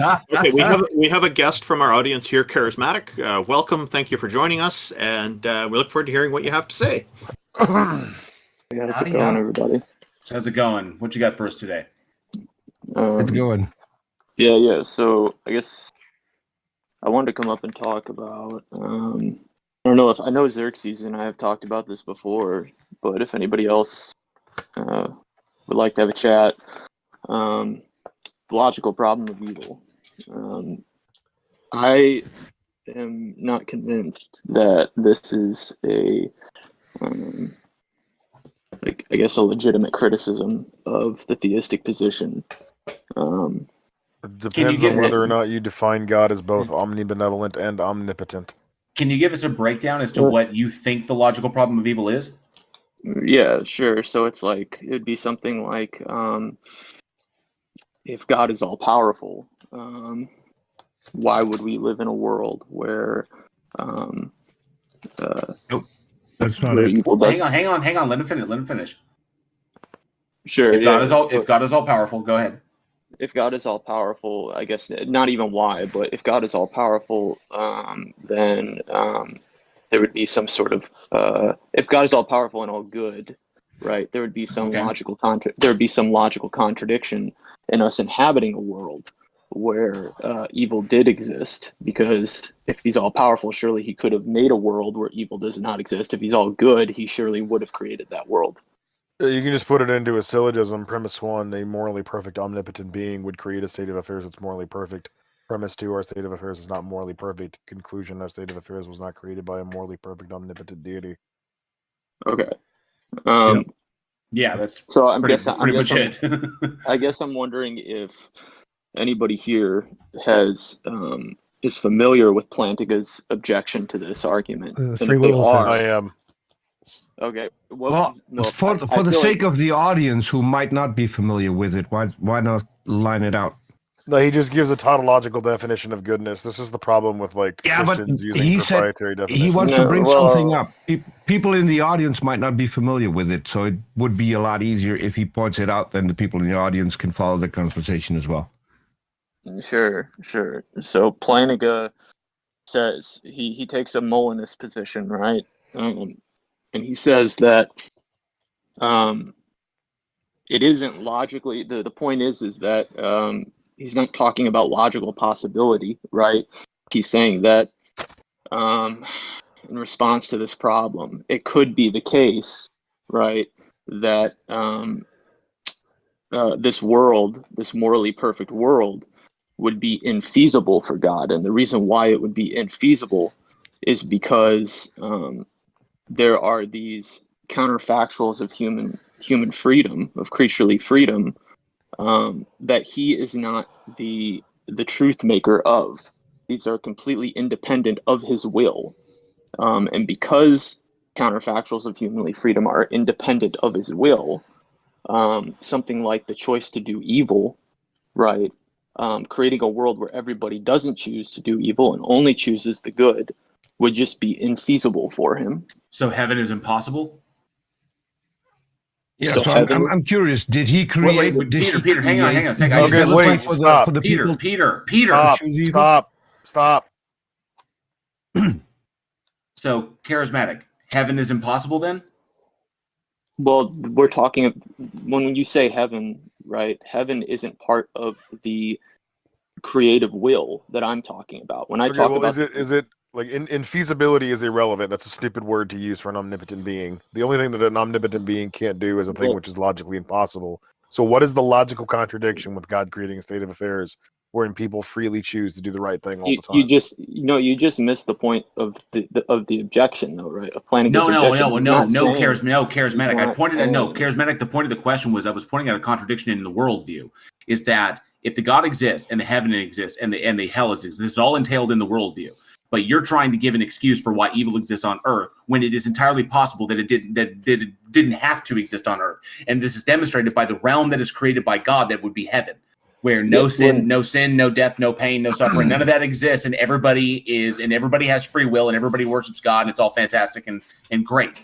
But the existence of a heaven, the problem is that if it can exist, but it doesn't exist, but the God is morally perfect, and God can create a heaven, then why create this? Well, in terms of why he would create a world, right? Like that's not a question that like the motives for why God would create a world. Like No. It's the presentation of the heaven. If the heaven exists, that means God has created both. Okay? So, but it's already created the heaven. So why not just create the heaven, which the heaven comports with the omnibenevolence? The earth does not. That's the logical contradiction. Because it's either God couldn't have done it otherwise, or God is not good. No, but you see, JL, the problem is that that when you're talking about heaven, and then you're talking about what the world that we inhabit, right? Okay, charismatic. I'm talking like about you just take his question and remove the heaven element of it. What is the logical contradiction with God creating a state of affairs wherein people choose to do the right thing all the time? Yeah, no. You're missing. This is the point I'm saying. No, I'm not just saying that answer it's the logically question. Is it I'm trying impossible for him to do that? No, I've been trying to. What I'm saying is, and Plantinga says this, it's not. We're not saying that it's logically impossible. We're saying Then it it's is irrelevant. logically possible. We're saying that it is logically possible for this world that you're talking about, right? We're saying it is logically possible for it to exist. What we're saying is perhaps it's just infeasible for that to happen. Infeasibility is a stupid word to use when talking about a being that is That's omnipotent. not a criticism. There is no gradient to the One challenge second. that an omnipotent being could possess. It cannot be thwarted. It has no What creative is- limitations. what is It's the void of relevance? restrictions. One sec. There is no One such sec. thing as being infeasible for an omnipotent entity. That is the most retarded word you could use. Wait. Can I explain to you why it is? Yeah, what do you mean Can by I explain to infeasible? you What is why this it relevant is? to the argument? Yeah, because the reason why, right, is because it is, when I say infeasible, right, I'm referring to something that would be dependent on the counterfactuals of humanly freedom, right? These are independent of God's will, right? So if What I'm does that saying, have to do with the if I'm argument? So saying how the does choice how does- means nothing. Wait. So walk me through this. So it's logically possible for God to create a morally perfect world, but he doesn't because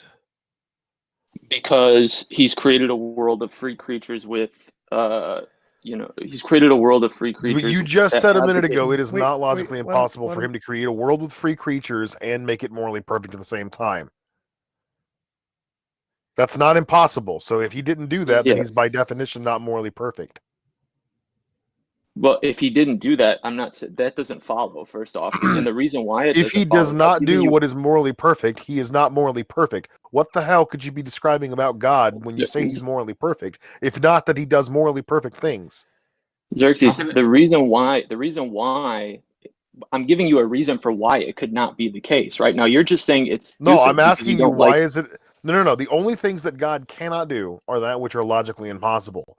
You just admitted that there is not a logical impossibility with God creating a state of affairs wherein people freely choose to do the right thing all the time. Sure. If there were Absolutely. such a contradiction with said state of affairs, that would mitigate the concept of free will altogether, because then you would have to be arguing based on the counterfactual that there is something which compels us all logically. It is a logical necessity that at least one of us will do the wrong thing at some point.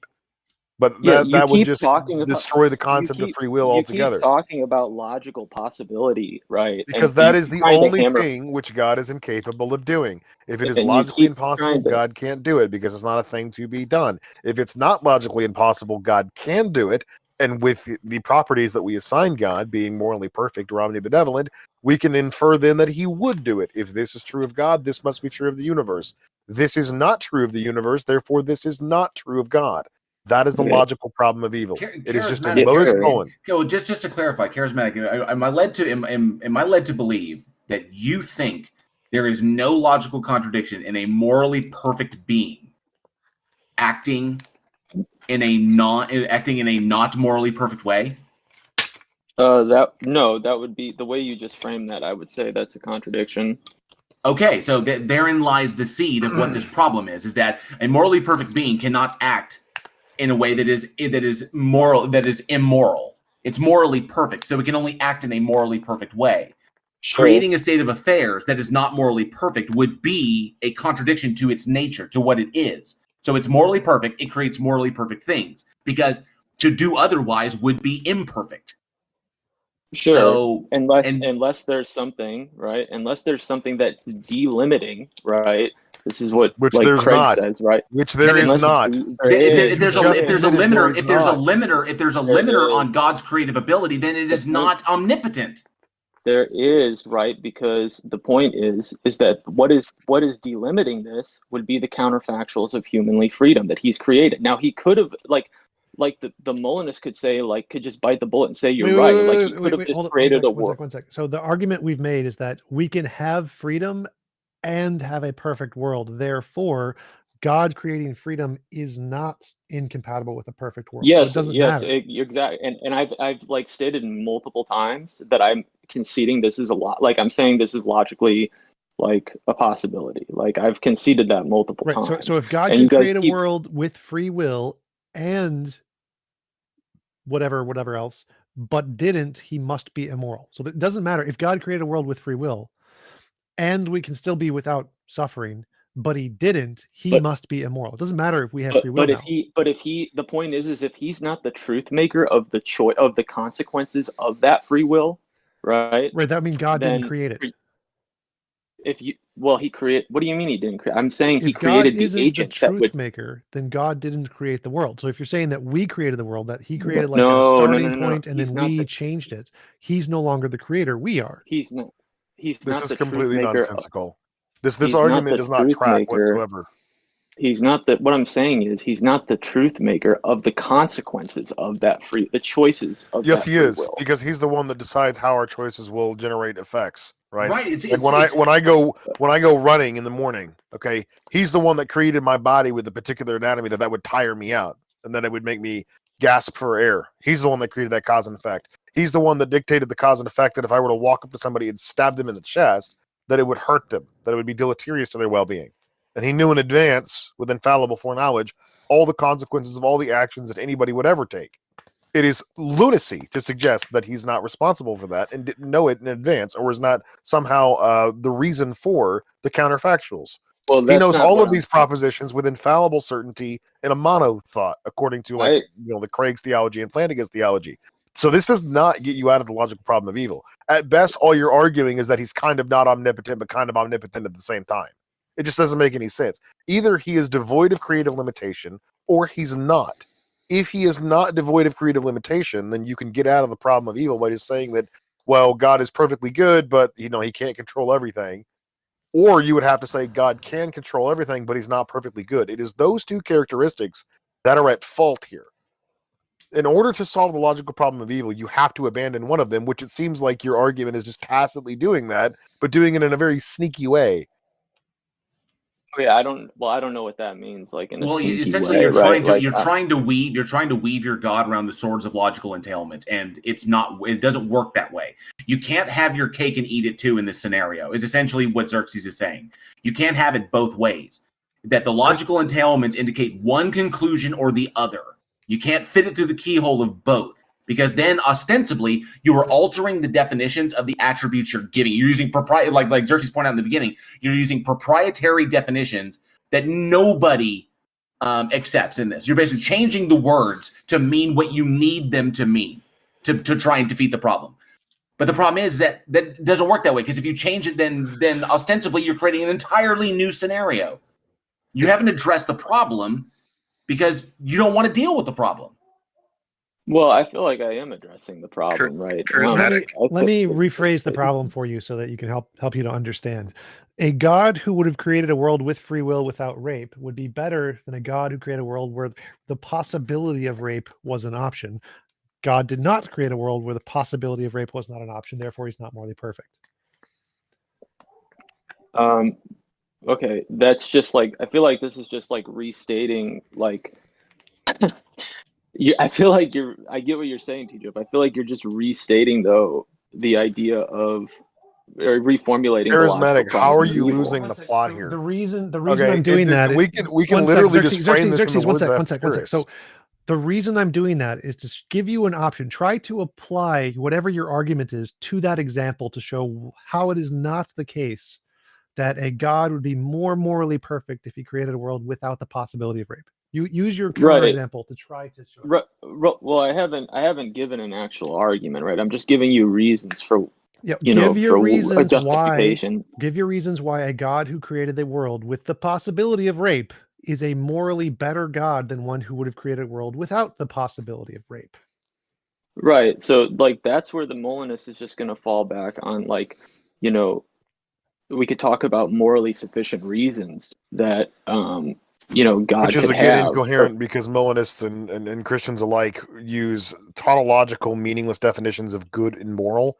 When you say moral in the Christian worldview, all you mean is that which conforms with the edicts or character of God.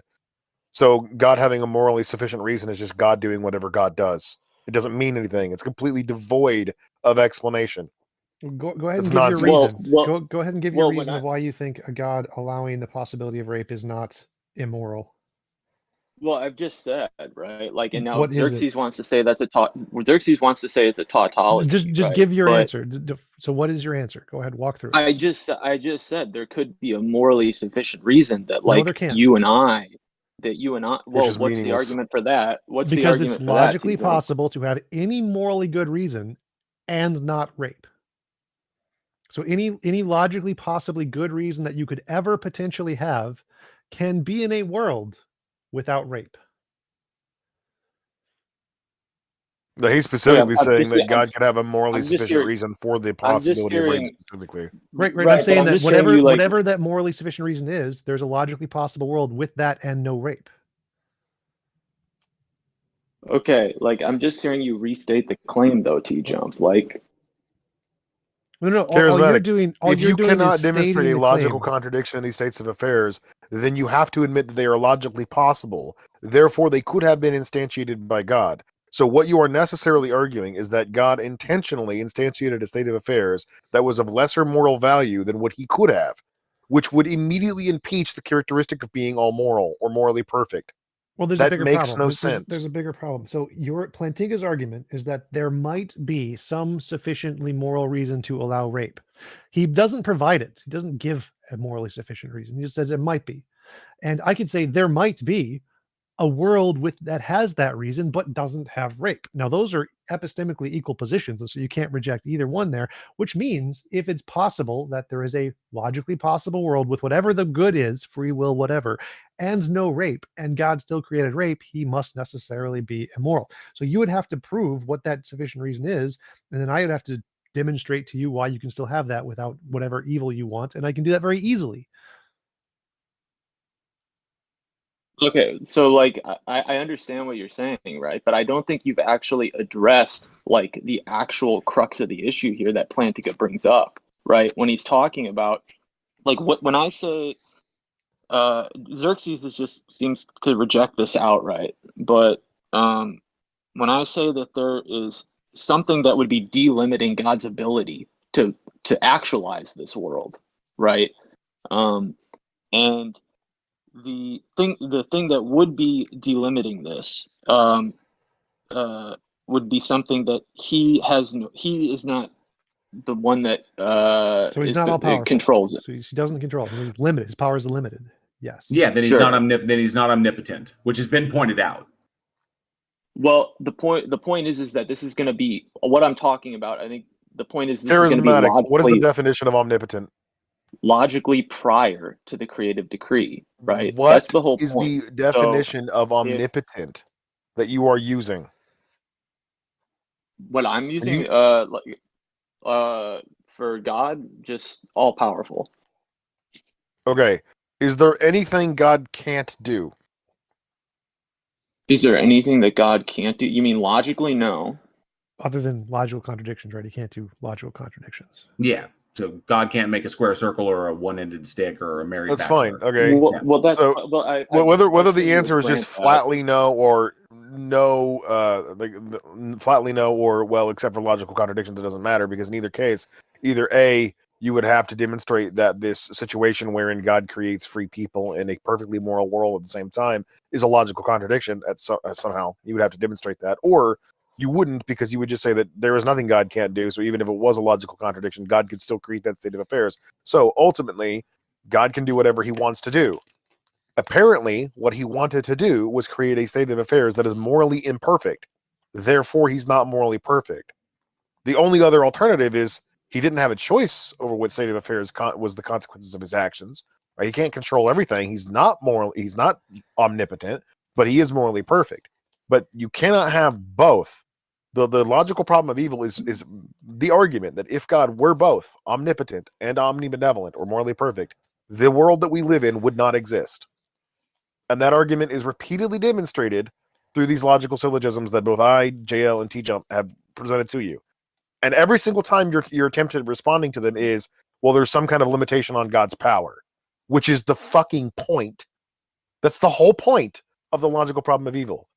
Either God is not omnipotent, God is not omnibenevolent, or God didn't create this world, in which case he doesn't exist. Those are your options. And you seem to keep leaning back on God is not omnipotent. Well, it just depends on what in the logical order of things you're talking about, right? Like if you're talking about like this logically posterior to the creative decree and this world that you and I inhabit, right? It's Calvinist garbage. It's Calvinist garbage. It's not even. Order doesn't matter. I'm not a meaningful statement. Calvinist. The order makes no logical difference. I'm not a Calvinist. Wait. The order I'm not a Calvinist. I know you're not a I'm Calvinist. Molinist. I don't care. What you're repeating is Calvinist the order garbage. doesn't matter. The order has no logical relevance to the argument. It's Molinism. I don't care which denomination. It doesn't make a difference. The order makes no logical difference to the argument. Yeah, the order doesn't but the order doesn't change anything about the nature of the entity. The entity is going to be omnipotent no matter what order it creates anything in. It's still going to have its nature. Okay? It's not if you're saying that the God is defined this way, then the God acts in a way that is logically contradictory to the way it is defined. That is the problem. That is what TJump, that is what Xerxes, that is what I and probably many, many other people have tried to convey to you. You define God this way, but God has apparently acted in a way that is logically contradictory to the way you define it. How do you reconcile this problem? Your attempt to reconcile this problem has been to essentially redefine the attributes as they're understood. Essentially, you're removing God from the problem. Is all you're trying to do, is because you can't reconcile the problem. So obviously, but because you believe that God exists, then God, this problem must not entail to God. So therefore, obviously, God is defined in a completely different way. That's the only way out of this, is to literally change God. So either God is omnipotent and omnibenevolent, or God is not omnipotent and omnibenevolent. If you want to go with God is kind of powerful, but not all powerful, and God is kind of good, but can't really control everything, and maybe has a dark side, and maybe is kind of a deceiver like Allah is, If you want to go that route, then fine, there is no problem. But if you adhere to this standard kind of Christian idea that God has these attributes, you cannot get out of this. So which is it going to be? Okay, well, yeah. So I think I think that by me saying that God is omnipotent, right? He's omnibenevolent. Sorry, I'm getting my omnis conflated Omnipotent, here. omniscient, omnibenevolent, omnipresent. Right. Omnipotent and omnibenevolent, right? Like, I've given you a reason, or I've said multiple times that, like, I think in fact, I would say that I'm even more committed to the omni than most Christians are, because I'm not just saying that he knows, or he's all powerful and he knows the way things will be in this world that we inhabit, but he knows the way things would have been in every possible world that would have been inhabited, right? So I feel like I'm the one that's actually doubling down on Okay, omnipotence the here. charismatic, that makes it worse. Earlier, you said that it is not impossible for God to create a morally perfect world and have creatures with free will, meaning that that is a possible world, and God saw that possible world, and he made the decision not to create it. Exactly. Okay, he could have seen that possible Therefore, world, he's right? not morally perfect. And I'm saying, and I give a reason for why it could be the case that he didn't create it. Right now, your response to that, The as far as I only can say, possible reason that he didn't create it is that he's not morally perfect. that's not the reason I It is a gave. logical entailment that a morally perfect being, if given the opportunity, would create a morally perfect state of affairs. That's In not fact, the it could reason be I argued gave. that in fact it can't be argued that it can't be that it can't be anything else. If the thing is defined as morally perfect, it cannot act in a way that is not morally perfect. Because if it does, then it is not morally perfect. And there is not. And when you're talking about the omnis, and that means that there is nothing external to this that can influence that or decide what it can and cannot do. Everything. All of this is completely arbitrary. The existence of the earth, the existence of human beings, human experience, morality, all of it is completely arbitrary in the face of the deity that you have described. Because God can do ostensibly in your worldview whatever it wants, because you define it as morally perfect, because it acts in accordance of its nature, and its nature is immutable, then therefore it must act in a morally perfect way. So if this world itself, which supposedly is created, is not morally perfect, or if it could be more morally perfect than it currently is, but God chose not to do that, you have just contradicted yourself in that. Or essentially the God has contradicted itself. The other way of getting out of this, which is there's another contradiction. If I just say, right, it could be the case that in a world of creaturely freedom, this is the world that is the maximized good, right? No, that's false. That's not just false. That's logically impossible, because we're constantly making the world better every day. Bingo. Like if you thought that this world that we existed in was the most, like, the best it could possibly be, you would never do it. You would never be outraged by crime. You would never be outraged by anything that you consider morally wrong in the world, because this is the best it can be. It couldn't be any better. No, Xerxes, you don't understand. That statement I made, it doesn't mean that this is the terminus of goodness, right? This world will continue to go on, continue to evolve, right? So my statement could be bootstrapped into consequences hundreds of years down the line to where because the improvement of the world is arbitrary in the face of an omnipotent entity. It's completely pointless. Especially, and this is only compounded if you think that this thing is omniscient as well. If you think this thing knows is in possession of all true propositions throughout all of creation in that respect, it only becomes more problematic. But the improvement of the world is irrelevant, because it could have just created it in the final state. That was a possibility. Just created in the final state. Human beings have free will. Evil is not a problem. Evil does not exist, and we can all choose to deal and all live our happy lives. Boo boo boo, whatever. We're all good to go. Cuckoo cuckoo. I am the walrus. When it comes down to it didn't do that. That's the problem. There's another problem with this that I want to go over, and then I'll just stop talking and let everybody else take over. But this is another issue with the problem of evil argument that I don't see a lot of people touch on. If you want to have it this way, charismatic, if you want to argue that it's epistemologically acceptable for there to be a being which is definitionally all good and definitionally all powerful, and that it is capable of instantiating states of affairs that are not all good, okay, well, I can just flip that around on you and say that it's acceptable, epistemologically speaking, for God to be all bad and all powerful, and he just happens to create states of affairs that are not all bad. He only uses some apparent temporary good to achieve a greater evil in the long run, and you have absolutely no way of defeating that. Yeah, and this is At which defeater point, for it's the a whole. it's just a bald assertion on your part to say that he's all good and all powerful, despite the fact that we see that this world is not all good, because what you've necessarily done is reduced those labels to meaninglessness.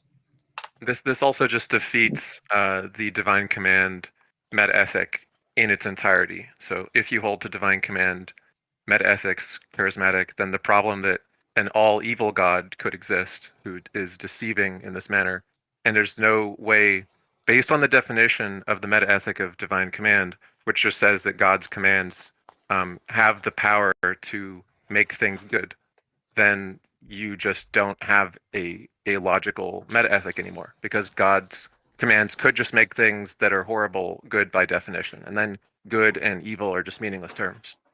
So we've been running this for almost half an hour. There's one thing I wanted to add, Charismatic. You mentioned that you're very committed to the omnis, and I'm wondering how you reconcile omniscience and omnipotence, the paradox between them, where if your omnipotent and omniscient God knows that tomorrow there's going to be snow falling at my home, and then tomorrow comes along and he decides to change the weather before it falls snow to rain or sun, effectively invalidating his omniscience from the day before. How do you reconcile that paradox? And then I think I'll probably... Well, so I'll try to address Randolph and then the previous person. I'm sorry, I forgot your name. So Randolph, I guess for you, I would say that my position is going to be that in the terms of the logical ordering of things, once the creative decree happens, there is nothing that would be changed. That is to say, if at your house tomorrow it was supposed to snow and then it turns to rain, that's because it was the creative decree at the origin point for it to be so. It's not because God went into the world, per se, to change that, from day one to day two, or from day to day to tomorrow. Okay, so I don't think you're quite answering my question, because I asked if God decided to intervene and change it. He's taking an action, using his omnipotence to do this. And by doing this, he would be invalidating his omniscience. I'm wondering how you reconcile the paradox here. Well, I would just say that that's not something that he would do. Okay, so you can't reconcile it. Okay, you can go ahead and answer the other question. We'll give you a couple of minutes, and we should move on to our next guest, because we've been here for about half an hour. Thank you for trying to address it. Yeah, I can. If you guys got other people, I can step down. So. Well, I think you wanted to respond to somebody else who was talking just before me. If you wanted to do that for a minute, we'd be happy to. My name's Six.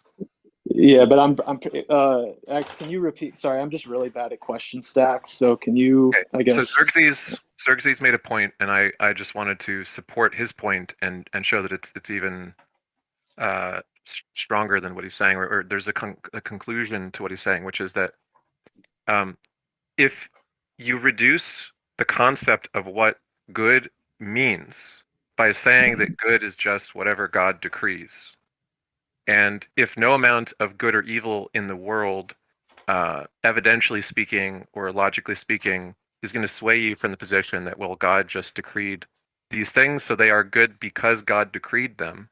God must have a reason ultimately for everything, and you can't even interrogate the goodness or evilness of any result of his decree, because he's just defined as the person who has the power to make things good, which this is the divine command meta ethic.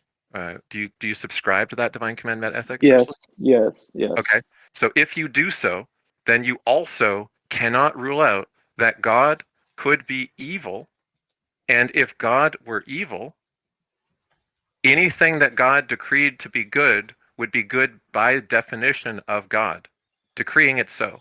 So if God was not omnibenevolent, if God decreed that torturing people as much as possible was good by definition, then you cannot hold the view that just giving the power to decree things makes them good by definition, because it's also possible that God could just agree like ultimate depravity to be good, and it would just be true by definition. Yeah, I would say like I mean, if you were to put that into a syllogism, like I think I don't think I would like dispute it. It seems like it would be like I would have to bite the bullet and say this is a possibility. Sure. I just think I have good reasons. Well, I wouldn't. I wouldn't even say it's a possibility. I'd say it's an actuality, because the words "good" and "evil" aren't even meaningful in this context. There's just what God wants us to do and what God does not want us to do, and describing them as good or evil is just the mere subjective whims of people. We just squabble over these random strings of sounds and letters because of the connotations that they pack. But things like moral, immoral, right, wrong, good, evil, none of these words mean anything if your worldview is true, charismatic. Because there's just that which we should do to avoid going to hell, and that which we should do. God commands certain things, and the reason we ought to do the things He commands us to do is because we're going to be tortured for all eternity if we don't. Well, that's it. There's no real world consequence at all. No real I think world. that's a pretty like drastic representation of what the Christian is trying to say, like for why, like. Well, it's taking it to its extreme. It's saying if this is possible, then let's just take it to where basically where it's going to go. That by pointing out that extremity shows you how ridiculous it is, because there's nowhere you could reasonably put a line of demarcation there between, oh, God wouldn't do that, God would do this. So it's just, that's the point. It's not that it's just a matter of like, okay, well, let's take it to its limits. All right, fair enough. Good chat with you guys. Thank you, Charismatic, for coming on. We always appreciate everybody putting time into this, and we look forward to speaking with you again. One last question, Charismatic. Have you read Mackey on the subject of the miracle of Jail? No, I have not read Jail Mackey. No. Okay, so what I would recommend for anybody who's going to go deep on a Christian theologian apologetic or whatever is please read the source that they're attacking, right? So Plantinga's primarily trying to refute the miracle of theism in Mackey. And if you don't actually read Mackey or Oppie or any of the other people who've critiqued Plantinga extensively, then you're going to be able to just maintain confirmation bias and believe the theologian that you last read, who you were most convinced by. So maybe read that or read into it at least, and come back to it. You said, sorry, just to repeat, Mackey? You said Mackey or Oppie, Graham Oppie? I mean, Oppie covers all of the arguments, as does Mackey, but Mackey specifically, I think, covers this in most depth in the Miracle of Theism. And I can read you quotes from it, but I don't want to take forever. But he just says, look, like Plantinga pretends like he's defeated the logical problem of evil. He hasn't. The trans-world depravity concept is illogical and doesn't work, and just sort of undermines the whole argument, and so on and so forth. So I would read that if you're wanting to study this more. I appreciate it. Yeah. Thanks again, Charismatic. Take care. I actually wanted to make one final argument there for a little bit. So I think the better way to phrase the argument is that if there was an all perfectly moral, all powerful being, it would have created a world where it was impossible to force anyone to do anything they don't consent to doing. Anything less than that, it's immoral. That sounds pretty reasonable. Amen. Zionist Jules, welcome back. Hopefully you've got your audio sorted out. Just better? Yes, much better. And just to let you know, this is not really about interviewing us. What we're interested is in your argument for that could convince us that a goddess or a god exists. Well, yeah, I just wanted to know for this platform, would it be just like you guys are looking for evidence, pretty much? Yes. Right? We're evidence or whatever it would take to convince us. Yes. What kind of evidence are you looking for? I was going to say, I would actually say good evidence. I would prefer empirical evidence, but I'm actually open to whatever evidence convinces whatever theist. I'm happy with any. I'll evidence. take any. Wait, well, I'll wanted to take answer any his, kind of like. I wanted to answer his question there. What kind of evidence? The kind of evidence that can Yes. differentiate imagination from reality. That's the kind I like. Okay, so like for example, we know the existence of water. The chemical formula for that is H2O. It's been there's multiple literature on that. There it's scientifically proven water exists. Sure. Right. So there's no without a doubt water is a real thing. We're not going to Sure, why not? Okay. I don't think that's possible for. I think evidence for those kind of claims are because it's just because there's a lack of like concrete empirical evidence for an existence, right? And this is There's coming from also a guy a lack of concrete empirical evidence for minotaurs and griffins and Sure. dragons. Yep. Unicorns, dragons, right? These all sound very nice, right? They all sound very aesthetically pleasing, and for some people, like people that's into D&D, right? Dragons is something that they absolutely adore and love, right? But they're not real. We don't have empirical evidence of it. We don't have any scientific like process to actually extrapolate any evidence to conclude that dragons are real, unicorns real, and I also believe any flavor of God. So the Christian God, Islamic God, whatever God that we've conjured up in our minds, I don't think there's any evidence to that. So is there any or more the evidence evidence that you guys are. Is there any more evidence for God than there is for unicorns? Anything that shows God isn't like a unicorn? So Now, where are you going with wait, this? can I- Are you can I- arguing for oh, God or sure. not? So I'm actually a Christian. I'm a Protestant Christian. Okay. I go to church every Sunday. Okay. And now you might be asking, okay, so you just stated that the Christian God, there's no proof for the Christian God. Or Well, I don't. I just want to know again. What is the Hmm. difference? Is there any evidential difference between God and unicorns? Yes or no? No, there's no difference. You There- need there's this no. now? There, I that it? think that yeah, I'm sorry. I think that there's no evidential difference. And I think when you're saying that the level of evidence, right, that's available today. Yep. I don't think there's a difference between unicorns or God. Okay. Isn't that kind of just admitting that there's no reason to believe? But I feel like, so I don't think there's any evidence for the Christian God or any of our imagination of a God. But strangely enough, I'm still a Protestant Christian. I don't think there's a Christian God, but I think there is some like undefined entity that has created us all. I don't have any evidence for it. It's just a Okay, but Zionist, you're not a deist. You're a Protestant Christian, so you don't just believe in an undefined entity that created us all. You believe in Yahweh, the Abrahamic God of the Old Testament, who incarnated himself as a human in the New Testament and sacrificed himself to himself as a proxy sacrifice to atone for the sins and transgressions of mankind, but only on the condition that they actually believe it happened. Yeah. Socially. So like wait, hear me out. I'm sorry. So hear me out. Wait, you gotta hear me out. So I was raised in a Protestant. Yeah, I'm that kind of Christian, but only in certain social circles. No, seriously, yeah, in those social circles, right? I don't believe in this. When I read the Bible when I was like a young kid, I was like, what the fuck is this? This is absolutely absurd and stupid. Why would people believe in this? So why are you a Christian? Because of the community aspect of it. Right? A lot of my friends and family are from church. And, do you believe a God exists? Yes. So okay, but not the Christian. So you're a deist. Yeah, I was gonna say you actually sound like you are a cultural Christian for community, but your actual beliefs are deism. Yeah, you're a deist masquerading as a Christian because Christian girls tend to be kind of freaks. I'm that still wasn't my reason. that you said at the the latter start. reason was Zionist, I'm still stuck at something you said at the start. There's equal evidence for God and unicorns.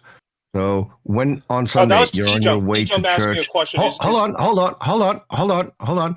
When on your way to church on Sunday, do you ever have the urge to stop on the way there to feed the unicorns? No, because they don't exist. Right. So if there's I equal don't evidence, know. I don't know if they exist or not. I've never came across one. There's no evidence that unicorns exist. So You responded to TJump. You responded to TJump that there's equal evidence for both. So shouldn't Yet we believe you go to church, God doesn't worship a God, but you No, do I'm not sorry. stop on the way I there to misunderstood. feed the unicorn. Okay, guys. Maybe- I think at this point, this is not a fruitful discussion because Zionist is admitting to us that this is not something that, like, he doesn't believe in religion or Christianity based on reason.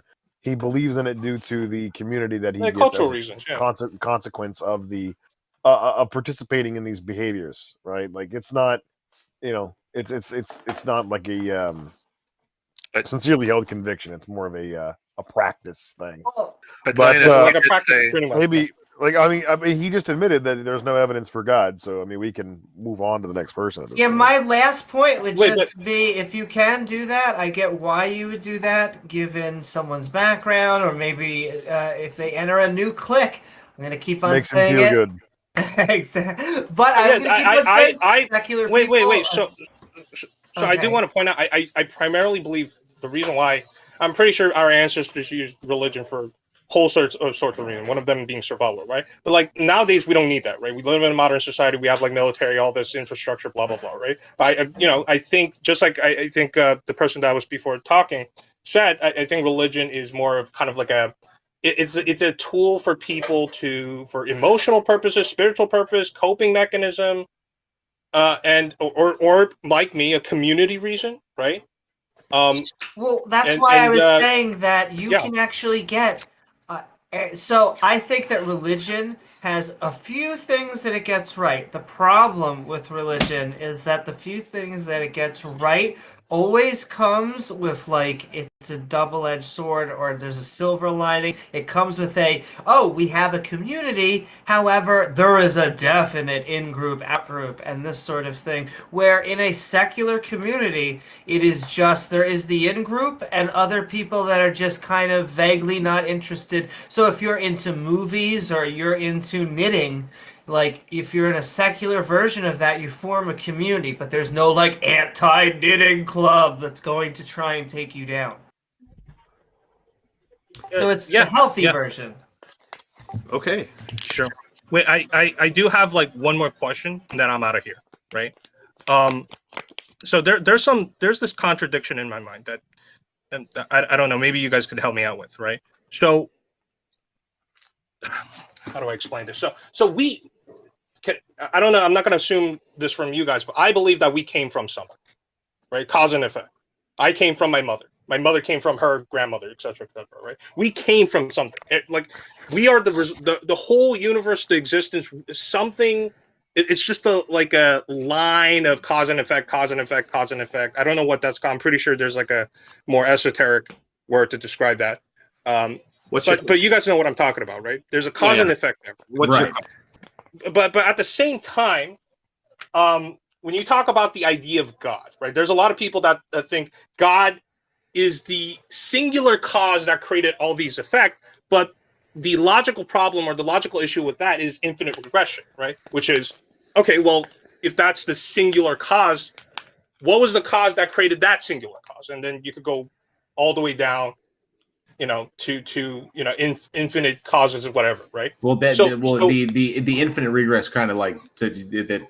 You don't need that. It's an infinite regress. That's it. And there's no logical contradiction entailed there. So there you go. That's it. What was the question? So yes, there's God or nature. What's the point? What's the point?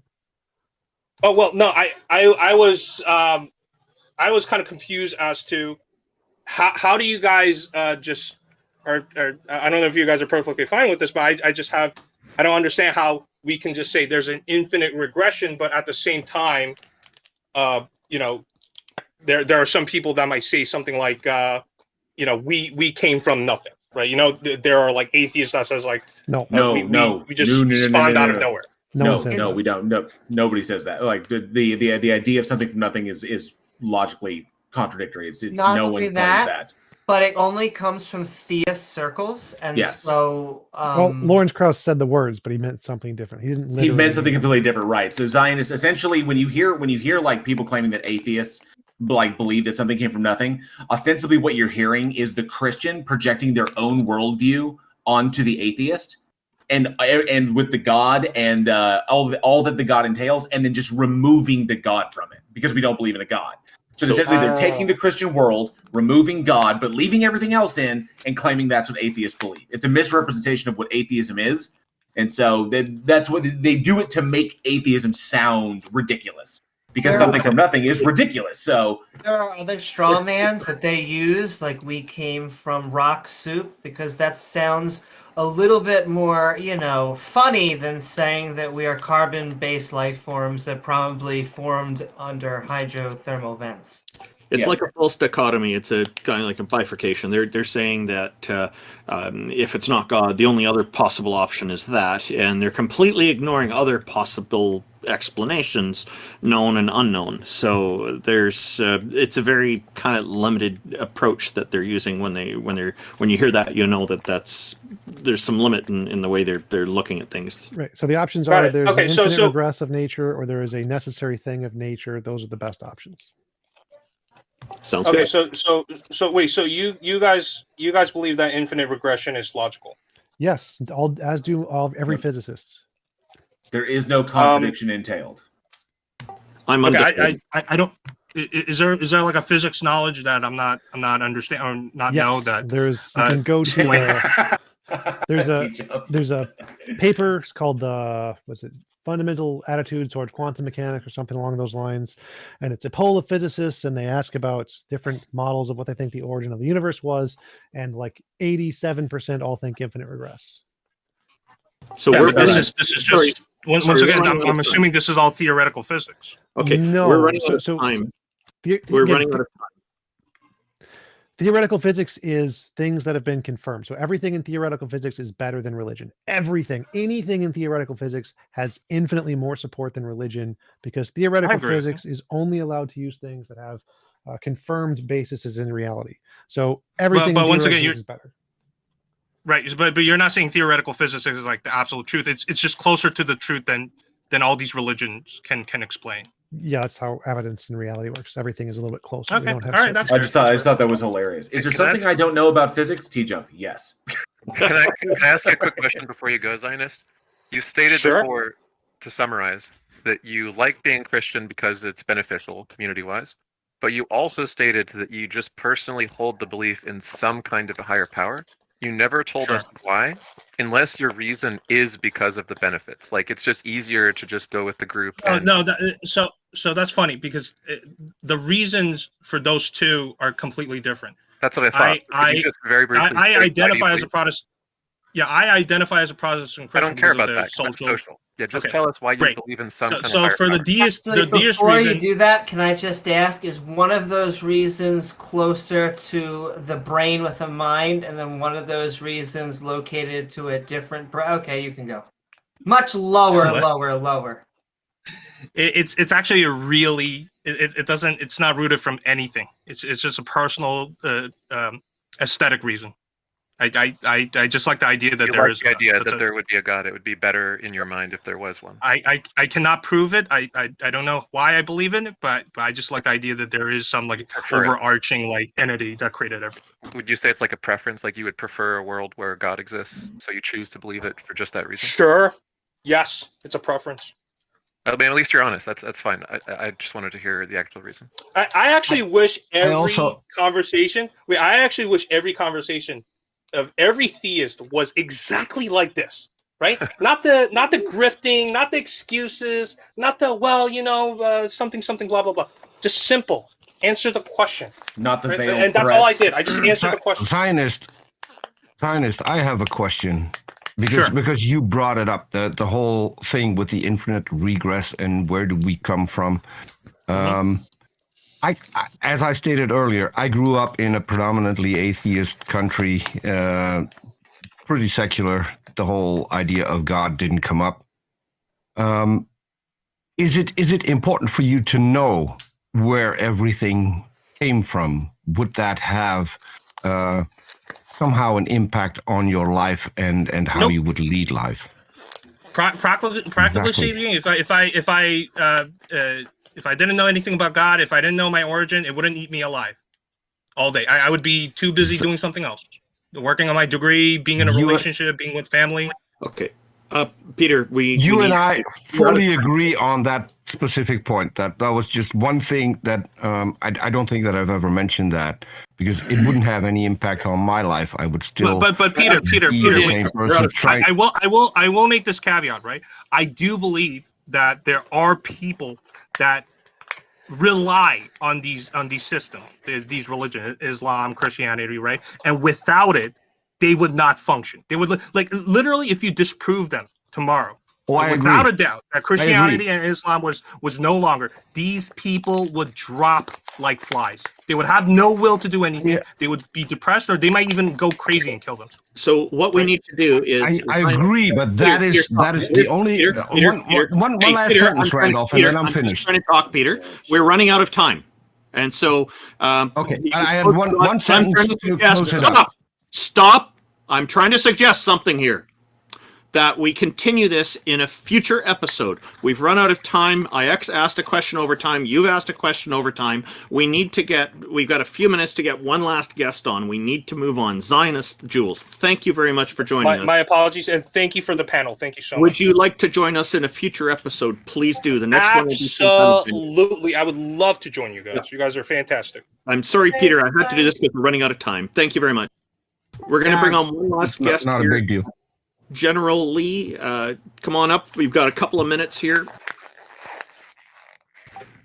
Yeah, and I know it was. There's a Dodge coming up on the panel. I was listening for the last couple hours here, and I totally am empathetic to how impatient it is. You all have to be to even convince, or at least try to convince these unconvinced. But on the last guest.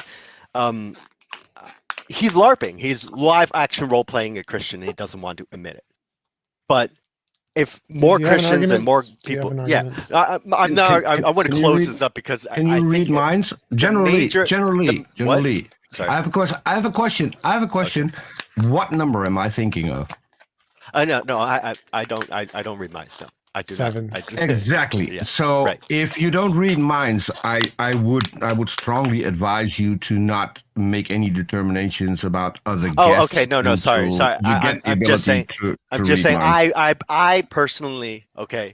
I personally find that very insulting that you would. I find that personally very insulting that you would speak for him.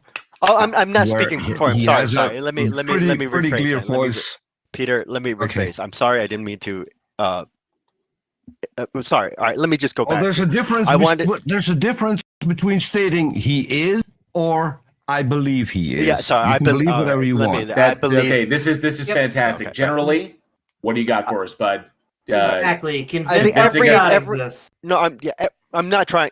That's actually not what I'm trying to do. I'm saying every individual has a unique perspective, right? And when they come into the world and given a worldview that is God is everything, that bias is formed. So then it's much harder later in life for you to get out of that, right? So what I've seen here are people who they can't understand the logic of outside of secular thought, but the world. For them, is like everything in the universe from Planck length to parsecs is the world, and God is controlling all of that. But I argue, well, what if he was outside of that? Like, why is he part of the universe? What if he wasn't in this universe? Like, is that an out for some people? Is that one way for them to be able to believe in this entity instead of saying God is the perfect omnipotent everything, and we have to make our own proprietary logic to make that work. Just interrupt. And then when people who understand logic argue back and forth, and you'll never get anywhere because they simply won't accept they're wrong or in the terms of logic, objective logic. It depends.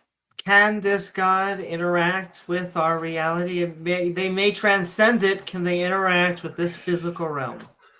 I think they should say no, or at least say go like, oh, to me or some personal. They should have some that would help them be more accepting, I guess, because if they say it's perfect and we have so many examples of imperfectness, then they lose their argument. But because they have the proprietary monopoly on good and truth, anyone who doesn't believe in that they see as literally like existentially a threat, right? So they only answer with insults or answer with, you are threatening my existence because with your logic and math, which I don't believe in. I'm like, but regardless of your belief in that, it still is. And then you you get the arguments we've heard. Do you believe in God? No, I do not. I do not personally, no. But I've spoken with like people who do closely, and like one particular, I had a lieutenant colonel who was my unit's minister, or sorry, chaplain, and we had long conversations to the degree that I think like I was able to convince him more that his particular like cult denomination, he should have a non-denomination, as in to accept more than just his particular. And I think that was at least progress on my part. But yeah, break it down to religion is tribalism that existed as long as we've existed as humans, but in our modern world, we have much of the answers that in our old world didn't have. And though the traditions and comfort people have in the church and all those groups, but they alienate themselves from the rest of the world, which acknowledges all of the things that we do, that we are not in control of so much more things, but if we know, we understand more, I think. But as much as I want to try to make people who believe a certain thing acknowledge truths outside of their belief, the most difficult thing is to get them to understand your beliefs do not affect, like the beliefs are your own. You can have these beliefs and emotions because you are human, but the world, it isn't fair, isn't just, isn't perfect. It is cause and effect and chaos and all that, all those things, as one in my particular experience as being a veteran. But anyway, that's all I have to say. I don't know. I just wanted to wrap that up. I'm sorry, I didn't mean to attack the previous person. But I'm just saying that I think a lot of people are live action role playing a thing that they don't realize until someone calls them out, like role playing. So I can understand that view. Can I tell you? I actually want religious fundamentalists to go in his direction. I mean, my joke is that I have, you go to a rabbi and you say, Rabbi, I don't believe in a God. And they go, God? Who needs a God anymore? And so I want that for Christianity. I want that for Islam. I want that Right, because unicorns and dragons are awesome. Like, right? Like, if they said it in that way, I wouldn't care. Like, that's fine, D&D all you want, but it isn't. It's when they go, I fear my God. My God will compels me to do these things because I see evil. And when they're in the practice of that, they become evil. You're like, the what the fundamentalists fuck? and the literalists. Like, Right. I appreciate and admire that they are openly saying what they believe, and in the text, however, it is horrific and horrible in the way that it's generally thousands-year-old ancient superstitions that, while they once created a community, now it impedes it oftentimes. But yeah, sending love generally. Anyone else? I don't want to. General Lee, thank you for coming on. Really appreciate it. If everybody's okay, I think we could bring up one more guest if we can keep it under 5 minutes. Does that be all right? I mean, I'm here for Okay. it. If you don't want to do that, I mean, we can just like move over to the welcome atheist to VC and do it there. okay, welcome to Adelaide is better than Melbourne. How are you? What have you got? I am great. I haven't been here the whole time, but I've been here for the last three guys you've had on the panel. I've been listening. I think I know you. I think I know you, and I think Brisbane is better, but only biblically.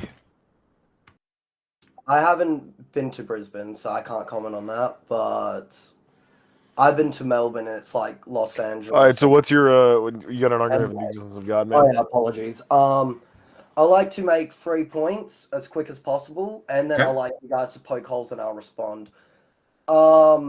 You guys were saying if God is all powerful, He could create. And then I like you guys to poke holes. A world where people have free will and everything will be good. I find that in itself a contradiction. You guys say if He's all powerful, you can't make contradictions. If we had free will, there would not be. It would not be a perfect world. Like even if He set it up, the seas eventually offspring, future generations will screw it up. So that's Why? Why? Because Why? that's a contradiction. No, how is it a contradiction? We had free will to do bad things fundamentally. Okay, Otherwise- wait, hold on. Yes, we have the free will to do bad things, but why is it necessary that we actually do them? Well, biological components. Well, hold on, wouldn't God be responsible for the biological components influencing our behavior? Sorry, say again. Our biological components are not a matter of choice. We don't choose which biological components we have, nor do we choose how they influence our behaviors. That would be God. God creates the natural world, or I should say it's actually the artificial world, but whatever. It's a test because the tribal societies always had like a chief that would have 40 or 20 women, but like fundamentally Abrahamic law suggests that we should have one wife, even though that That's goes against false. our sexual desires. Oh well, Islam has. Yeah, that's incorrect. Abrahamic law does not in any way indicate that we should have one wife. But as far as like the free will thing, have you ever murdered anybody, Adelaide? No, but I have in the last year or 2 years groomed myself for the possibility of the necessity to kill someone, but I will not appreciate the need to. Okay, well, we're not talking about like self-defense. I'm talking like, have you ever just like wantonly murdered anybody? No, of course not. Do you agree that there are people who live their entire lives without ever wantonly murdering people? Of course. And there's So people just that because a will- person has the free choice to do something doesn't mean they ever will, right? if they have the free choice doesn't mean they ever will. Okay, So so you're saying why it's is it? Well, hold on. Why is it logically impossible for God to have created a state of affairs wherein everybody freely chooses to do the right thing all the time?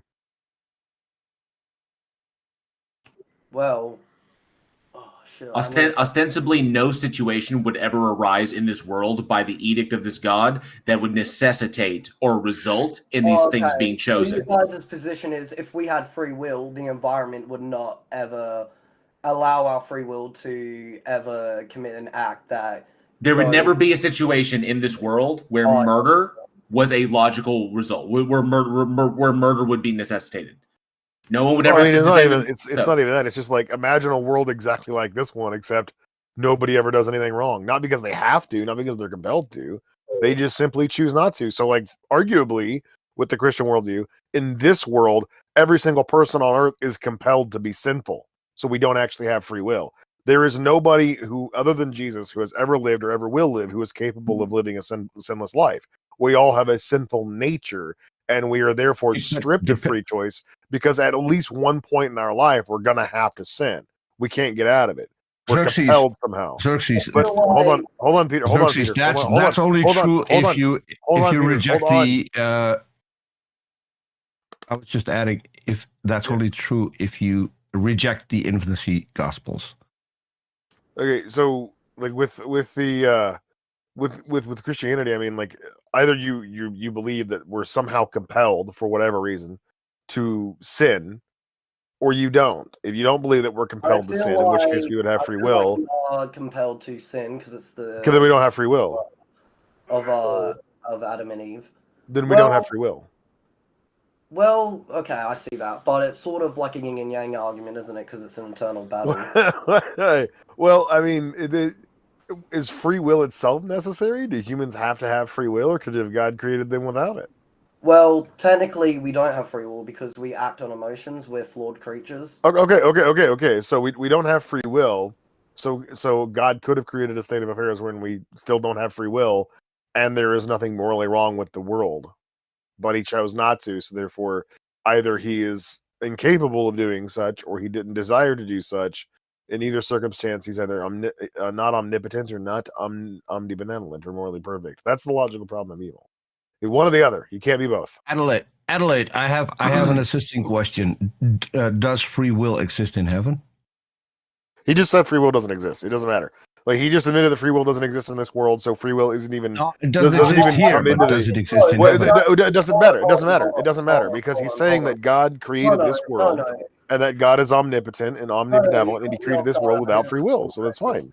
No, hold on. I believe two contradicting opinions can both be true at once. The Trinity, for example. I don't want to. Okay, that's just wrong. I'm not even going to entertain that. That's just wrong. That's definitionally wrong. Yeah.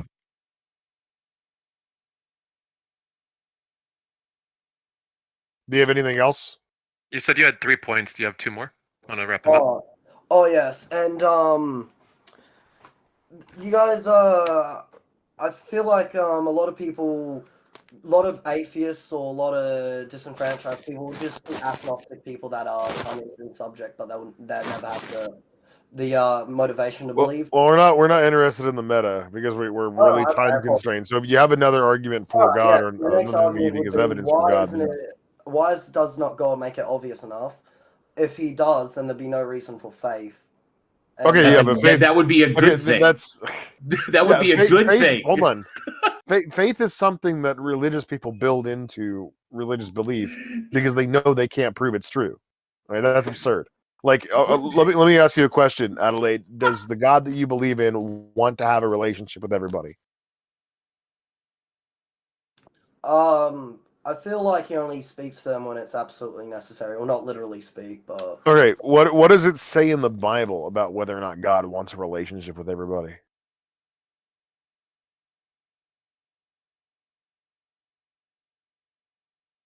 Okay, goodbye. I guess he didn't want to answer that question. There would be no need for faith. That's a good thing. It's like, come on, man. It's like 1 Timothy 2:4 says that for God wants for all people to know the truth and be saved. Okay. And ostensibly that would entail having some sort of loving filial relationship with God.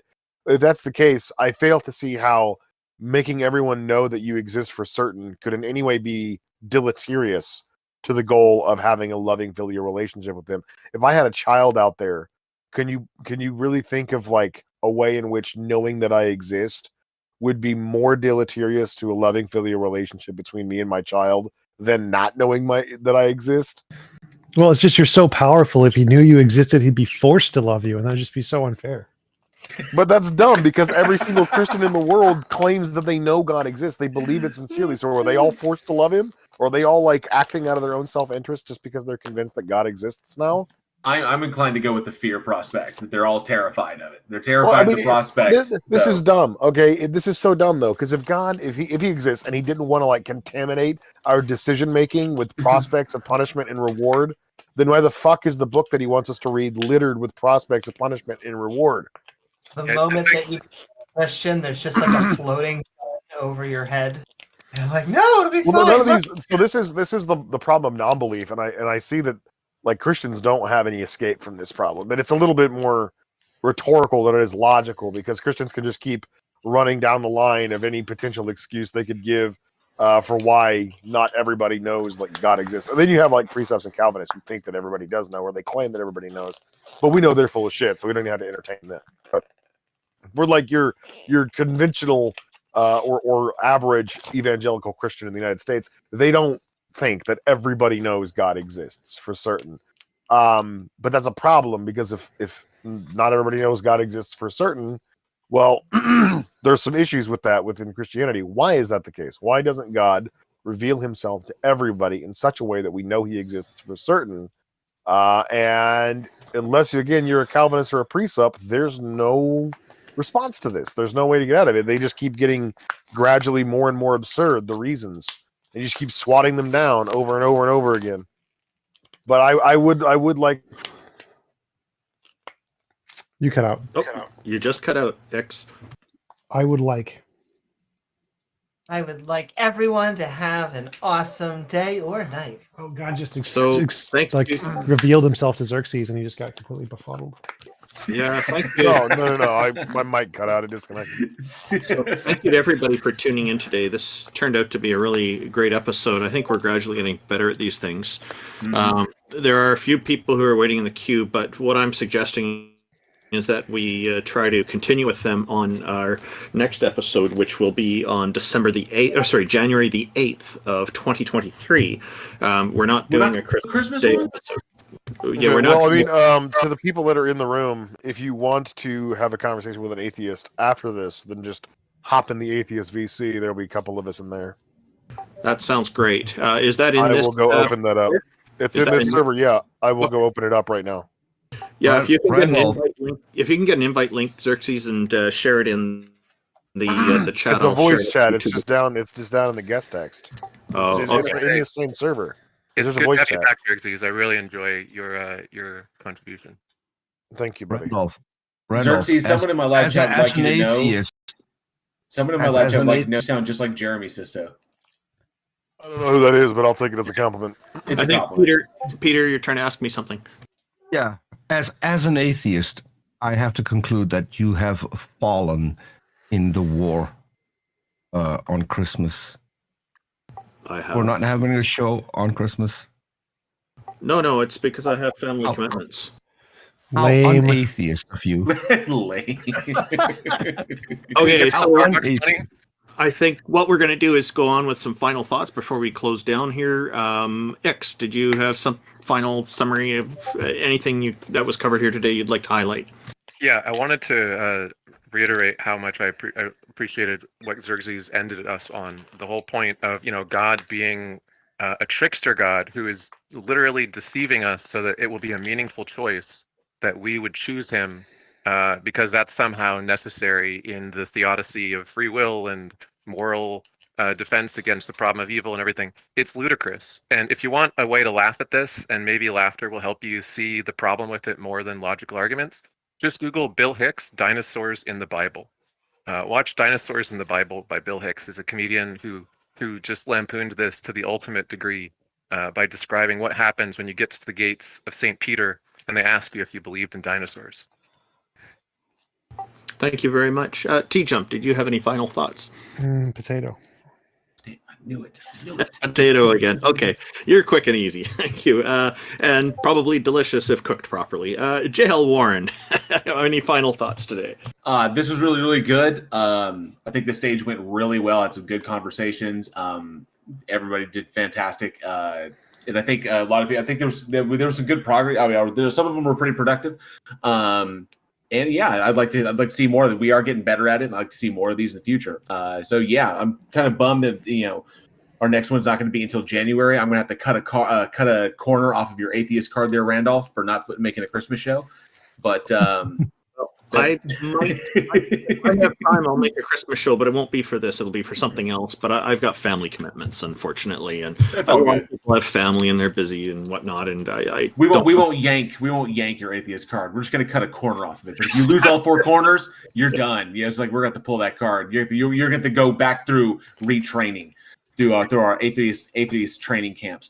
But yeah, it was a pleasure. I'll try to find that card so you can cut one of the corners off. It was a pleasure. Thank you, X. Thank you, Peter, Amy, Randolph, TJump, Xerxes. I know you're out there, and of course all the guys that unfortunately were busy, Jefferson, and of course Jack Burton. Thank you to everybody who popped over in the live chat as well. This was awesome. It's fantastic. Look forward to the next one. And if you want to continue the conversation, anybody in the live chat, I am currently live on my channel at Bridge the Divine. It's literally at JL Warren is my handle on YouTube because YouTube has handles now, or youtube.com/JL Warren. So just pop over. You can jump in the live chat and we'll talk there. Otherwise, thank you all so very, very much. This is amazing. JL, one quick question. How long are you going to be live for after the show. Probably a few Yeah, minutes yeah. because I've probably just a few more minutes just to kind of wrap up. I've got dogs I got to take care of. So I was asking because we still have to have a chat, and maybe we could do that after you Peter. went off air. Peter, please take this kind of stuff offline. What are your final thoughts for today, Peter? I think we had some pretty good guests actually, especially the second to last one. I really liked talking to him. We still get a lot of good guests on the shows that we do here. So I really appreciate people taking the time to come up and have a chat with us, and it all being so cordial as we are getting here. We used to get some trolls. For some reason, we no longer get a lot of those anymore. So I'm really happy with that. Well, that could just be a temporary reprieve. I don't know. You can't predict trolls. Thank you. I kind of miss Jason the Worm guy. Oh, he wants to come on, but he's had some trouble getting on this Discord for some reason. But maybe next time. Linked the atheist voice chat in the Heathen Hangout for anybody that wants to continue the conversations afterward. So Ed, I'm gonna head back right now. Did you have any final thoughts? I was almost finished. There's one more thing. If people don't have anything else to do or don't have anything better to do, in a few hours, Arn Ra will be live, and we will be reading the Book of Mormon, or at least trying to. But if you want to learn more about the Book of Mormon, that's probably the show that you want to look for. It's read by a bunch of comedians. So you recommend watching the musical first, as like the quick primer on it? We have covered the musical a couple of shows ago, and put the link in the chat. I think so. Yeah, we've talked about that too. Does Arn Ra have the golden plates? I'm kidding. No. You got to get him some golden plates for reading. So there is another thing. So we did at some point. Someone said Arn has a pirate costume because he had his parrot on, and Arn said if I get a donation of $100, I'll do an entire show in pirate costume. Within a few minutes, he got $100 in a donation. So if people want to donate, that's good too. The flying spaghetti monster will be proud. King Xerxes. Oh, I guess he doesn't have any final thoughts. I was to join him in the voice room. It's called the Atheist Room. Yeah, and Amy Newman, your final thoughts for today, and then I have a few. Sure. I just want to say, first of all, potatoes are great because you can boil them, mash them, and stick them in a stew.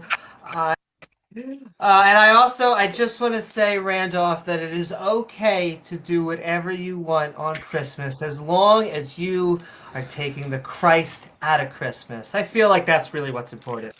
It's not even there to begin with. Exactly. But yes, I would just say that there's a reason that I love the discussions. There's a reason that why science is the best methodology that we know of currently that discerns fact from fiction.